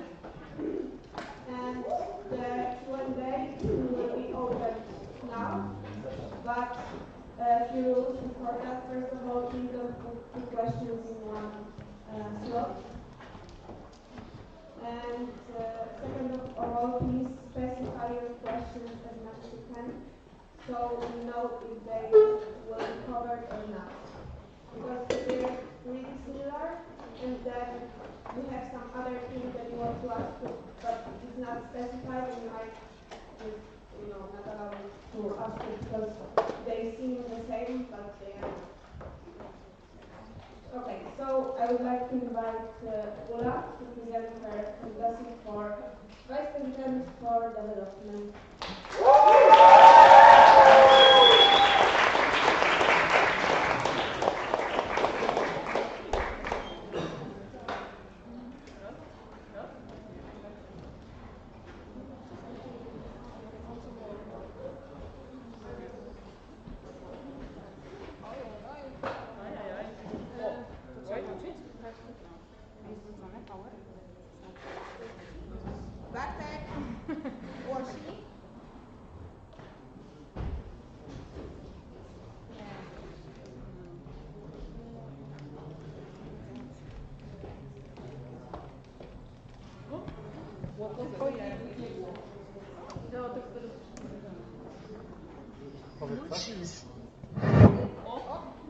Okay, that was mine, yes?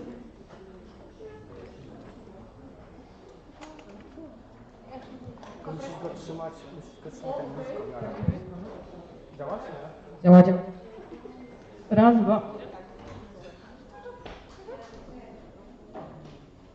So, hello everyone, my name is Ula and I will be presenting to you my candidacy for Vice President for Development of ASM Poland 2026-2027. A little bit about me. I'm currently studying career coaching and positive psychology for trainers at two universities, WPS University and University of Warsaw. I hold a master's degree in social psychology. I work as an English teacher and CSAT control center specialist, which means that I work with analysis, crisis management, data, and the real-time analysis. I'm also a trainer and a coach outside of ESN.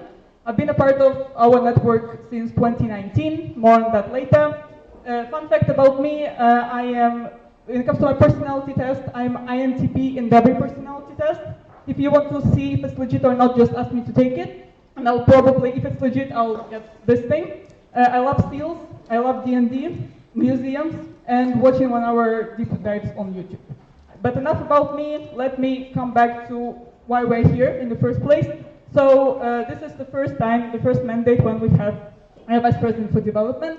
I'll be responsible for supervising recruitment processes, analyzing, planning, implementing process with member development. I'll also be responsible for ESN Kickstart and community meetings, and also I'll be supporting our support structures and what they do.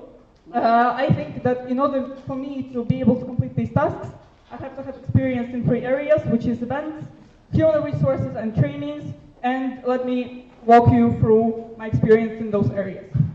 So the first one is events. Actually, my journey in ESN started years ago, and I started with events, and it was focused on events for a long time. I was events team member, then I went to event manager. Right now, in my section, I'm audit team member, audit commission member, that is responsible for events. So I support all events that we do in our section. As for my experience in ESN Poland, I was vice head of OC responsible for HR and venue, so a lot of working with logistics, last time things, last time changes, crisis management, and supporting other people during a big event like NA. And when it comes to international, I'm a part of the HR working group of the OC of the GM Wrocław 2027. So again, a lot of logistics, a lot of planning, talking to people and kind of understanding how to approach different people and what they need to do. When it comes to human resources, I was a president of my section, and my mandate was reliable. It was relying a lot on changing the structure, analyzing what people do, supporting people. So this is why I added to my human resource experience. But I was also mentoring program coordinator on my section, and right now as an audit commission member, I also support our HR manager and what she does. As for in Poland, I was a member of HR committee that doesn't exist anymore, but right now it's HR team and now part of that as well. Last mandate I was mentor program coordinator based in Poland. This time I'm in the Sendo job market coordinator. My boss is waving to you. And when it comes to international, I'm part of network analysis team. While network analysis team is possible for network and not human resources specifically, I still have a lot of contact with the topics that are related to human resources and how network committee of international approaches it.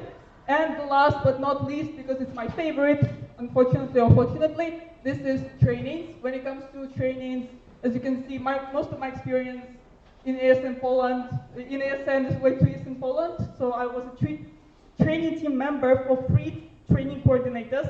Right now I am one, after being just a member. I also graduated School of Trainers 2025. I also graduated Educate Starter, as you can see, 2026.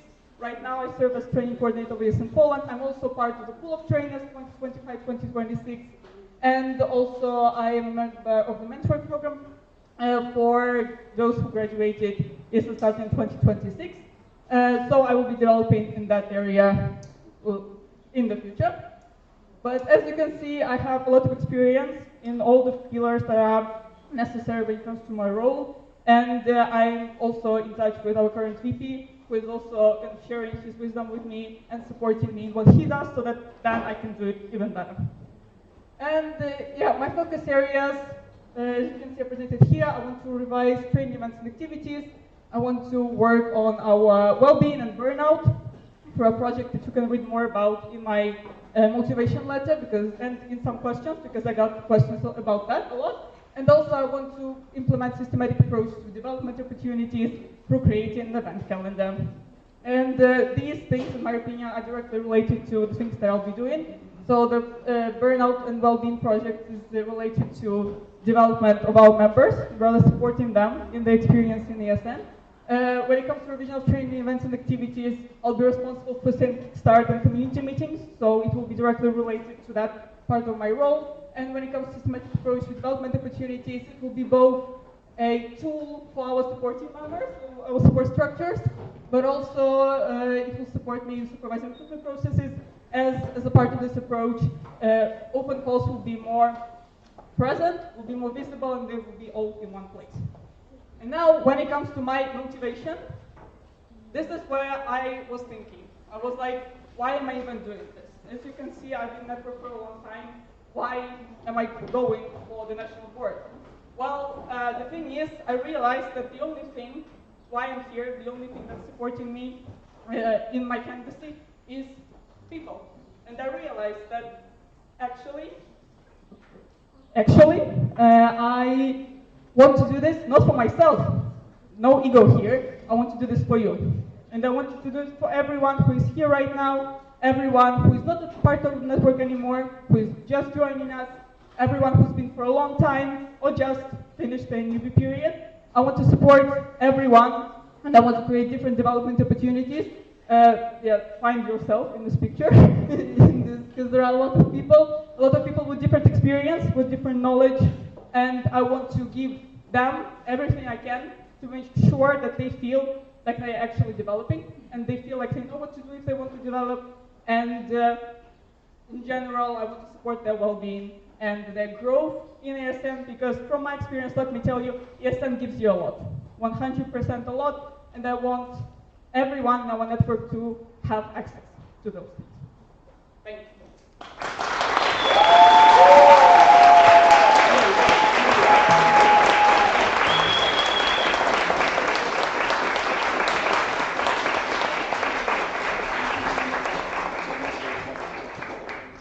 Thank you very much. Ula, you can sit like the president candidates if you want. Yes, and as we mentioned earlier, the Q&A is open, and we have a first question from Jakub Owoc. Thank you, Marta. Hello. Oh. Hello. So, first of all, again, congratulations on your amazing candidacy and everything you plan. But a few questions for you also to be done. So, first of all, how will you ensure that the development in ESN Poland remains accessible and motivating for volunteers who may not be interested in formalized systems? I think I understand where your question is coming from. I feel like the thing is that through my approach, my structured systematic approach, I want to ensure that everyone has an understanding of what is out there. This is what I want to do to increase visibility.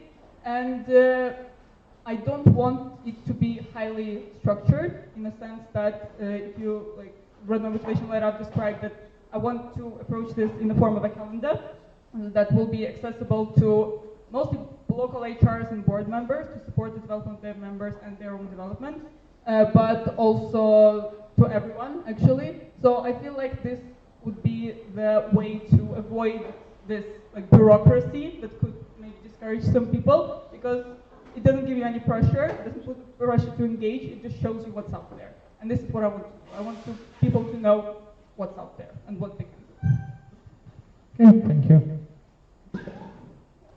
And some time.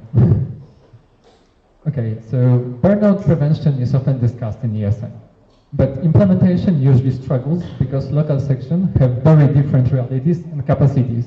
How would you approach remain realistic for both large and especially small sections?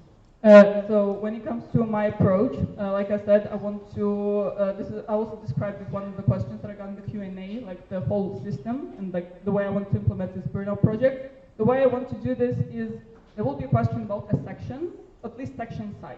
This way we'll be able to differentiate the data that's related to more bigger questions versus smaller sections. I myself am from a smaller section, so I know exactly that for small sections it's human resources. For bigger sections, it might be something entirely different. For example, unclear structure, not enough support structures for the board members in that sense. So the way I want to do this is with my data, I want to give us some understanding what's the difference. And I want to still approach it personally in a sense that it's not going to be, the report is going to be available to everyone, but still there will be some ideas that will be personalized to small sessions, to big sections, depending on how they approach it. Okay, thank you. So then we move to well-being. How would you balance voluntary well-being with the reality that ESN often depends on highly engaged people taking on large workloads in general? This is a very good question, because I feel like a lot of us could relate to the thing that sometimes you just want to do a lot. You want to do a lot, and it's not about the feeling that you have a lot of things on your head, it's more about, the feeling that you just want to do this. So in that sense, I feel like what we should come back to is the personal choice of an individual and how we as an organization can impact that. Can impact, the person's choices and their possibilities. And this is why I also want to approach this from kind of like a work-life areas perspective. So there's a concept like work-life areas where there are different things that impact how burnt out we are and what can be done from the perspective of not a person and their choice, but rather what can be done structurally, but also in terms of tasks, in terms of more HR-related things, for example, descriptions of roles and structure and stuff like this.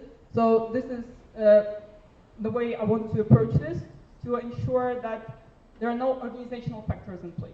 Let's put it. Okay, thank you. You also proposed using Maslach theory, burnout theory, to measure the environment of our volunteers, since this theory was originally developed for professional workspaces, especially corporations. What specific adaptations will you make to that to make it ensure that it's eligible in our NGO and volunteer-led organization? I think that in terms of that, so the concept, the thing is the concept of burnout, Maslach's burnout theory, yes, it started as not even a workplace thing, it started as a doctor thing, or yeah, this is like the first kind of job that it was like tested on and developed because of.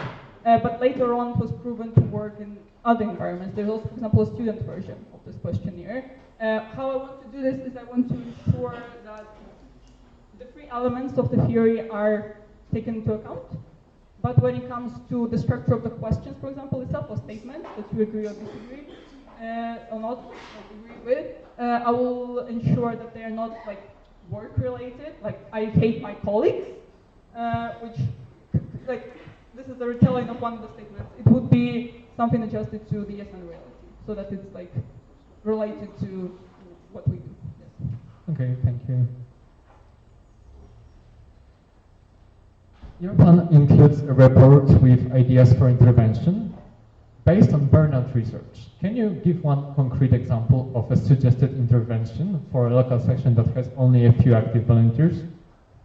When it comes to, again, it's very like specific. For example, one of the areas of like work-life areas, which is like in the theory that I will be kind of connecting with, is the feeling of being appreciated, or like the sense of community. Those things, if in your section, the sense of community, kind of belonging, is long, what can you do with this? You can do integration, you can increase in like the impact of ESN to share like what the network is like. This way, you will create a sense of belonging, but also, you know, personal connections outside of ESN also impact that. So that would be just a suggestion, like an idea for a recommendation. That, you know, like, hey, here we see like low sense of belonging. How can we do this? We could increase the amount of, for example, integrations, but we also could increase the knowledge of ESN and what our impact is and how it impacts people that we are supporting as volunteers. I agree. Sorry. Thank you. Okay, now about T40 accessibility. So you advocate for moving T40 towards more offline activities to increase quality. How do you plan to address the potential accessibility barriers this creates for volunteers who don't have time in holiday periods or travel costs for offline events? This is something that we are working on right now as a part of like with our T40 working group, because we understand that offline experience of some sort is valuable, and I've also talked to people who have experienced full of trainers with an offline, like one offline event, and it's already impacted their motivation. It helps them gain like skills, but also build a connection to the training community and motivate them to continue with the training like activities and development as a trainer.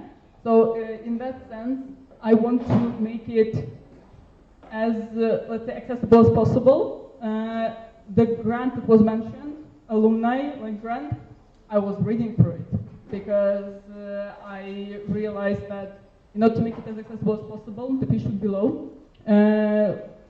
So that everyone who wants to do this wants to do this. So I'm looking into grant options for that, and I'll be definitely reaching out to this guy right there to support. And this is my goal, to like have one not overloaded and make it accessible through fee reduction as well. Yeah, I agree. So you also propose comprehensive guide for content teams and OCs, including pre-test and post-tests. How will you try to make OCs follow these guidelines when they are already having logistical pressure? When it comes to pre-test and post-test, this is a fancy way of saying that we ask people before and after, like how, for example, they rate whether they agree with a statement, that a statement reflects our aim, for example, for this session. Let's put it this way. That would be more from a realm of a training coordinator, as this related to content and how well the content was implemented. So in that sense, the OC would not be overloaded, as it will work in a way of sending something before and after. Okay, thank you. You mentioned also wanting to shape the role of the BPD. What is the one specific standard or practice you would like to leave behind as the possibly first BPD of ESN Poland? I think I want to kind of get us into a certain way of thinking.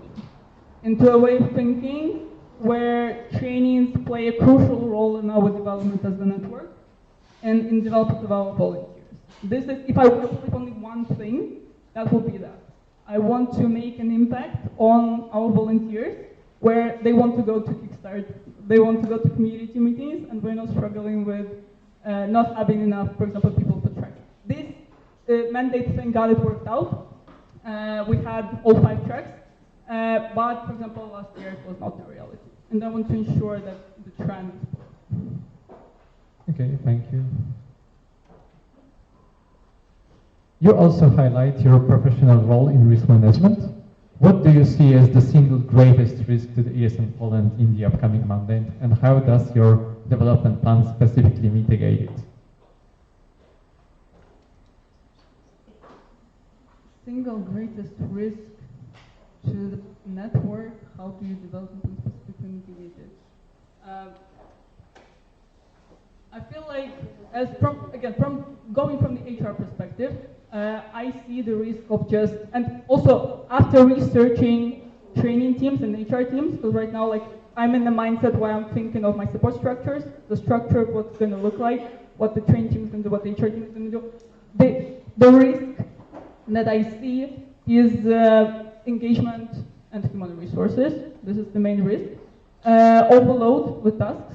This is the risk that I definitely see. This is why I feel like also my round will be open calls. So I want to ensure that we clearly state exactly what is expected. What, like, if we can, how we're doing this international, if we can, like, assume how much time it's going to take, let's include it as well, so that we avoid this type of risk of people not having the capacity to engage, so that we, as the network, can develop. Thank you.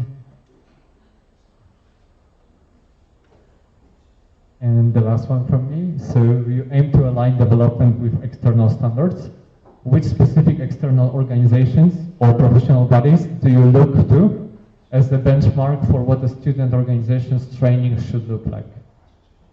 I feel like when it comes to like external standards, I was referring not to, because I think you had a question about this of like corporate kind of this realm. Exactly. Yeah, like to be clear, and I think I described it in like in my reply as well. This I tried to that like I don't want us to be to corporate trainers, like sales trainers and stuff like this. I don't want us, to go into that direction. What I think of is proper evaluation processes, proper needs assessment that in the past like was not truly reflecting the needs like of the participants and was not truly taking that into account like in itself. So I want to ensure that we are going in that direction. And I want to ensure that we are actually doing everything that professional corporate trainers do when they prepare their work, because we as a network, even though we're volunteers, we still deserve the quality that is expected from those who are getting paid for it. So. Great, that's all from me. Thank you. Thank you, Nauka. But before that, I would like to propose closing the speakers list. Is there any objection? Hello, congratulations on your candidacy. Thank you. So from my side, as VPD, you would be also responsible for the topic of recognition of volunteering and youth work. So do you have any ideas on how would you want to tackle this internally in ESN Poland as some kind of systems, but also if you would be willing to, and if you would want to be also externally involved in the advocacy efforts on this topic in the national level? I'm glad that you asked this, because I was like, okay, I have to remember about that as well the whole time, like the recognition of volunteering. Also in the context of like ESN projects, I'm also a big like my ESN career like enthusiast, and I'm like, I was asking Andrea, I was like, what is the status on this? So I definitely see the value in this. I was looking into something that I don't know how you call in English, so maybe someone will help me. Micro-credentials. There you go, micro-credentials, because this is like a developing field. So I was reading into that to see how we can implement that for our volunteers. There are different kind of aspects to that right now, but this is a direction that I want to explore. And I've also talked to Doma already about potential collaboration with developing collaboration with some external partners that we are already kind of collaborating with, some institutions, in that realm as well. Thank you so much.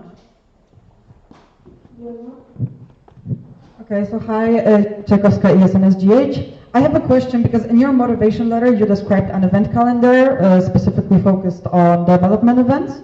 And for the early stages, of course, you're going into a new role. But for now, when are you planning to implement it? And what is the general idea of distributing it to local sections? I think I described it in one of the questions. This is where my eye is coming from. Essentially, the concept of that thing is that it's going to be accessible to all volunteers, but I will promote you during HR, like local HR calls and like in the HR community, as I feel like this is a part of. This is, I think, something I also described in one of the questions. But like, I believe in potential management. So like, if you see a person with high potential, you have to do something with it. You can't waste it. We have some examples of not wasted potential here. And she's not looking at me. Okay, so I believe this is very important from the very beginning to support members and identify this potential talent. So I will promote that to local HRs as a tool for that as well. Like you see a person who is interested in finances, let's send him to BFC community call so that they can talk to other people and see what that looks like and gain new knowledge and develop in that direction. I'll go to BFC community meetings and learn some things about creating a budget from this guy or something like this. So this is the direction that I'm going. Okay, thank you. That answers my question. Thank you. I would like to propose closing this because there are any questions.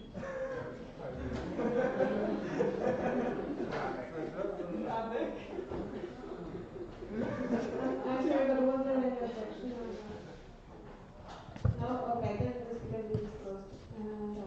Okay, Radek Kowalski, jestem Wrocław Tech.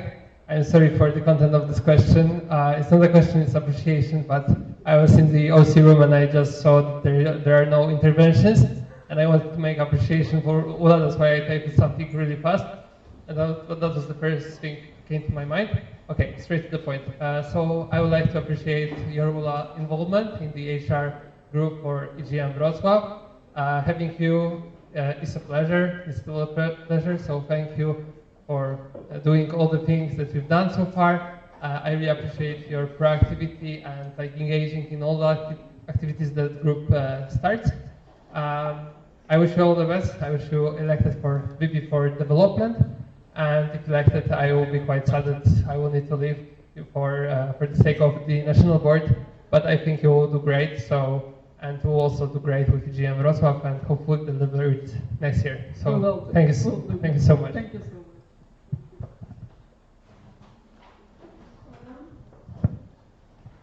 Last minute I managed. Sorry. Ula, let's assume you are being chosen. And you have answered me in the online session that question round. Stop. That your oversight as VPD over the training coordinator will be mostly operational and they will be doing the tasks. So, how do you see your transition from training coordinator to VPD in this manner that you are trying to avoid either managing the person or overcorrecting them without becoming absent from the other tasks, especially since you have so much focused on trainings, workshops in your candidacy? That's a very good question that I asked myself as well earlier. How do I do that? So essentially, there is already a person who is considering it, and we are talking about this. The way I want to approach this is the way kind of VP, my boss, approached me. That I want to give freedom to this person of implementing their ideas. I have some expectations from my side as the person who has action plan passed through the board and other things, but I also want this person to have the freedom of doing things, consulting with me if they feel like they want to. I see this as kind of me listening to training coordinator and thinking what they have to say when it comes to their line of work. And me kind of supporting them in what they do. Kind of the approach that Agata had with her national coordinators. As you know, they are the ones implementing projects, and Agata is always there for them when they need some support from her side. So.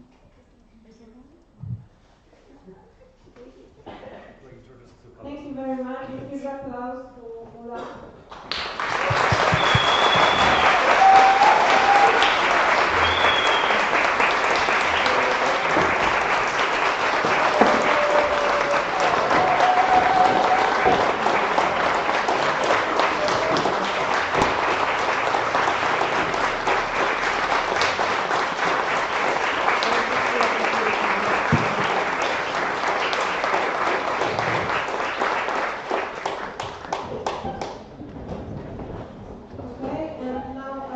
like to invite our two candidates for Vice President for Governance, Agnieszka Szyszka and Tomasz Szafsa. And yes, now the wheel of fortune will decide who starts.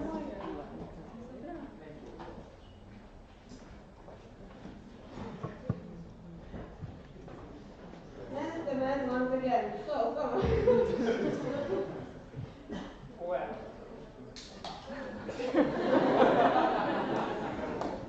Oh my God, I have to use the clicker. I forgot.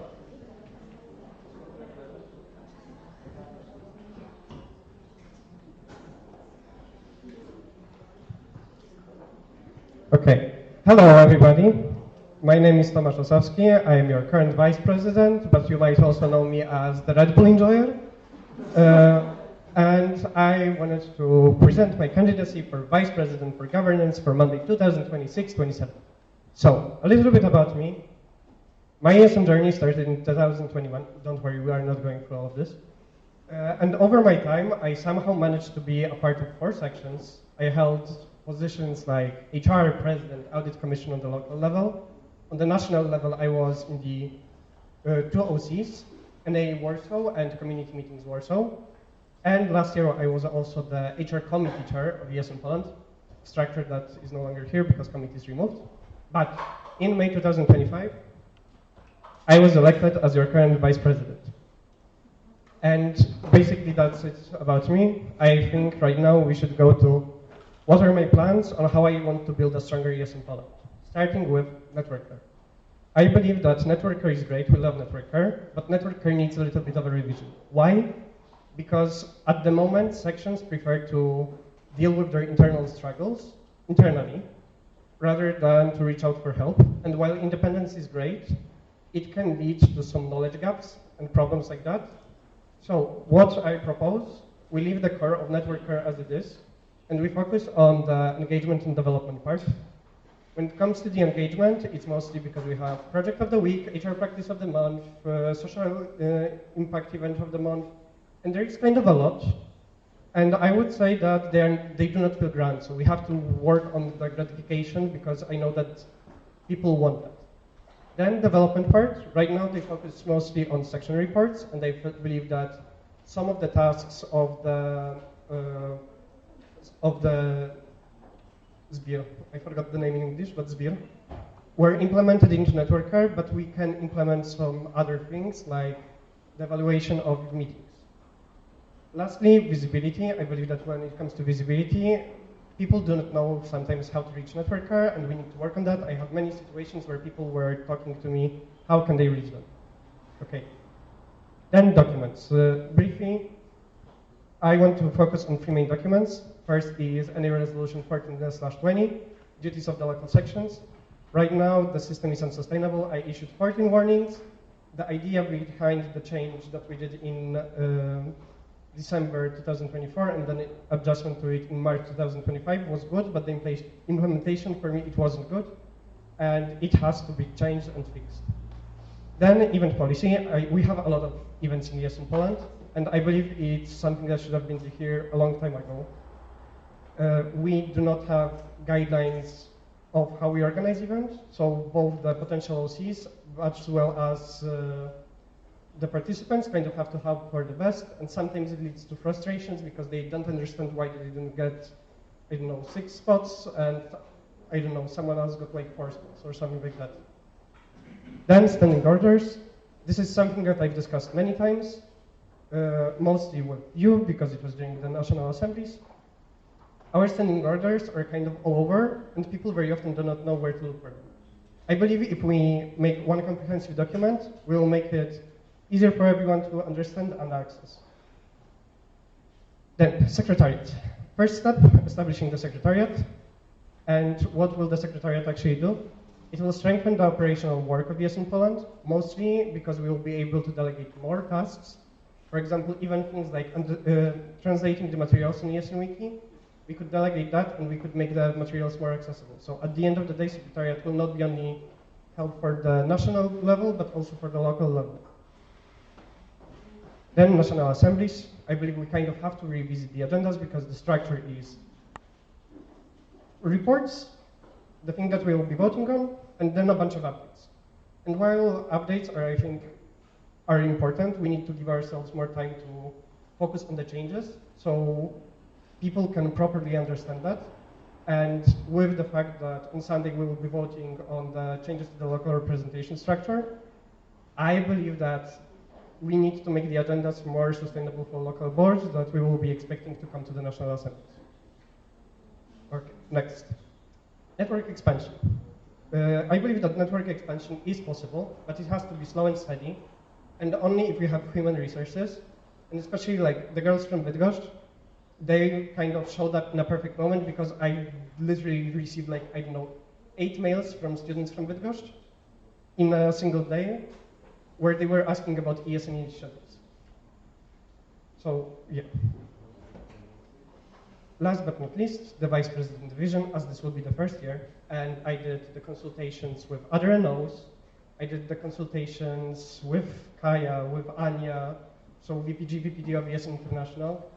I did consultations with you, I worked with the working group. I believe that I have the knowledge of what I want the positions to be, what should be the outcome, and I want to be there if we will see that something is not working out the way we proposed it in March. I want to be there if we will have to adjust things, because I believe that I will know what didn't work out and what will have to be adjusted to still keep the sense of the task, but to make it basically easier for the board to do. So, in conclusion, my second mandate in the national board is mostly motivated because I have the ideas that I believe that are possible to be implemented within the next mandate.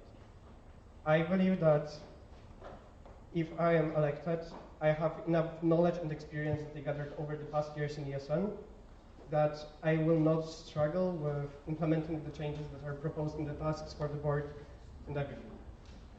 And with that, I will say thank you for your attention, and that's it from me.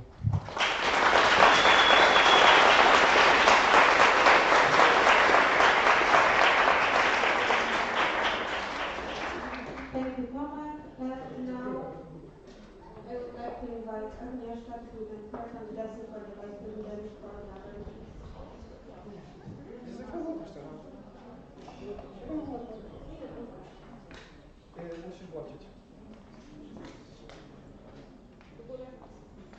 Thank you. Okay, so hello, I'm Agnieszka Szyszka. I'm from ESN UAM Poznań, and I am the candidate for the Vice President for Governance for the next board.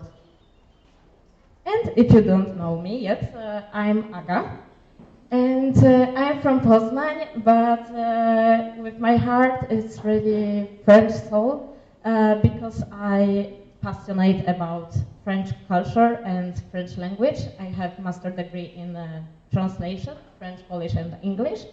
And I spent my free Erasmus in France. And my last one experience was the internship in Paris. And I spent from the end of August till the end of March I did my Erasmus internship, and I worked in international relations office, and I was responsible for all incoming students at the university. It was about 150 students per semester, and yeah, so I did all of the administrative work. And in April, I came back to Poland, to Poznań, and right now I'm working in human resources, so I'm working with people and for the people, but for ESN, because we are here to talk about ESN. I'm engaged at all the levels of ESN. And at local level, I was vice local representative last year, but also this year, because this year I'm also vice president of my local board, ESN UAM Poznań, and we have a connection with the position of vice president and vice local representative. So I'm held these two positions. For national level, this is my seventh yes, at National Assembly, and I'm starting to doing more and more at our national level. And for international level, I was with our Yes in Poland group at 3 EGM in Sevilla, Ancona, and Split. And I also a member in activity in the Spotlight team from the beginning of existence of activities committee. And yeah, at my local level, I think I did pretty well this year, despite I spent some time in France, not in Poland.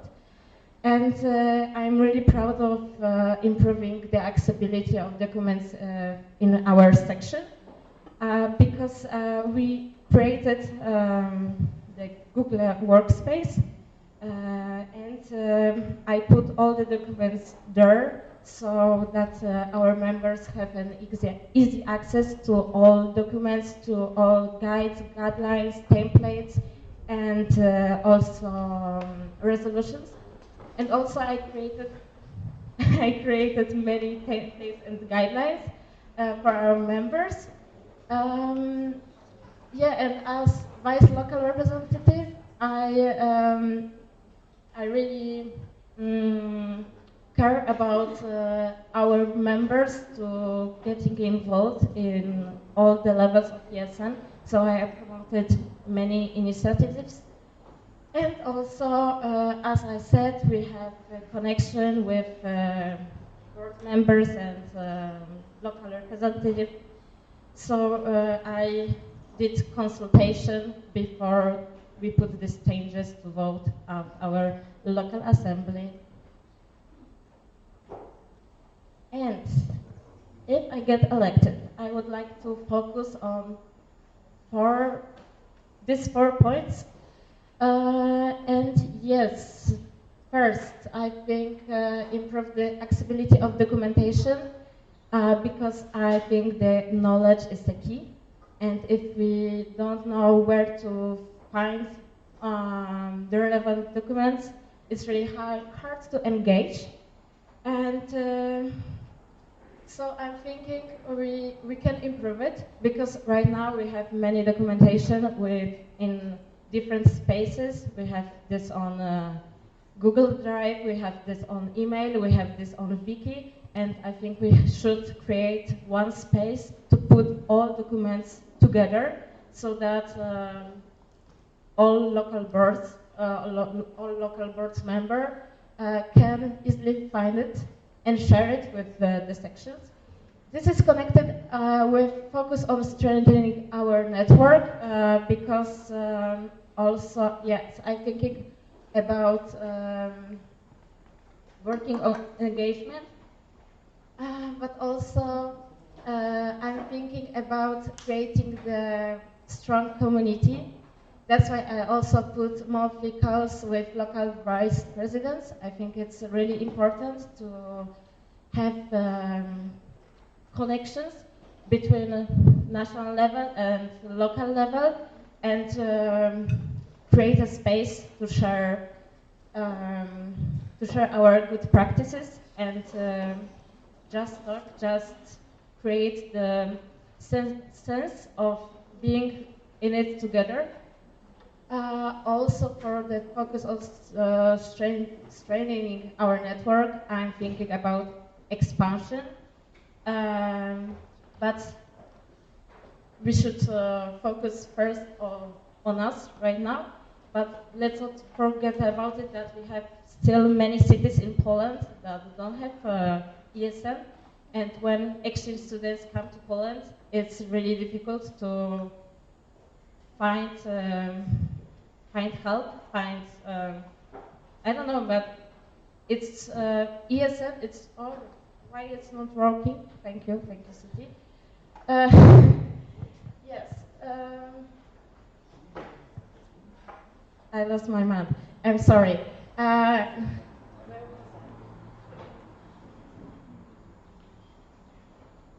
Okay. And at the end, implementation of internship recruitment in ESL Poland under the Erasmus Plus program.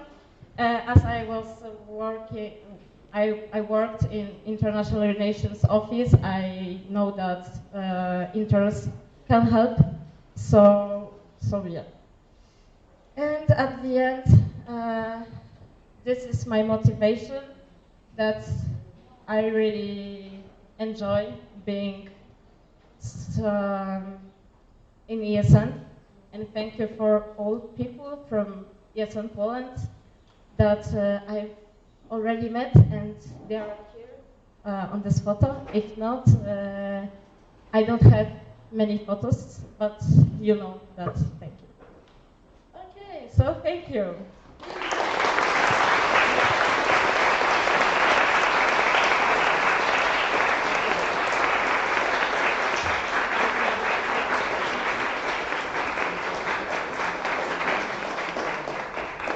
Thank you very much. And now we will have a Q&A round. And of course, I would like to invite Jakub Orło.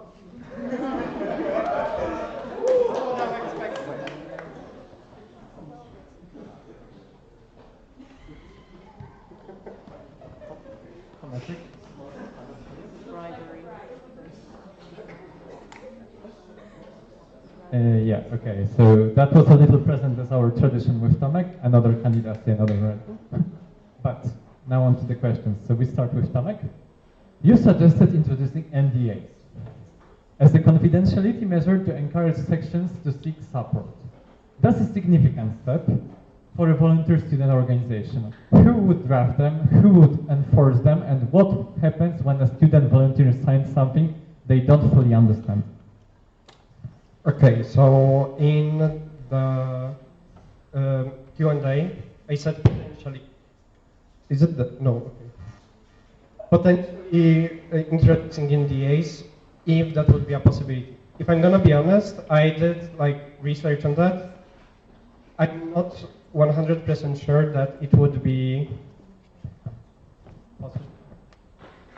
It would be possible to do it at such an early stage.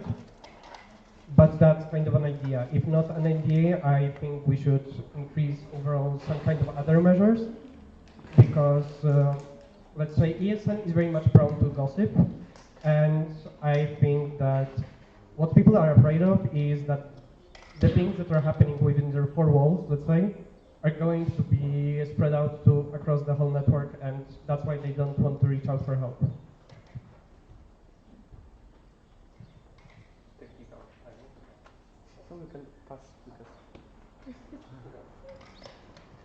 So now to Aga. You've emphasized that ESN should be a pleasant escape from a corporate field, yet your platform relies on formalizing internships, centralizing administrative structures. How do you ensure that this professional government reform doesn't accidentally kill the organic ESN spirit that keeps local members? Thank you.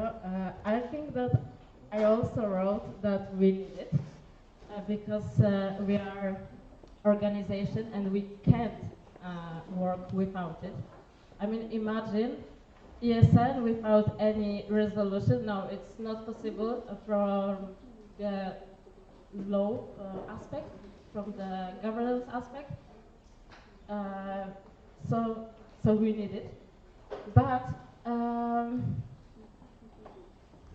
I mean, we should take in mind that we are in this together, people to people, for people, and as Tomek said that maybe one resolution doesn't work correctly, we should keep in mind that maybe we can change something.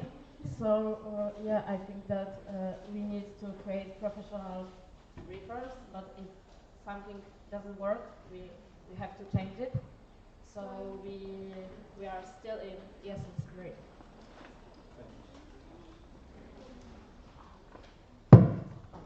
Okay, thank you. So now again, Aga. aside from just setting up the folders, what is your strategy for ensuring institutional memory? How do you want to prevent this drive from just becoming as messy as the wiki you're trying to supplement or replace? Okay, first of all, I don't know how to drive. It's possible to becoming messy if you have all folders for everything. I can give you an example. Okay. So imagine we have an application for some sort of project, and you have final version version 1, final version exclamation version 3, and you have so many of them. And that happens, for example, when you have working group, you have a lot of versions. How would you keep that consistent? Okay, I can speak from the experience, how we did it in our section. It's these folders, it's for topics, but also for the years. And you can just click on it and you know where to search it. I know that it's difficult when we do the changes for the resolution for the past years, but it's not difficult to upload it as an annex together. I mean, on the wiki right now we have a problem because some documents, like annex, is not visible. So I think that, I mean, no, it's not a problem. Okay, thank you. Now, Tomek, you proposed a stricter certification system for NAs, based on meaningful participation, not just attendance. Who defines what counts as meaningful, and isn't there a real risk that this becomes a tool that rewards the loudest voices while quietly sidelining newer or less confident representations? Okay, so basically the idea is kind of to not certificate people who come to the National Assemblies. They vanish for 6 or 7 hours. Oh my God, sorry. But they vanish for a couple of hours, let's say, and then they come to me. They want me to stamp the document, sign it, so the university will pay them back for the fact that they attended the National Assembly. I believe that we have to be stricter when it comes to basically, I don't know, attendance, you know, not skipping the small sessions, because that is a thing that is reoccurring constantly. And if we do not implement something to actually make those people stay here, then I'm just kind of also wondering why they didn't even come to the NA in the first place, because they come here, they paid 400, 500 zlotys, and they just left or slept the whole day in the hotel. They come to here for the social program. So this is more of what I meant. Okay, thank you.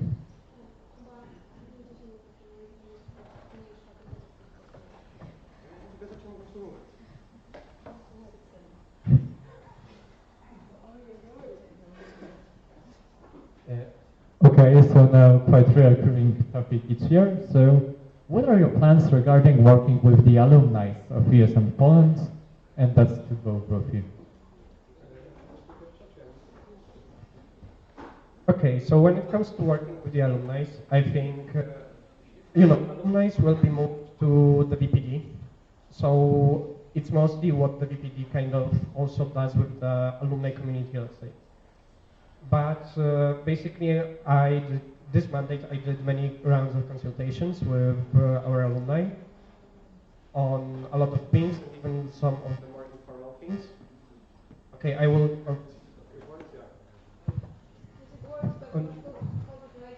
Okay, I will hold it like that. So basically, it's more about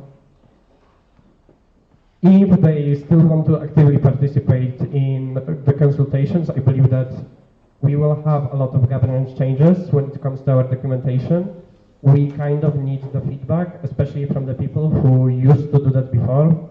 And I think one of the better examples is Misha Mondra, because her knowledge when it comes to our documents is probably unrivaled by anyone.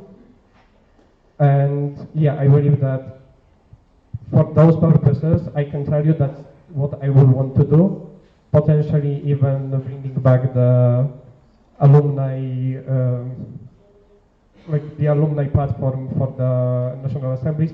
But the issue is that very often they are not available, like, I don't know, for free or for all of them together at the same time on the same day. and adding 5-minute topics to the agenda within 3 days is kind of pointless. So I also think that we will have to work strictly together with VPD in this topic, how to engage, how to reach out. But yes, it's really important people in our organization, and they have some of them have really great knowledge.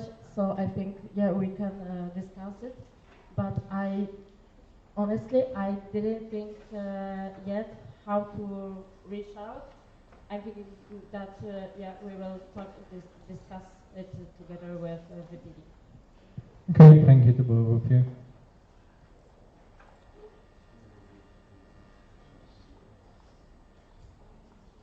Okay, so Aga, you mentioned that sections often don't know who to contact or that they can reach out at all. But you were a local representative, vice local representative, sorry for the mistake, yourself. When you had a problem, did you reach out to ESN Poland? And if not, what stopped you?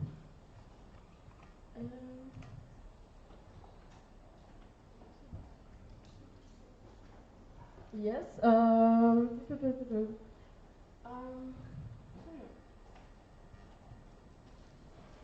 Okay, so I don't know if I had the problem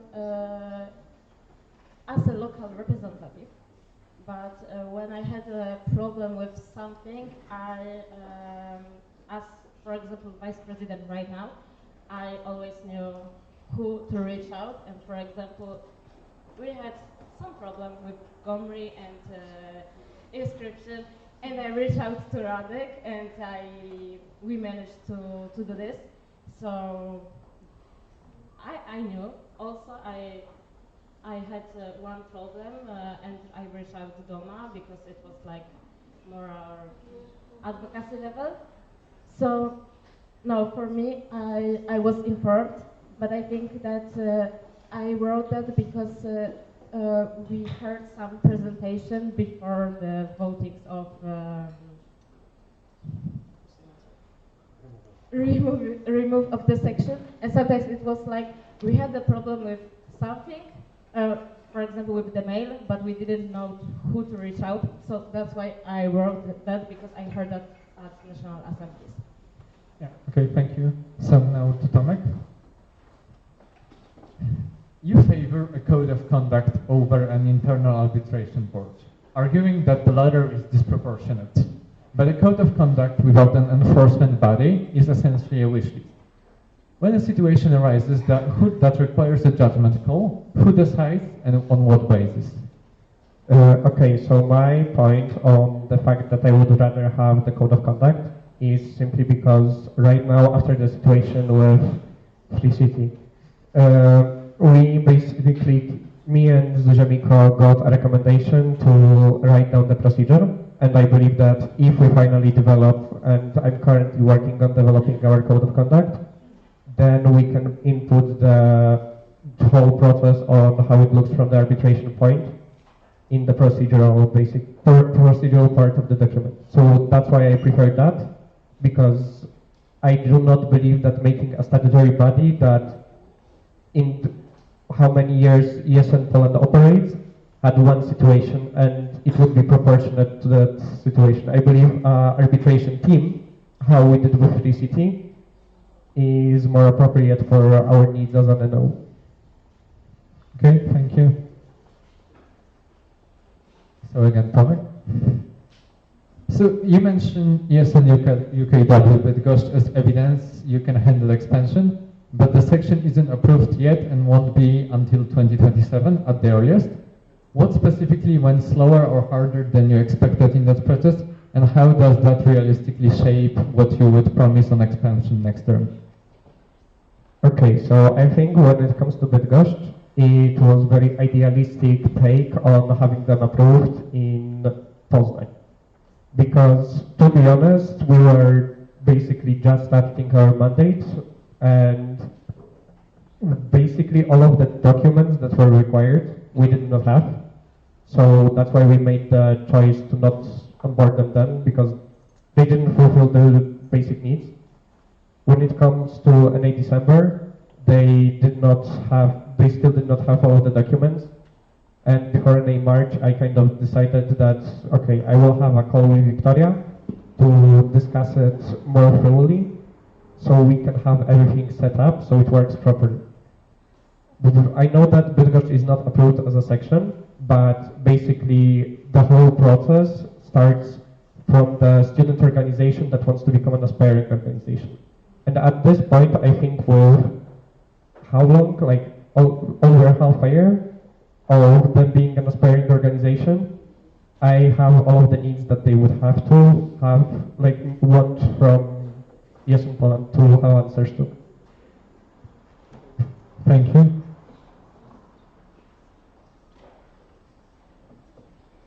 Okay, so Agnieszka, question about interns management, because you were one.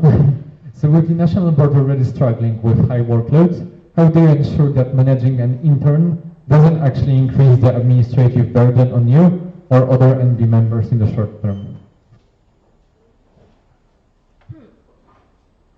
Of course, we should, first of all, thinking about creating maybe guidelines, was tasked to put on it for the interest, because sometimes maybe they will change last year for year, but sometimes maybe there are the same task that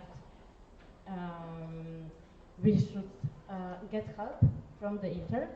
So this will be the first step, then application and searching for the interns, for not thinking when we already get the intern what we have to do it with this intern. And I think now the board has so many tasks, so many work that another person will be helpful, and this not increase the administrative burden. Okay, thank you. Next one.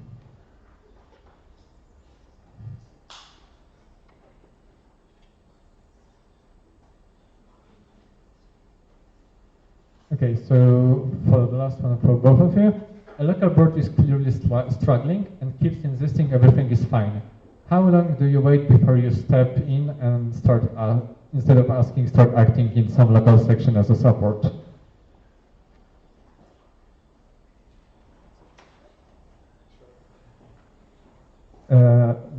This is like a very hypothetical question, because let's say the struggling sections that we have, they were reaching out, but I believe that it kind of depends on how do you say that they are struggling, because I don't know, if they do the same event over and over again, we kind of cannot do anything about that. We can try to move them, like give them a push, but I believe that, you know, if it's something like internal, let's say the local board is kind of starting to fall apart, everyone wants to resign and everything, even scheduling a call with them is something that, you know, could help, and I believe it's worth giving a try. And to be honest, it's mostly about how good of a relationship with the sections you have, because if it's not good, then you will not know those things because they will not tell you anything. So I believe it's kind of, the actions should be built on the personal relationships. Personally, I think it's a little bit hard question, because that's why I mentioned focus on creation of our community, like local VP with VPG, and so that local VP will know who to reach, who to reach out if there's struggle, because if they don't reach out to the national board, how we can know that someone is struggle, and if we don't know that someone is struggle, how we can help them. So I think that this is important to create this connection, and so that we can reach out when they need it. Okay, thank you. Bartek? Hi, it's a question for Aga. So I think I didn't precise my question enough in the NA app, so I'll do it now. We advocate for the paid internships. This also includes the Erasmus Plus, which grant doesn't cover all of the cost of living. It's like 700 euros or something like this. So since you would like to have interns in ESM Poland, what other assistance than grant itself will you provide to guarantee financial stability of such an international, such an internship, like salary or non-salary benefits? Okay. And where will the money come from? Thank you that you asked again this question, Bartek. And first of all, I think that we have to discuss it with Treasurer and all the national board, but specifically with the Treasurer to see if we can provide any others support, because honestly I don't know right now. And also I think that I'm not sure, so maybe I'm mistaken, but I'm thinking that if you there are many internships under Erasmus Plus program that you don't have any other support, and people still going to do it. So maybe it will be enough. But I'm thinking about talking with local national board and treasurer, but I don't have answer right now. Sorry.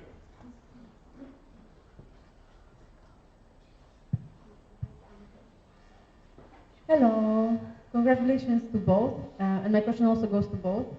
So considering that now with the split, the Vice President for Governance will have more capacity to work on the development of the network, how would you incorporate the insights and also which ones of the section's reports to work on the structural development of ESM Poland? Okay, so I guess I will start since Saga passed me the mic. I think we kind of should aspire a little bit more to do kind of what ESM International does, because right now we have data, we kind of put it in a nice format for everyone to understand, but we don't do anything. And I believe that it's time to start acting on those, on the data that we have. To be honest, this mandate I did not have a capacity because I was basically living only talking ESM Poland. I was living event to event, and I believe that in the upcoming mandate I will have more time to better discuss it with my supporting structures on what should be done and how can we use this data to support the network.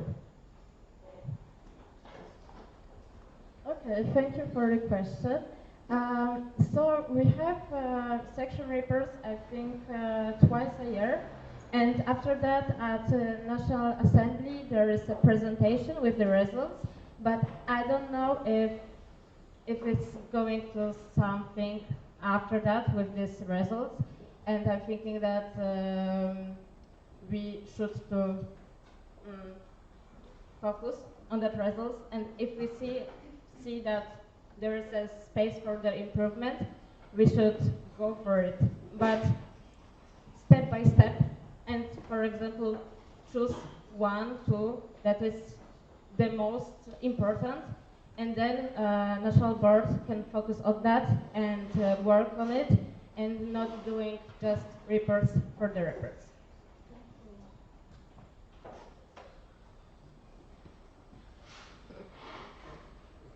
It's me again.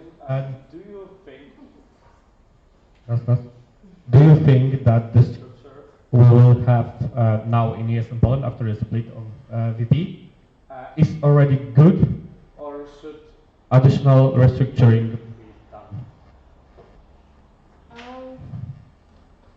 I mean, I don't know if we can say right now it is already good or we need an improvement, because we have this split, but right now we have only one vice president, and the next mandate will be two vice presidents. So I think that during next term we will see where is another area for the improvement. Okay, so I will say this. When it comes to the structure of the national board, I believe that it's a never-ending changing kind of subject, because right now we have 6 people with project manager focusing on the national event. If we have that developed, we have the first edition, then we can rethink of proper readjustments. At the same time, we have the 6-year digitalization of ESM card, and it will be required to kind of have an IT or WPA in the board. So I believe the topic is very hard to answer right now, because making a decision and making a commitment right now when we are presenting what we are presenting might not be accurate in a half a year to basically our needs.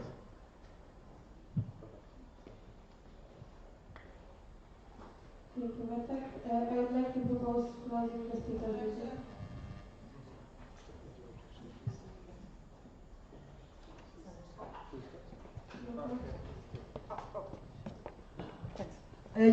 Yes, and SGH Warsaw. So I have a question for you, Agnieszka, since a lot of sections don't have a formal vice president role, and you mentioned vice president monthly calls.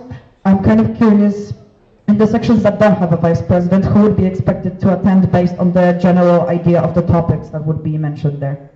Okay, so maybe there's no vice president in the local board, but there's always someone who has to work in the portfolio of vice president, like governance, administration, documents, etc. So I'm thinking that I will expect person who do it. If it's not one person but 2, 3 in local board, all 3 are welcome. And also it will be not obligatory but strongly recommended to join.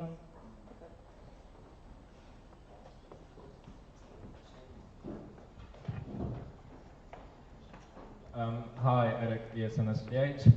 Tomek, in your motivation letter, you did not mention directly whether work on reforming wiki is ongoing.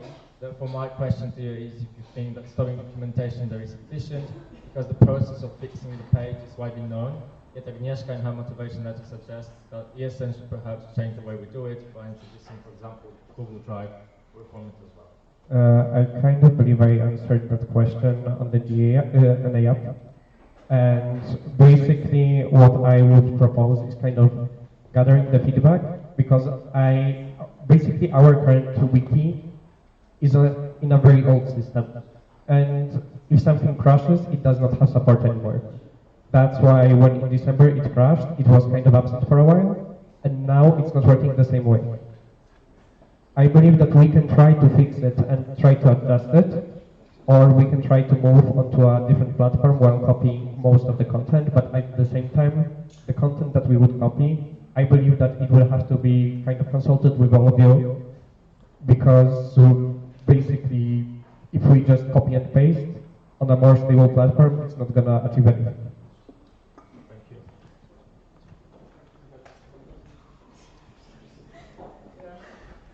Okay, sorry for invoking PTSD for you, Tomek, but I got inspired by Adam Pawleta. So, you, Agnieszka, if you were to handle a conflict like the 3-city conflict we had recently, for the first time, how would you do it? And Tomek, reflecting on how this conflict was handled now, would you change anything, or?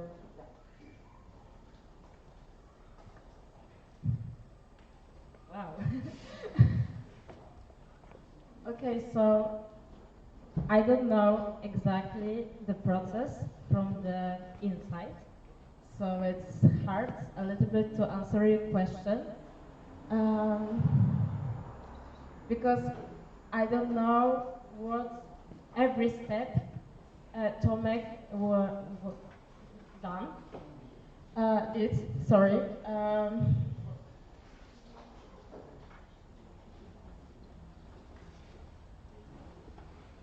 Okay, but it's seeing that.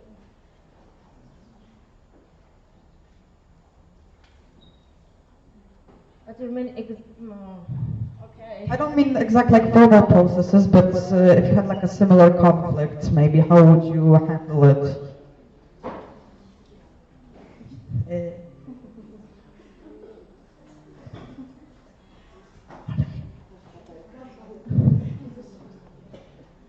Okay, so no, I think I can provide the answer. Sorry, thank you, Radek. What I can do differently, because I don't want to any other messy situation like that will happen again. But I'm sure if I get elected, I want an insight from Tomek to know how to handle this type of situation in the future. And yeah, also react from the beginning, and also not make a decision to provide the information for the network if we don't have if we don't have all the information in our mind, so that whole network will know that something has happened when we know everything that we need to know. Okay, so for me, honestly, I believe that what I've done with the situation, I believe that if it was any other section, it would not end up in the same way. They were kind of against everything ESN since the beginning of the mandate. They said they had problems with the section questionnaire. I offered to help them twice. They only reached out to me when they were risking receiving a third warning from ESN International.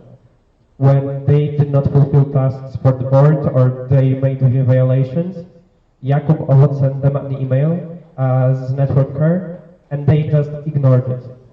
I tried to have calls with them, but they just ignored it. And when I had a conversation with one of them, they basically accused me of being biased towards, because I have a relationship with ESN Gdańsk, because I was the same group coordinator last year. And they decided that basically because of that, and solely because of that, they cannot trust me and I'm out here to get them. And this is kind of what they sent also in the email. So I do not believe that any other section, if it was ever in the same situation, would approach the topic the same way, because they would be like, oh, he's biased. Okay, thank you.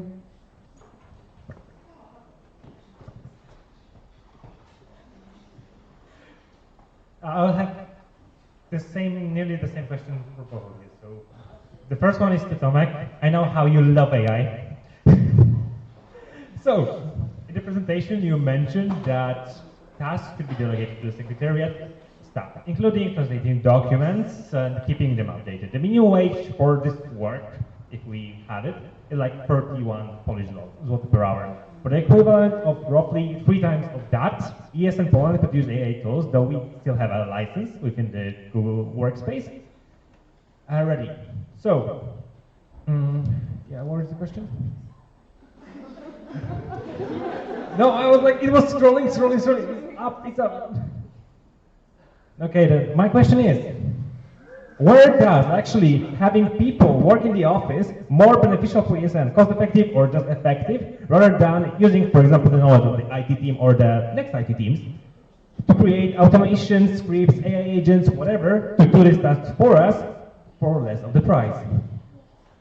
Okay, so the main thing with the Secretariat is that it's not only documentation. Documentation is part of what my portfolio would be.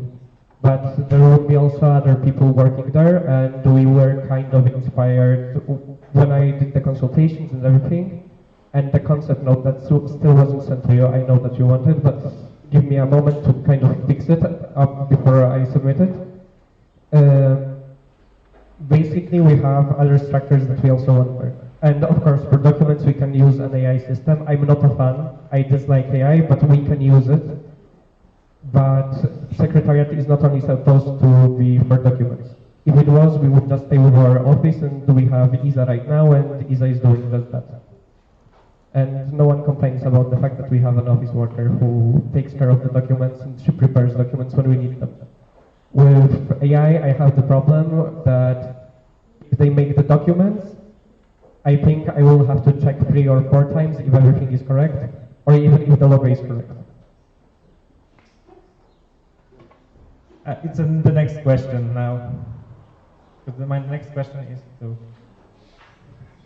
Yeah, so in your candidacy you proposed Erasmus plus interns as a way to also reduce the administrative workload. But considering the economics, translation of documents, administrative tasks and everything, which could be delegated to either interns or the secretariat staff, can now be handled at a fraction of the cost by AI tools. So our license already covers data protection. At least it was one of the emails of the IT team that was sent this year. Have you considered whether AI-assisted workflows could achieve the same outcome more efficiently and without dependency on the grant funding to actually establish a secretariat, or have this possibility? Okay, thank you for the question. And first of all, when I mentioned, maybe I didn't mention this on my presentation, but I mentioned this on my motivation letter and in the Q&A, that I'm taught about interns to provide help not strictly to administrative area of the ESN National Board, but maybe also for the communication. And there is a lot of work with communication, and I think that maybe communication manager has this kind of help, and with that we don't think about translating of documents or etc. When it comes to using AI for translating documents, as I have the master degree in translation, I don't approve it because our documents are too important to do it by using artificial intelligence. So yeah, but I didn't thought about that is yeah also time. Okay. Sorry. Okay, I would like to propose closing the speakers list. Is there any objections?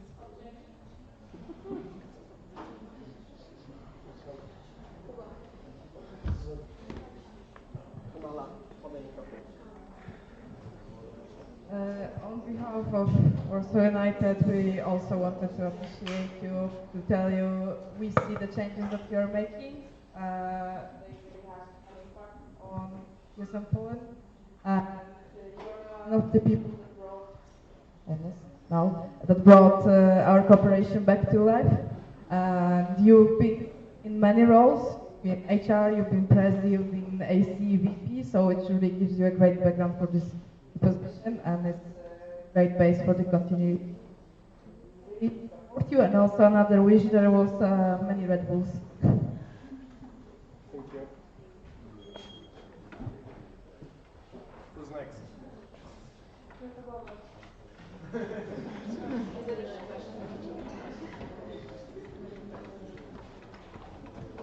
Okay, I lied. I have 3 more. Okay, so...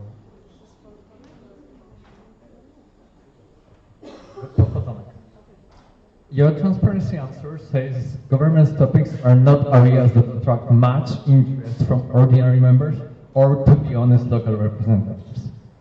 If even vote holders don't care about governance, whose job is it to change that? And are you actually trying to solve the problem or accepting it as status quo? Well, I am trying to do my best. When it comes to like consultations and everything, I know that no one wants to read everything, so I'm trying to include in every single document that requires that, maybe not requires, but allows that, a graphic or something like that, so people can understand just from looking at the graphic what is supposed to be there, and if they have something that they would want to comment or they don't agree or something like that, based on the graphic and the table of contents, they can find that and then they can express their opinion. I would like it if, you know, sections would do it on their own, because I do not want to issue yet another task for the section, because I think we have way too many so far. But it is kind of what it is, and I guess if the situation was that a document is not passed, and we had like, I don't know, 2 people consulting the document, I would probably issue it as a task for the sections, because the document would be probably regarding them in ESN Poland, and they should express at least something, like even an email. We do not have any problems with that, it's fine. But it's kind of like that reassurance in that case, that there is, like, we agree with that, don't worry. Okay, thank you. Adam? Okay, the next question will not be asked, as we do not think that it's asked in an appropriate way, and we remind you all to keep the questions respectful and relevant to the candidacy. That was.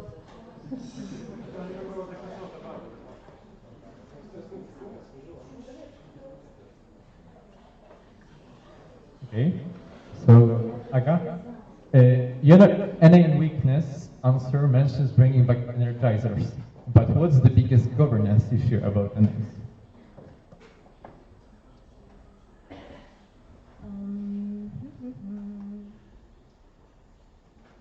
Okay, so you talked with Tomek, last answer, last question about the documents and not being interested in it.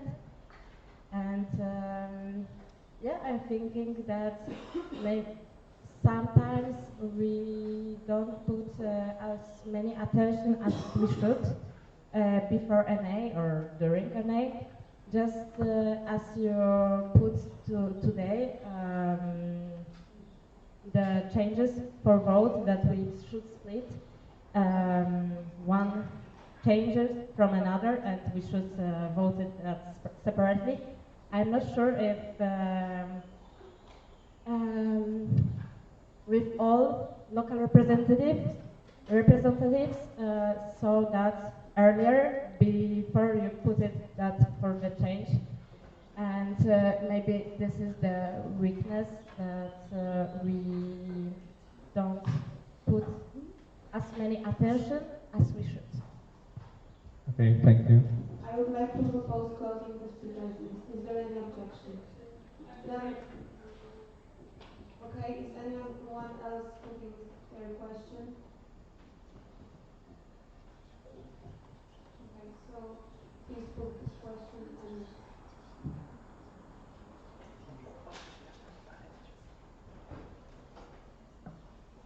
Okay, so at the end, I wanted to ask you, how would you like to engage more people in consultations processes in general? Because I often notice that in most of the consultations, it's usually 1, max 2 person contributing, and it's often the same person, as Tomek, you especially might know. So how would you address that? That actually we have like 130 people here, how at least 30 of these people would actually contribute to consultations.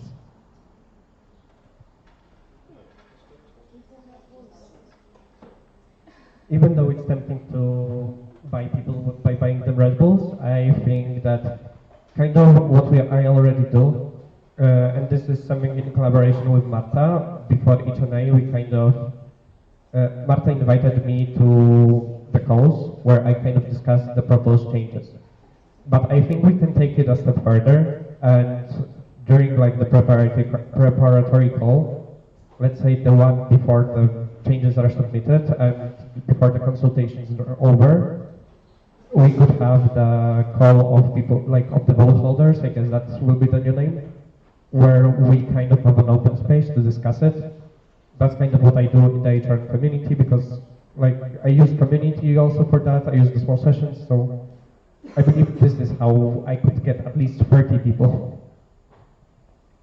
Okay, so I agree with Tomek, but also I would like to mention once again my focus on sense of the community of vice presidents and put our monthly calls that I think that will be very important.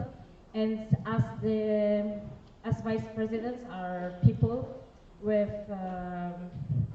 knowledge about governance or maybe interest with that, I think maybe there is an area with these people to engage for the consultations. And for that, we have to create our community first, and then we will have people who will engage, I hope. Can I ask a quick follow-up?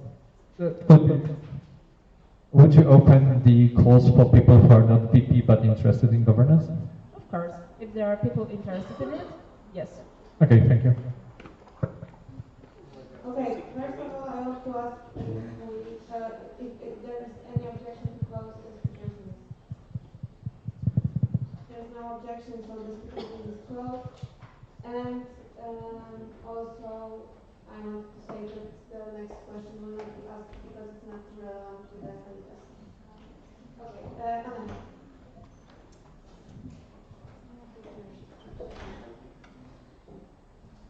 Hello. I'd like to express some appreciation to our Magenta Diva. So, Aga, you've made our section so incredibly proud today. This is a huge milestone and it takes real bravery to go for it. It's been an incredible journey watching you grow and thrive since we first started working together. We're so glad to see your candidacy for the National Board, having seen your development from coordinating working groups, joining the local board, to this decision to engage on the national level. You've always been an inspiration, and we are sure you will continue to be one in everything you do. Thank you for the energy you bring, the support you offer. We're excited to see what's next for you and confident that you will keep making a difference wherever you go. Oui, baguette. Merci.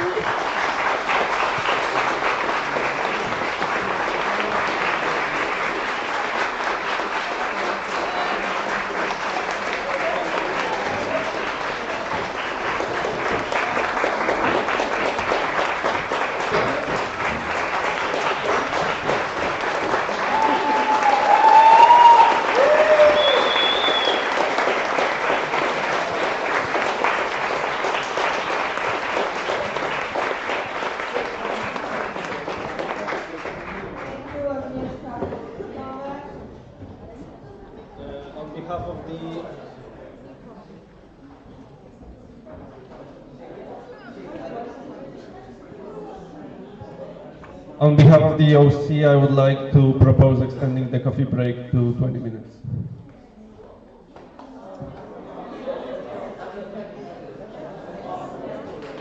Guys, please sit down. Okay, so there is a proposition to change to the agenda, and it's to extend the coffee break to 20 minutes. Is there any objection? There's no objection, so the proposition was approved and the coffee break will take 20 minutes. OC, is there any announcement? Then we see you back at 4 p.m.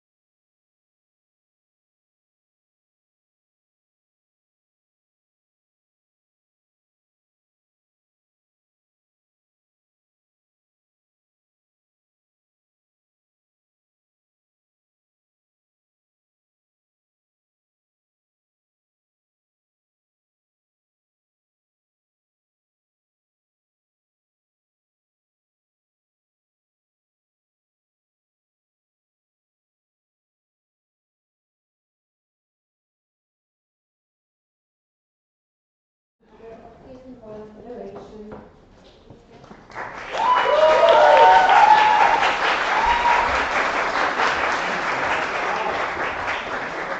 So, hello everyone, I'm Adrianna and I would like to present my candidacy for the position of Project Manager of ESN Poland 2026-27. A brief introduction about me. I am a member of ESN AGH. I serve as a national coordinator of the National Erasmus Games.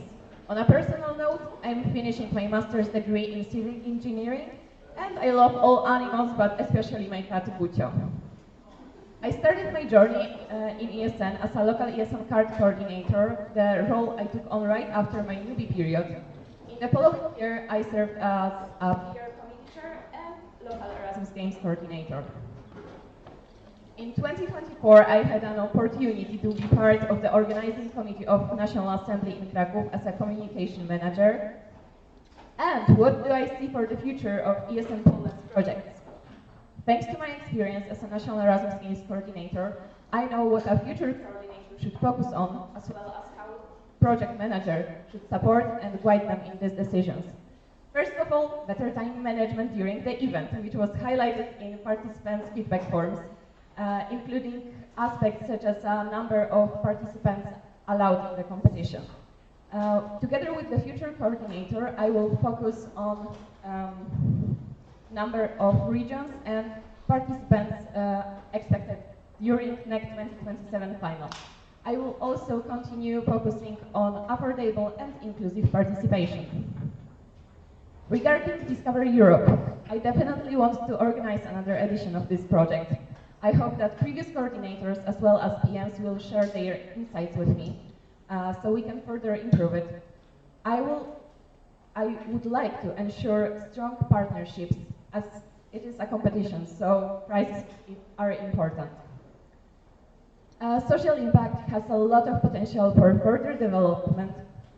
However, seeing the engagement of ESNers during NA Kraków 2024 and NA Warsaw 2025, I would like fundraising activities to be organized more frequently.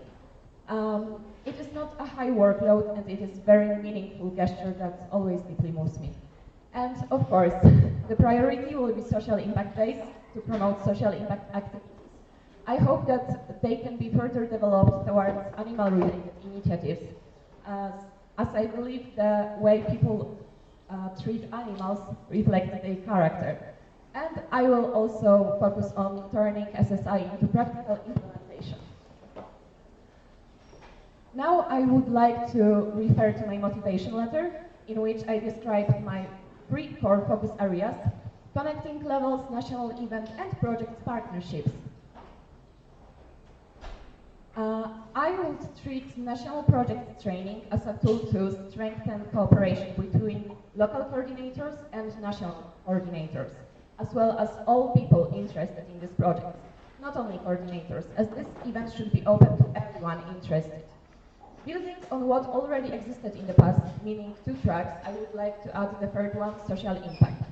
Trainings should be tailored separately for each track in line with training needs of participants, so they can implement projects locally in the best possible way and expand their reach.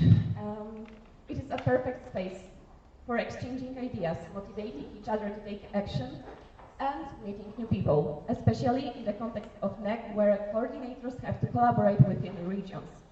And it allows us to build a strong project community. I am aware how important it is for every national organization to have the national event. And it is a great way to promote ESN Poland. I hope I will have the opportunity to organize it. If hitchhiking is approved by vote, I will focus on ensuring both proper safety and accessibility for participants. To make event accessible to everyone, it is also necessary to consider people with disabilities for whom alternative activities should be provided instead of hitchhiking, so they do not feel excluded. I am also looking forward to working with coordinator who I hope will feel the significant impact they can make for ESN Poland.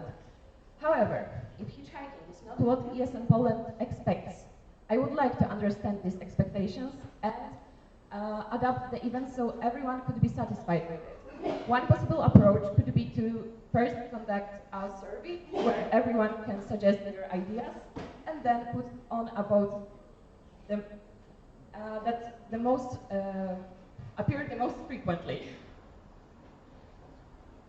And during my term as a national coordinator, I had observed how PM has to work closely with treasurer.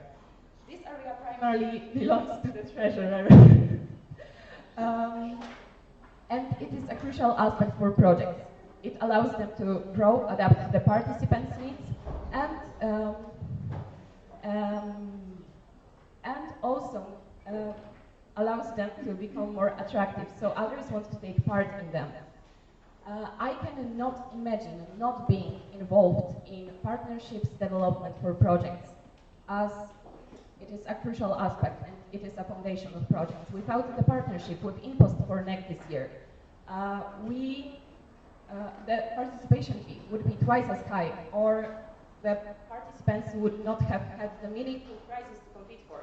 Thanks to cooperation with partners, we were able to provide trophies and €70 cover of EXP for each participant. Regarding social impact and cooperation with the state forest, well, such partnerships are essential in order to have real and legal impact on environment. Discover Europe, as I mentioned earlier, it is a competition, so prizes matter. The participants do not pay a fee, so it is accessible to everyone, but to increase the prestige of the project and the competition, it is necessary to provide prizes. And in this edition, such a prize is provided through cooperation with PKP Intercity, offering train tickets. And that's all from me. Thank you so much. Don't be negative, and I'm asking for your green light.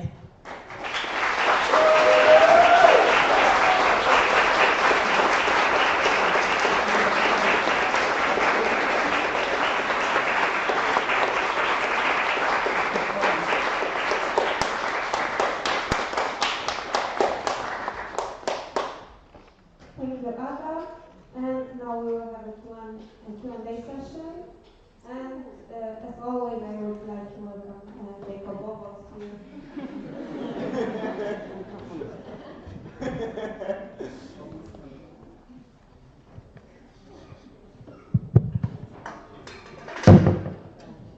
Do not destroy my plans.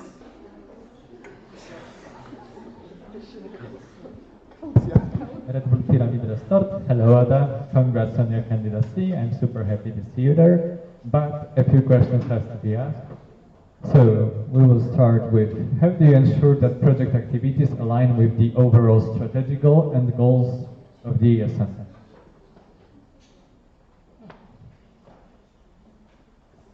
Like, we already have some structure of the projects, like NEC is a sport event. And national event.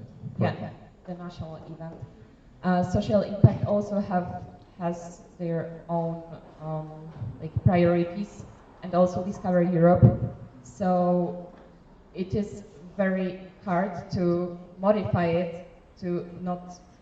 Okay, so I wanted to ask, like, about national event, if it doesn't get passed in this formula and in general, or in this formula, how would you ensure that is actually aligned with ESN goals and strategy? Okay, so first I would like to conduct the survey, as I mentioned during my presentation, and I also mentioned during the Q&A on a NA app, and I would like to hear your voices, like from all ESN Poland, to make sure I can adapt the event for everyone. But as I mentioned, I will include even people with disabilities, think about them. And I think, what can I say more? Okay, thank you.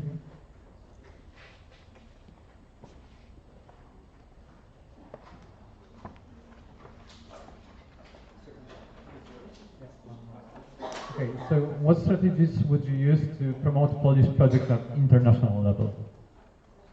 For sure, I will use EGM, which is happening in Wrocław. For sure, I want to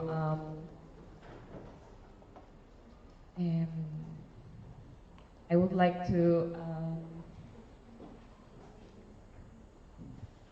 put to a vote ESN projects to ESN awards, and maybe some posters. Like I know that there's a space for posters, and I think it's the greatest idea because it's directly to the people during the event. Okay, thank you. Right, in Wrocław Tech. So my question is basically, in your cover letter you mentioned that you plan to make equal opportunities for all people who are working on projects and PMs. So my question is how would you like to implement that, or how do you make sure it's going to happen? Okay, if I understand it well, it means that every coordinator which I will work with will have the same contact with me and also the same, I don't know, chances, to be supported by me, yes? So, okay, I was the NEC coordinator, so it could be like, it will be my priority, but definitely not. Because I would like to support all coordinators and all PMs because I know how value they're giving to ESN Poland, and they are the foundation of ESN Poland, so I have to support them as much as I can and not choose just one because it's the best or something. No, I have to find a solution to find a better contact with someone if I don't have already.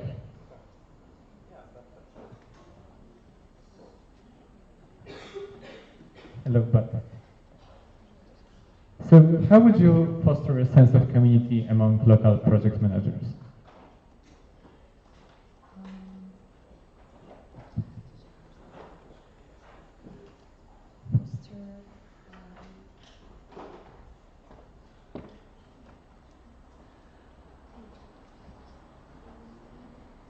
Well, with the project managers locally, I would like to have contact, and as I mentioned earlier, I would like to support them as much as I can, and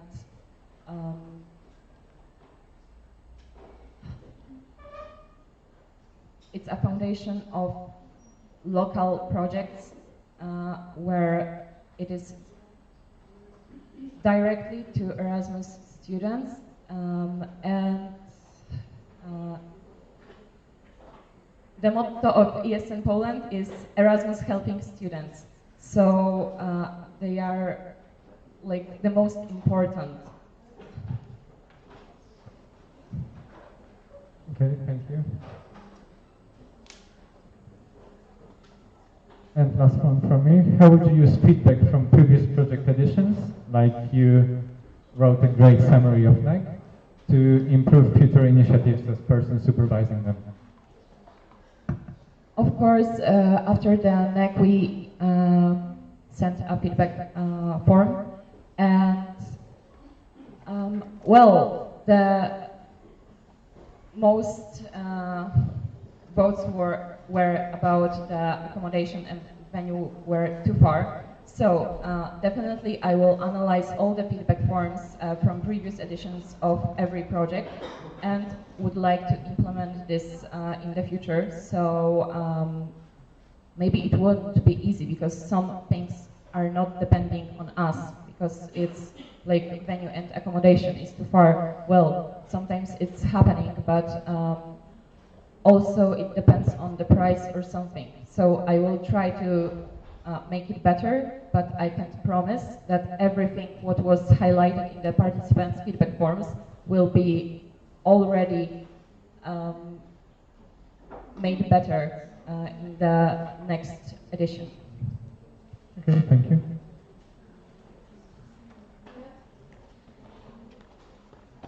And Oliver is about Sotec.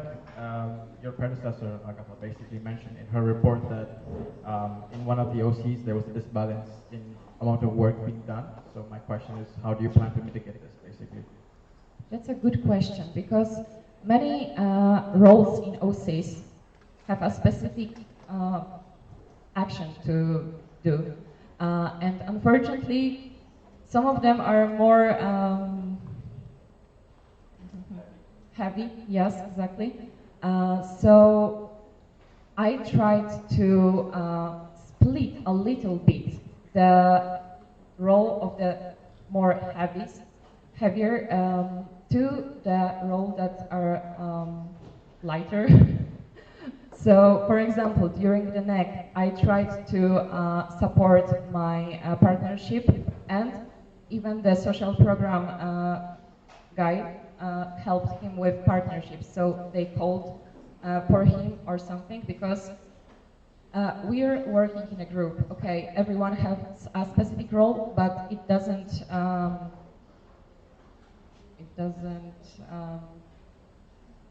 allows us to split the roles and do it in the group, like support each other.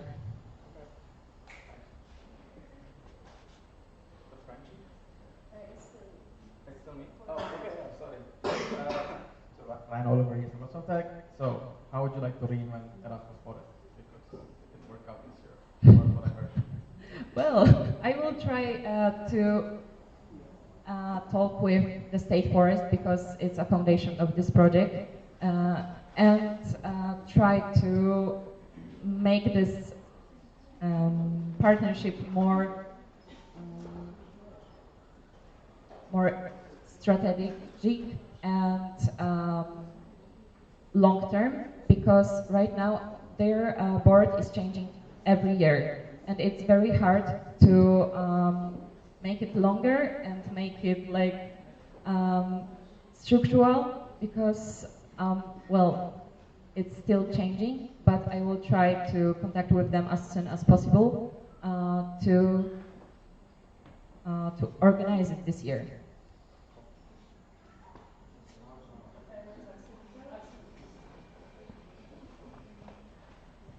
Axel, yes, in Switzerland. So congratulations for your application. So in Switzerland, we also split the position of the VP in December. And the way we did it, we kind of removed the project manager position to be VPD, basically. So there might be like some overlapping tasks or collaboration clause with the VPD, usually between the two positions. And you will be the one shaping the position, basically, or at least the collaboration. So I wanted to know, how do you envision this collaboration and potential task overlapping during this year? Well, I think that our project manager focuses mainly on projects like NEC, Discover Europe, Social Impact, and also the national event. And the VPD is focusing right now for trainings, more HR things or something. And during national project training, for sure we will have to collaborate, because it's a training, but it's all about projects, so we have to collaborate, and definitely I will do it. Well, I think it won't be that hard, because it's totally different for me here, because I have to have a contact with local PMs, with our local coordinators of the projects, so for sure I will collaborate with VPD, but I think it won't be that hard. Thank you. I would like to propose closing the speakers list. Is there any objection? Okay. Right. Ryan Oliver is from Wrocław. So my question is basically, how do you plan to evaluate the section's overall performance in projects and as well as project managers, because those are the people who are in charge, you are in charge of. Do you have like an index or something you like to score with, or maybe check activities and how much they're posting, and maybe cheer up or motivate those who are, a bit down? Okay, so this year during NEC, unfortunately, I have so many examples about the NEC, but well, we asked the local coordinators to conduct a form that they have to fill out about how many participants they had, from which countries, to make it more structural, and we will have many information for the future. And I would also like to implement it to the other projects. So maybe after every, I don't know, maybe event like for a Discover Europe locally, or the social impact days, I will ask them how many people took part in it. And well, my second part was how would you help those who are low in the numbers? No. Like, for example, like a small section couldn't do much. For example, a small section couldn't do much more than, let's say, a bigger section. And how would you help them? Or even if it's a big section but didn't have much resources, how would you help them out? Okay, so the smaller section, well, I will accept it, because what can I do? Of course, I will try to help them to promote these events as much as I can. But unfortunately, it's not that easy sometimes, because sometimes our projects are very specific, and we can't force anyone to go to these projects and events, of course. So with bigger sections, of course, I will ask why so many people attended this event or took part in this project. Because it's all about promotion, and the best promotion is people, especially ESNers locally, because it's the greatest way of promotion, that others take happiness, enjoy these events, so others will to take part also in this. The next question regarding global coordinator was already covered in the Q&A round earlier. So Okay. Hello, Ola. I'm Radek Pawelski, jestem Wrocław Tech. My first question during this NA. Expected. Okay, as tech coordinator, you had an opportunity to coordinate a big multi-stage project. What kind of skills did you acquire thanks to this experience that you will use as a PM, if elected? For sure, time management, definitely time management, and how to collaborate with many people, because in OC I had 8 people with me, and also I had to work with Agata, what was a pleasure, of course, and also with the rest of NB, especially Shimon. So it was a lot of people to try to manage, and it is, I think, the greatest skill that I can say. And also, well, for sure, partnerships, because I had no idea about it, but right now, after the year, I think my knowledge is much, much higher about it. Okay, thank you. So we would like to say a few words for you. So Ada, as ESN AGH, but also as ESN Krakow United, we would like to say how incredibly proud we are of your candidacy. Since the day you joined our section, you have always aimed higher and inspired the people around you. We all love the NEC you organized in Krakow, and as a member of the OC, I can honestly say that working with you was nothing but a pleasure. We truly believe in you, you are ready for this challenge, and that this is the perfect place for you. We can't put into words how excited we are to see what's coming, and we can't wait to see what you will bring to the network next. Thank you so much. I would like to propose closing the speaker list. Is there any objection? Objection.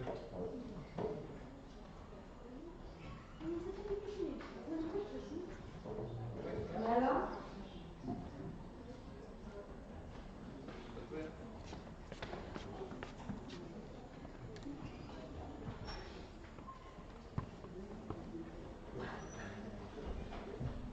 I think the idea that we had to candidate for the position of project manager of this year's term, I think it was a great idea, as we can see, that you've totally got this if you're going to be elected, and I do hope you will.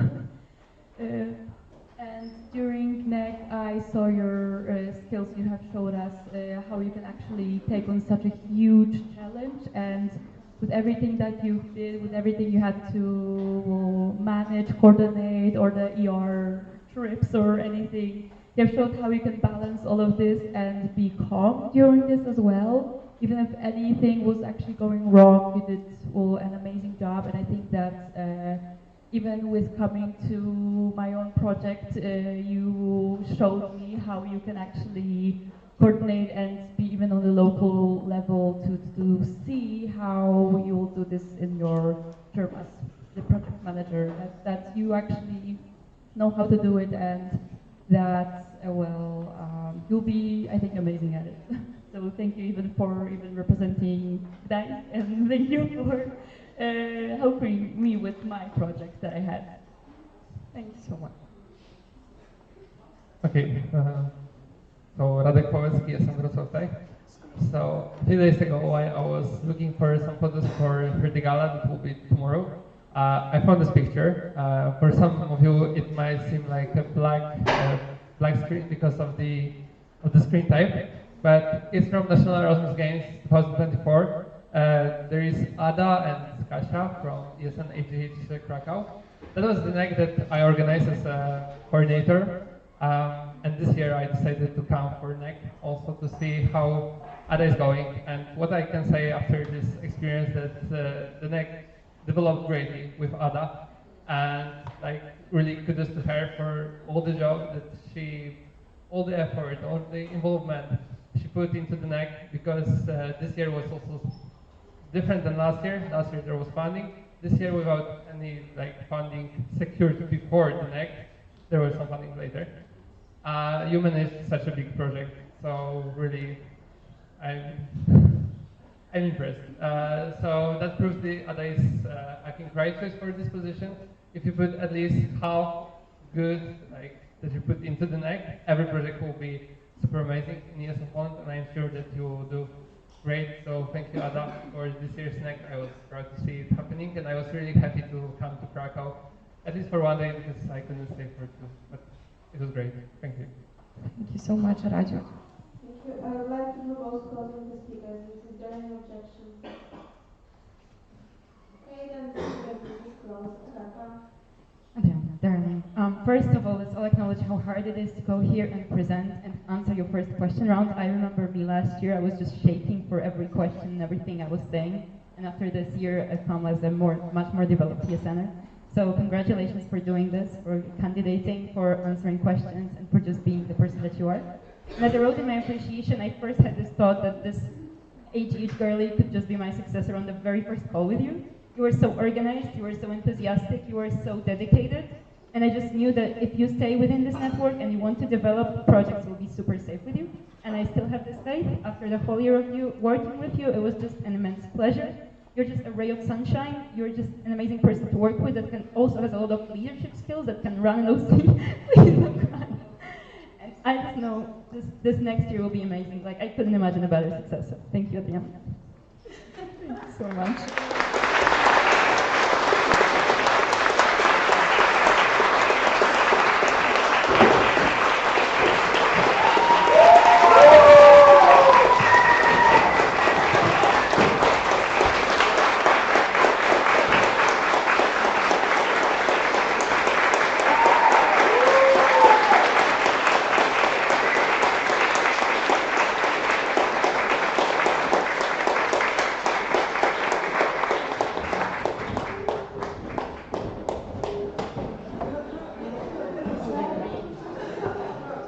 Okay, and now I would like to invite Zuzia to present the candidacy for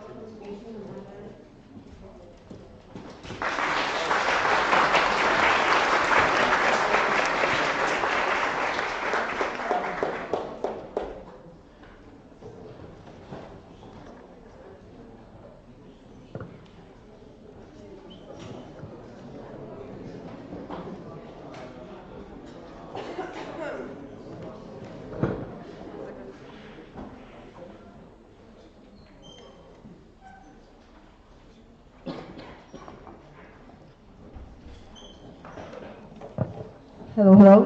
And the Q&A is open already. Okay, so hi guys. My name is Jean Jajak, and we've officially made it to the last presentation of this day during this NA. So congrats to you, but please give me 7 minutes so I can talk a little bit about myself and my candidacy for the communication manager of ESN Poland 2026-2027. Firstly, I will start by talking a little bit about myself, because some of you know me, some of you don't. But then I will move on to my ESN journey and what I want to do for my term as the communication manager. So, first and foremost, I am from the section called ESN Poznań, which is based at Poznań University of Technology. That's where I study. Right now, I am in my 3rd year studying automatic control and robotics, and I'm about to write my thesis next year, so keep your fingers crossed for me, please. But outside of my studies, here you can see a little bit of sneak peek of my hobbies. First and foremost, I am a cat person. Here on this presentation you can see a photo of my cat. His name is Sigma. Yeah, I love him very much. But besides that, I really love traveling, and I try to use every opportunity I have to explore new places and cultures everywhere at school. It doesn't matter where we go, we should just go and explore. And I also enjoy trying new food. I would call myself the total opposite of a picky eater. I would try to eat anything, and I really enjoy food in general. But besides all of that, most of my recent life has been devoted and dedicated to ESN. And this is the interest I'm here to tell you about today. So, actually, my journey in ESN started a long time ago, I would say, because the first time I heard about ESN was in 2013, when my uncle, who was part of ESN Poznań at the time, brought his girlfriend, now wife, as you can see in the pictures, to my first communion, and they told the story about how they met. And they met through ESN Poznań. And since then, they've been telling me for the past 10 years, oh, when you go, you should join ESN, it's going to be amazing. And 10 years later, that's exactly what I did. I started studying in October 2023, and in my first year in ESN, I became a board member, as in March 2024, I've been elected as the local communication manager of ESN Poznań. And it's only been for 3-4 months, and that was not enough. So for the term 2024-2025, I reapplied for the position, and I was elected as the CM for the whole mandate. And that's also the time and the term when I became a local representative. And it's also the time when I learned about ESN Poland, learned how it operates, and fell in love with it. And that's why in this term, 2025-2026, I became a member of HR team. Here you can see Ola, and I also been a member of PR team with this picture. So yeah. But firstly, in my heart has always been my local section ESN Poznań. And for this mandate, I've been the president of my section. And this brings us here. Right now, I'm here to tell you about my candidacy for the communication manager. And now I would like my candidacy to consist of 3 main focuses. So, PR and visibility community, brand identity, and also putting people in the center. So without further ado, the first, PR and visibility community. I've been involved in communication since the beginning of my journey in ESN, and that's why the community of local CMs and also people involved in communication is very dear to me. And during my mandate, I want to focus on making it a safe space for everyone that is involved in communication, not only local CMs. So I think the keys to making that happen is the regular contact, so I can know and understand the needs of local CMs and also other people involved in communication. I want to foster a space where there is open knowledge exchange, so no one is alone with their challenges, and experienced community members can help the newer ones if they struggle with something. And also, I want the ownership over the community to be shared, so that while I support local CMs, I also need them to know that their input is very important, and they don't need to be scared to ask questions or pitch their ideas if they have ones. Next one is brand identity, and I hope you know that, but our visual identity is what makes ESN a one consistent being across different countries and across different levels. And that's why I think, and I believe very dearly, that it needs to be executed properly. And when it comes to them, I think education is the most important part, and that's what I would want to focus on, especially during the start of the candidacy. I want to educate local boards, and especially CMs, about specific rules of them, and the importance of complying with them, so that they can understand the meaning of it and apply it properly.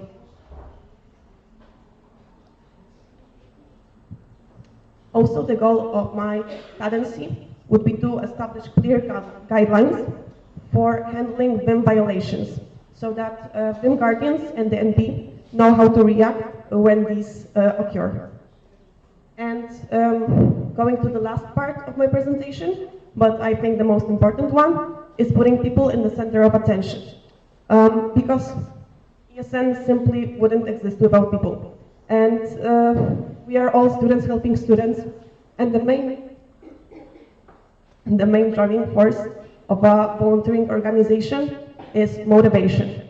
And that's why I think to maintain it, our efforts should be appreciated and recognized properly. That's why in my motivation letter I proposed an idea of Section of the Month campaign, where every section gets their spotlight and can share what they do best.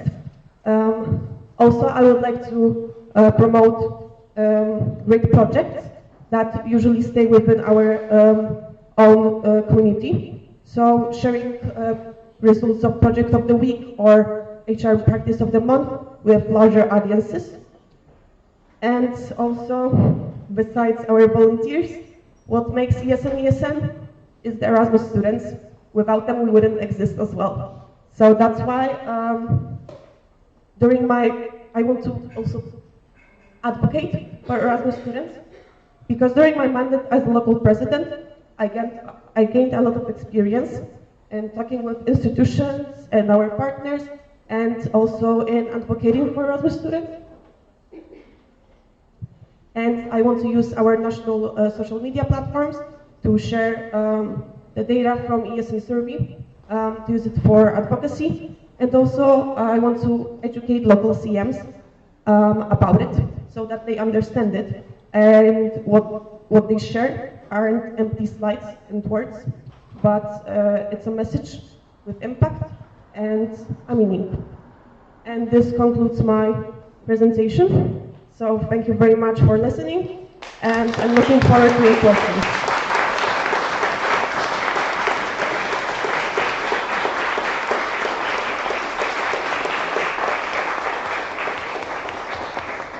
Thank you very much for your presentation. And before we start Q&A session, I wanted to give Zuzia a huge shout out because she had the biggest number of questions on Q&A round before DNA. It was 26 questions, and she answered all with really long answers, so huge shout out to you. And to all candidates who answered the questions, but Zuzia had the most, so. Dominika.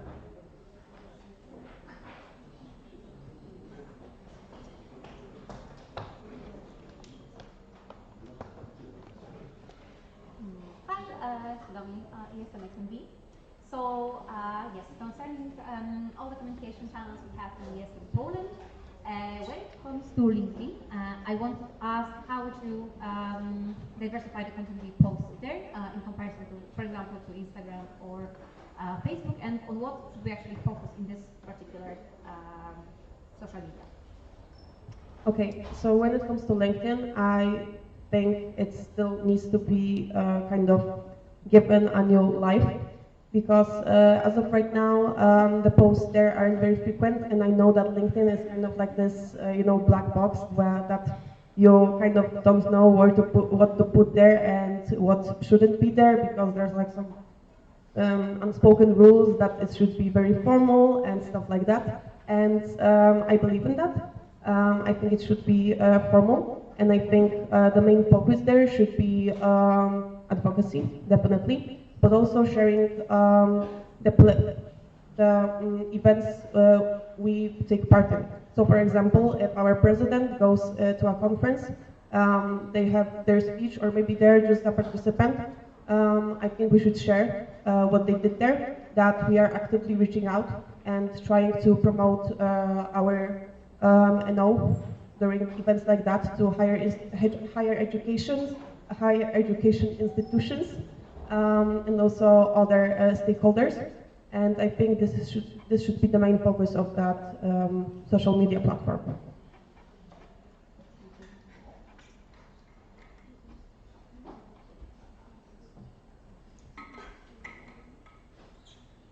Yes. So some years ago, but for example, when I was in the national board, ESN Poland had an external newsletter targeting our stakeholders. And I wanted to ask if you maybe see any value in reintroducing such format today, targeting directly the externals. So not students, not Erasmus, just institutions of RSM ministry, I don't know, universities, things like that. I've never thought about that, if I'm going to be honest, and I'm not really sure how it worked before, because this is the first time I'm hearing about it. But I'm actually not sure, because I think it really needs to be taken into consideration, like how would this format work, and how would the stakeholders apply for the newsletter. And I think that might be difficult to just convince them to apply and subscribe to such a newsletter. But I will keep that in mind. I will try to see how it looks like, and if it can be reactivated or maybe changed and improved and applied accordingly. Thank you.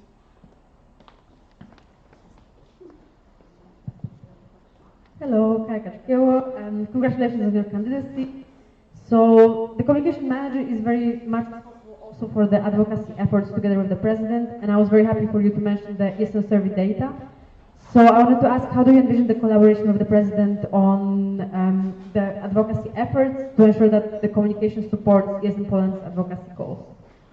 Okay, so I think when it comes to our social media and what we put out to the world in general, I think it shouldn't only come from the communication manager, but also the whole board and the whole our supporting structures should have a say, and definitely the board should be consulted before anything is put out and posted on our social media.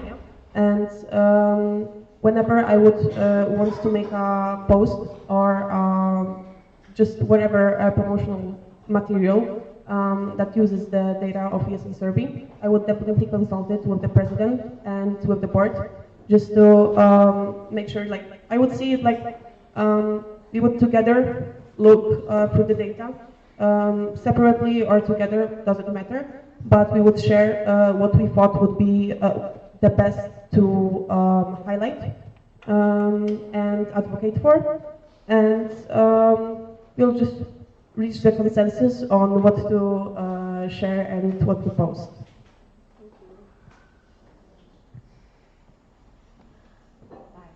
Okay, so my next question was actually regarding the tasks for the board, I believe. So the next board will be tasked with reviewing and doing something with Studentskie Wyjazdy Erasmus Plus Facebook groups. And maybe you have already some observations, maybe you have some reflections on the shortcomings of this platform, or highlights, because maybe you also see them. And do you maybe see any solutions short-term to them? I need to confess something. I've never been to Erasmus, so I haven't been part of that Studentskie Wyjazdy Erasmus Plus Facebook group. I'm very sorry. So I'm not really sure how it operates right now. But when it comes to Facebook in general, I already kind of answered it in my on the NA app. But I see potential in Facebook. Despite what everyone thinks, it's still a very popular social media platform, and I believe that when used correctly, it has a great value because we don't have to deal with spam, and it's very easy to search for things. So if we engage in Studentskie Wyjazdy Erasmus Plus Facebook group, I think it would be an easy medium to just share our observations about the exchange. And yeah.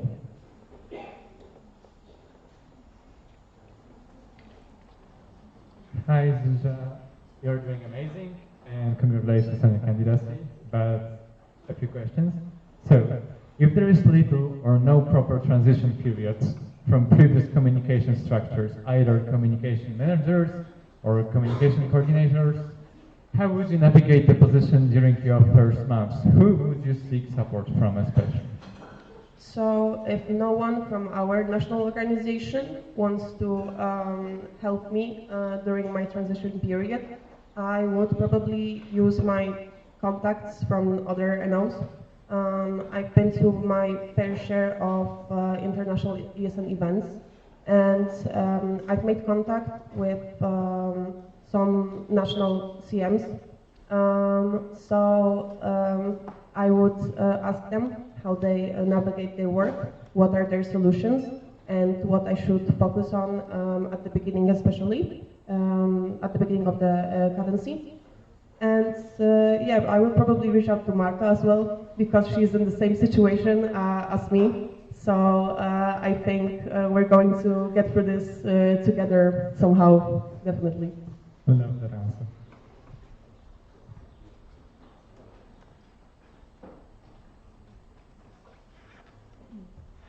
All right. My next question will actually be about communication strategy. So ESN Poland right now doesn't have any, but we used to have one some time ago. Based on your experiences, do you see the need to introduce it? Do you see the value in not having it? I mean, I thought about it, but right now I think communication strategy shouldn't be the focus of this term, especially because we kind of lost the knowledge of communication with the lack of the CM this term.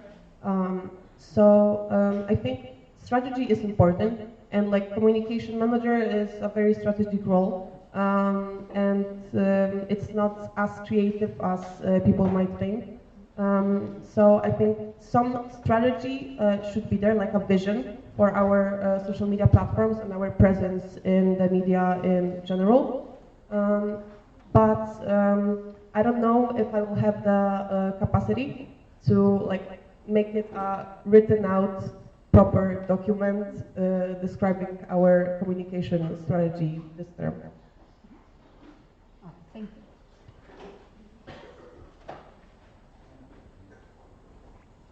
Okay, and then when it comes to communication, content for incoming and outgoing students requires different approaches. So how would you actually differentiate it? You know, tone, platforms between those two groups, so ESN Poland still can, remain visible and relevant to both of them. So I think in general, like what we lack in ESN is like trying to reach out to the outgoing students that are going out from Poland. I mean, I've seen that in my experience at my local section, that like almost 95% of our effort goes to the incoming students, Erasmus students that come here from different countries, and we don't really focus on the outgoing students when they also need our help. We also have people that have been on exchanges that can share their knowledge. I mean, like what we use right now, like I feel like I don't have like any data to base it on. It's only like my feeling.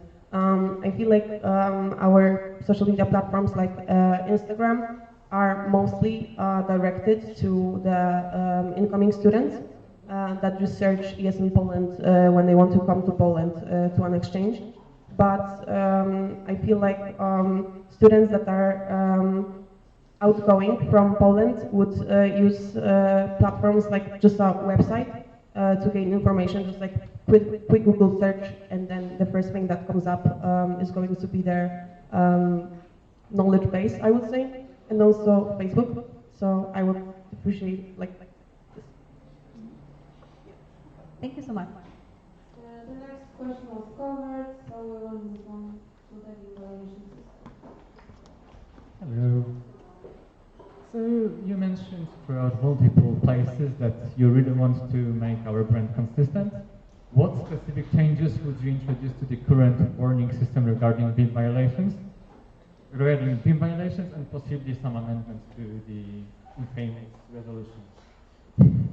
Okay, so what I think the resolution lacks right now is like the procedure of like how to like we know that the national board can issue a warning if there was a violation happened like 3 times that was not changed, but there is nothing said about like situation when during the screening of sections the BIM guardians find out there was a BIM violation, they contact the section and then it's changed, and maybe it's not changed. So what I would like to do is propose like a timeline, I would say, and proper step-by-step on what should be done when during a screening there is a BIM violation.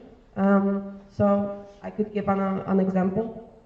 When we see a BIM violation, the BIM guardian should contact the section, firstly on the platform where the violation was seen, and they have some exact timeline to remove it. If they don't do it, there should be an official,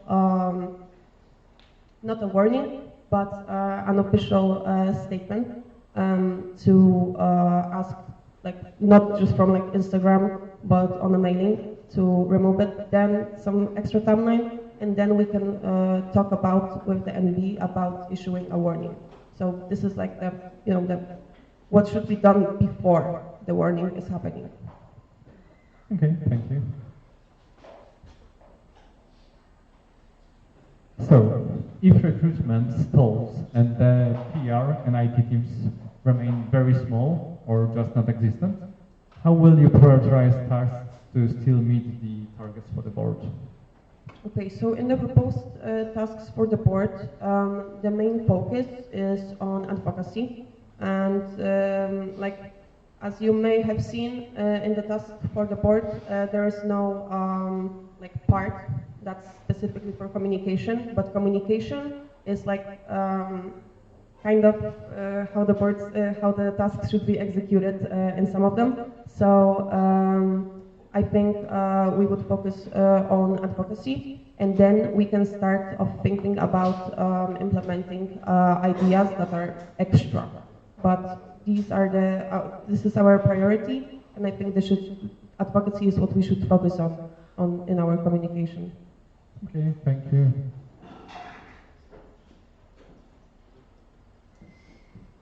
Okay, So, which free public or NGO campaigns outside of ESN do you consider benchmarks for effective communication in youth space? And what tactics would you adopt for ESN Poland?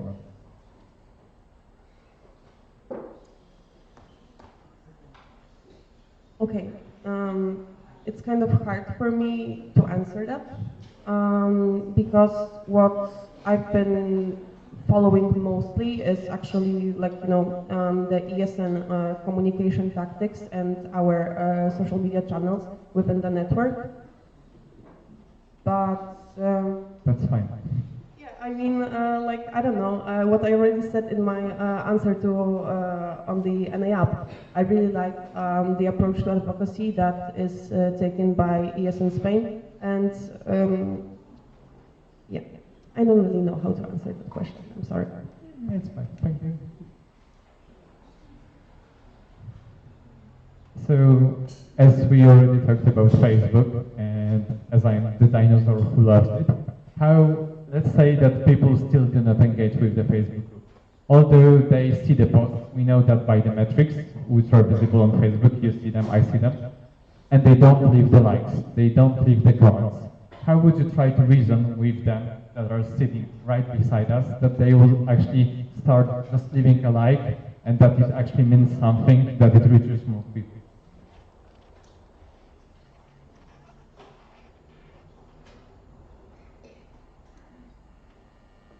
So, okay, let me think for a second.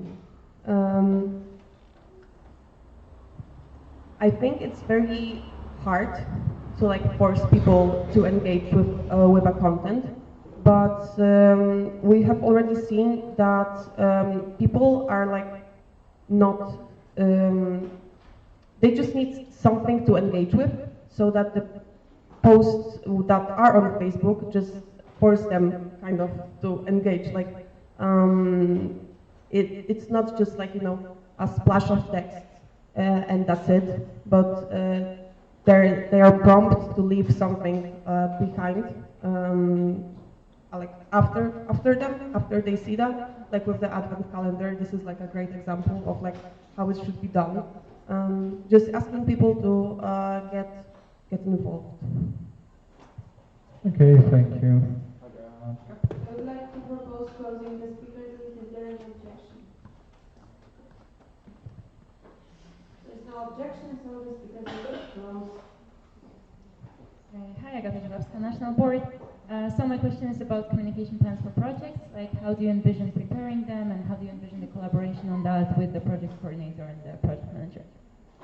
Okay, so when we find the coordinators of the national projects, I think it should be kind of like a starting point to have a meeting together with the PM and like just maybe the whole board even, to really get to know and understand the needs of the coordinators, like what they expect from me as the communication manager, and also to just decide on what are the timelines for what timelines they would want for promotion and what kind of promotion they would like. Should it be just posts or should it be more engaging? And just I think the base of just collaborating with the coordinators is having a meeting with them, getting to know and understanding their needs and what they expect.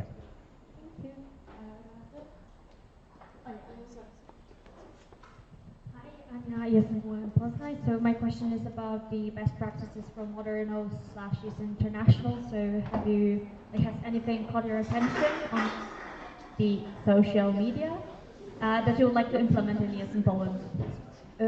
Yes, so the first thing, and I already kind of covered it in my answer to one of the questions, is that the idea I proposed of the Session of the Month is actually very much inspired by ESN International's campaign Section in the Spotlight, where sections are contacted accordingly before such post is put out on social media. And they can choose what they want to share with the whole network. And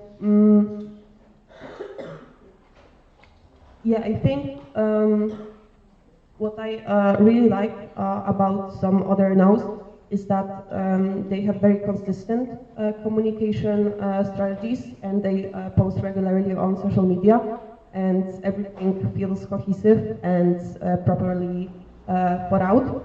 And yeah, I'm going to again call out ESN Spain because I think it's my great source of inspiration, and I really much admire Anna, their current communication manager, and she's actually the one that kind of convinced me to try and apply for this position in the first place. So yeah, the Spain social media is like very, very inspiring for me. I know that we are all tired, but please respect the candidates that took their time to prepare and to answer your questions. Be respectful and don't play with hands and bottles. Okay, so my second question is regarding the comms intern that was mentioned before. So do you think this is something that could help you in, well, implementing your tasks, and if yes, in what tasks? I mean, the biggest positive I see in that is that it would be like a regular, they would have regular tasks that need to be fulfilled, and there wouldn't be like this problem that often is, we see in volunteering, that people just don't have time. If they are obliged to do something, they will just do it. So I think that could be a great help. But I think this is something that should be discussed if we even think of implementing interns in the first place. But I think intern in communication would be a great help and a good idea.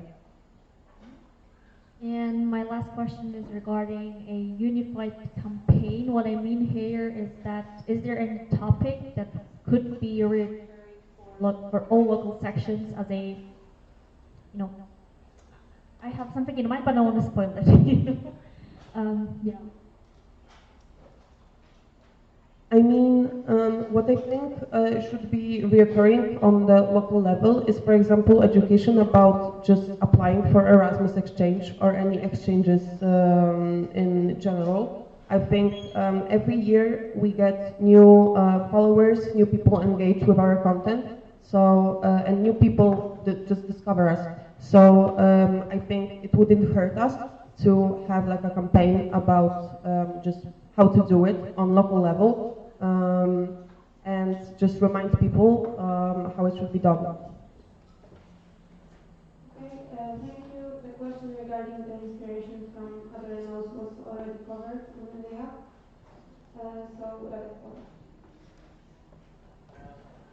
Radek Kowalski, jestem Wrocław. As appreciation. So I remember Zuzia while we were having individual calls with LRs as my first Monday as National Assembly Administrator. I met Zuzia, we spoke, and she seems such a nice person, and then she delivered as local representative. Then we went for multiple Eastern events together, we were on them together. Last one that came to my mind is EGM split, of course, when we talked a lot also about Zuzia's candidacy for communication manager, and I think she's really the right fit for this position, and it's so nice to see finally communication manager being in the board, hopefully, and I think Zuzia will deliver the best, so keeping my fingers crossed. Thank you so much.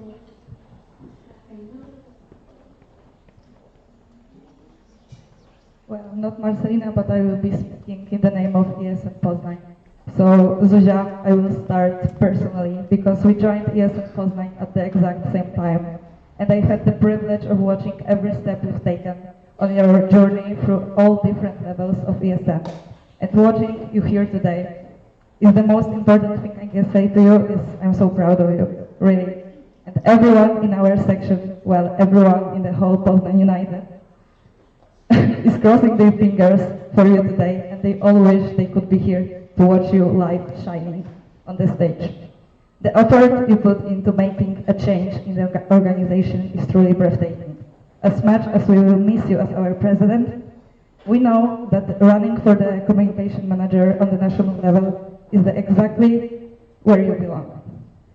So, we wish you the absolute best. Keep learning, keep growing, and go show everyone that with a little courage, a ton of ideas, and a boundless curiosity, you can really achieve everything. With love from ESN Poznań.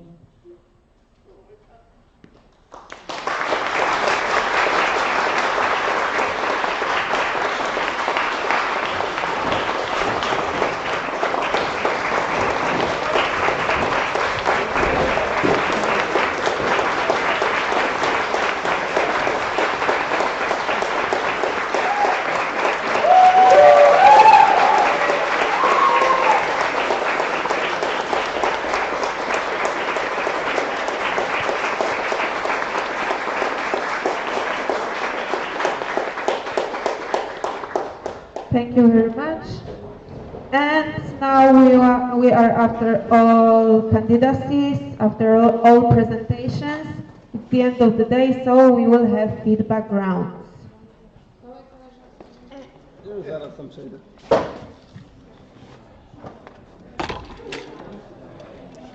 Okay, so as every time now, it's time for the feedback with your body family leaders. Here you can scan the QR code to see which body family you are in.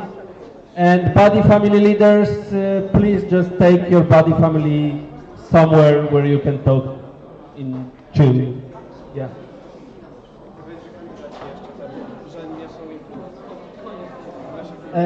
If you can't find yourself in any of the body families, just join whichever you feel like. But remember, the candidate CT, OC, and then B is excluded. Guys, Radek is still speaking. I hope everyone heard me and knows what they should do. Thank you. We are back at 18:31.